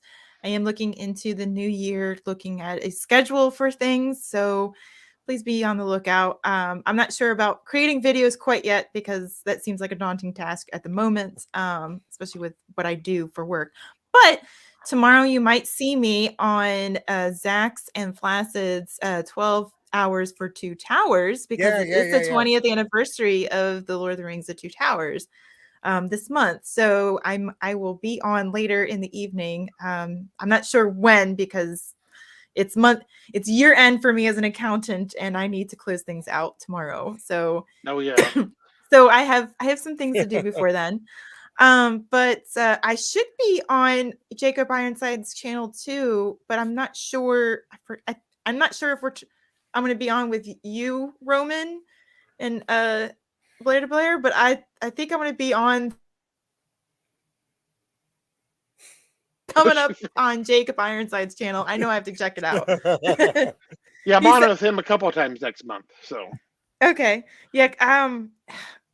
it was I'll have to look it up, but anyway, I'll be on with him talking about this putting me on the spot with this. I am going to look it up real quick. This is terrible. But anyway, I'll be on his channel sometime next month, and I will put that out there so that people will know that. But right on. I don't think there's anything else going on. I'm pretty much going to be kind of taking a step back a little bit so I can kind of evaluate what I want to do on my channel, as well as on my channel, and being able to spend time on these types of panels, because thank you, Roman, for having me on with these discussions. It's been such a fun, nostalgic ride for me to watch these movies again. I haven't watched them in years, probably since I was before I hit my adulthood. So watching it again, and especially with today's modern sensibilities and such and storytelling, I enjoyed it. I mean, I laughed at this movie like a giddy schoolgirl. All the details, all the stupid silly lines, even the dialogue, but the acting and the story and the plot and the characters that we all knew and love, that we all grew up with. I mean, you can't beat that. I mean, you can't beat that classic soul. It has a soul. It doesn't matter if it's silly or if it's got flaws. It's got a soul, and the soul still lives on, and you can't beat that. And whatever today's trash that they try to put out there, especially for Star Trek or Star Wars or anything else, you can't take what came before. That will still live on forever. So watching it again, it's just like, you know what? I can ignore all this current trash. So I could watch this like 1,000 times. I don't care. You know. Right on. So, anyway, thank you, Roman. No, I think we all agree with that sentiment. Shieldwall, my brother, what's going on in your world? Hey, well, I don't have a channel or anything, so not a lot. But thanks for having me on. I really appreciate it. Trying to I learned so much from like Matt and Daniel and Blair de Blair and everybody, and it's always fun having Mags on. Oh, thank you. Yeah, you always bring a like kind of a a new perspective, or a good perspective, like what's the word I'm looking for? like a healthy Fun. perspective. Yeah, fun, healthy, cheerful perspective. And Matt Plus brings the place the yep. And Matt brings the knowledge, the Mhm. deep lore. And Daniel always has some kind of great insight. You know, he might not talk a lot, but when he does, he really brings the oomph with it. And Blair de Blair, he's got a lot of good takes on things, and we're all old enough to have seen these things in real life, so like back in the day. So kind of bring that with us. But I appreciate you having me on here. I might be on the Two Towers for 12 hours tomorrow if Flacids need me. Okay. I don't know. I told them that if they needed somebody and they needed somebody, I'd do anytime, whatever. So I don't know. They haven't got back to me yet. They said they would pencil me in, but I haven't heard anything. So, which is fine. You know, they're going to have a lot of people, a lot of big heavy hitters like Mags. So. Oh, I'm not. Oh no, not compared to some of the people that they're bringing on. I know they're bringing on some, like, yeah. They're bringing on far more powerful people than I am. Yeah, I think they got some really big names lined up. So I think Chris Gore is going to stop by, and I think Robert Byner Burnett might be stopping by too. Right. Yeah, it's a pretty big deal. So it's a big one, and they're starting off at noon Eastern time. So I think. So anyway, go ahead. Sorry. Yeah. No. And so yeah, I may or may not be on that, but it'd be whatever time they need me for. I don't care, late at night, whatever. You know, even if it's for like 10 minutes, that'd be cool. But yeah, I enjoy being on these panels. I learn a lot. I learn from everybody on here. Which is why, you know, my inputs are she ain't wearing a bra. So, but, hey, that's important input. Yeah, well, yeah. And Kurt probably thinks so too. But anyway, so I appreciate the opportunity to come on here and, you know, just hang out. So yeah, thank you. Right on, man. Daniel. Hello. Daniel, the great mind of the interwebs. Shieldwall what else you got going on, buddy? Shieldwall should be on more shows because he has a voice for this too. He does. I don't have any upcoming projects, although I'm going to be starting a new video series, which will be Catherine Hicks all the time. So it'll be Jillian focused. So Roman, I hope you will join me and Shieldwall, and we can just review all of her parts and movies. Yeah, I'd be down for a retrospective. Cool. So that'll be coming up soon. So uncool. Thank you, Roman, for again the incentive to watch this. Because like everyone else, I love this movie, and it's been a while since I watched it, which is silly because it's always right there and available. And know, so many of these new shows, they're putting member berries and callbacks, and you can just watch the original stuff from the 80s, which is far superior. So why watch these mimicries when you got the real deal? So I love this movie. It was like a childhood dream come true to see this thing on the big screen. I was right at the right age. I think I was 11, and so yeah, it just brings back so many great memories, and it's a fantastic film. And the series is, like you said, Roman, this is the perfect trilogy.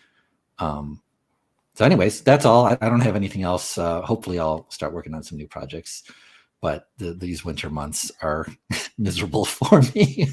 I'm sorry. Yeah, I tend to do my stuff outside because the outdoors, anyways, I benefit from being outdoors, and this is just like the most bleh time of year.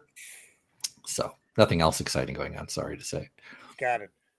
Well, I thank everybody on the panel who came on tonight so much for coming on. This was a big one. We've been going for kind of like 4 hours, and I'm probably in a lot of trouble. So please send help. But this is the kind of stuff that you do really. We enjoy talking about it so much because we're all very passionate about things that we love, and this is one of those things. There are the million other kind of splinter things out there. You have DC and Marvel and Star Wars and Star Trek. Star Trek is something that I care about an awful lot. J.J. Abrams obviously does not, but I do. So when we get a chance to talk about classic Trek and the brilliance of it and why it's so good, it's not just, oh, it's good because, shiny things and sparkly lights. No, it's good because you have deeply built characters who are all unique and all bring something to the story. And the writing of the stories themselves is very layered, and it's just very good storytelling. And that's something that unfortunately modern cinema has largely lost. So when we get to talk about the stuff, we talk about it and we don't hold back. And that's one of the nice things about having groups of people like this together, is we get to talk about this in a very unleashed version of our conversations. And I'm grateful to all of you for being here and doing that. To the chat who hung out for this kind of long stream tonight, you're all champs. So thank you for hanging in there with us tonight. It's a real testament to you, Roman, that people will sit through this long of a stream. 4 hours. It is. My bladder is in a lot of pain, so it's not good. I'm probably going to die. What do I have coming up? I am also supposed to be on the Flaccid show. I don't quite know when, though, for the Two Towers, which is my favorite of the three. But I don't know when. I'll have to check. Maybe I'm in there for a timeline and I just haven't seen it yet. Otherwise, I may be on Father Miller tomorrow at noon if he's back from his travels. On Saturday at noon, I'm on with PJ Maybe and the crew with the UK folks. On Monday, John and I are doing, I think, a closeout of the year for Mixtape Mondays. So many things. And then next Thursday, I haven't decided on a topic yet. And I usually actually have one in mind. I'm thinking about the important big graphic novels like The Dark Knight Returns, The Ultimates, Kingdom Come, Watchmen, and Watchmen. Putting a show together with that as what, I don't know. Maybe if people think it's fun, maybe it won't. Kind of the things that really have changed the landscape of comic books before everything took a giant shit. But these were the books in the modern era that shaped everything else you read. So I'm thinking about doing a show about that. Maybe I will, maybe I won't. We'll see how much more I have to drink tonight. But there will be a show next Thursday, either way. Even if it's just me winging it by myself, naked in the garage. We'll see what happens. So again, oh my! Thank you very much to everybody on the Tank panel stream tonight. when? You guys are fantastic. And thank you again to all the chat who hung in there with us tonight through this very lengthy stream. And thank you to Mrs. the Empire, who is probably going to stab me when I go into the house after I get done out here. Roman, you have a garage full of action figures. How does she not know this about you? I mean, you think it's okay, and then you do a 4-hour stream instead of a 2-hour stream, and you realize I may have a problem. So again, everyone, thank you to hanging out with us tonight. Live long and prosper. Please call an ambulance, and we will see you next week. Bye.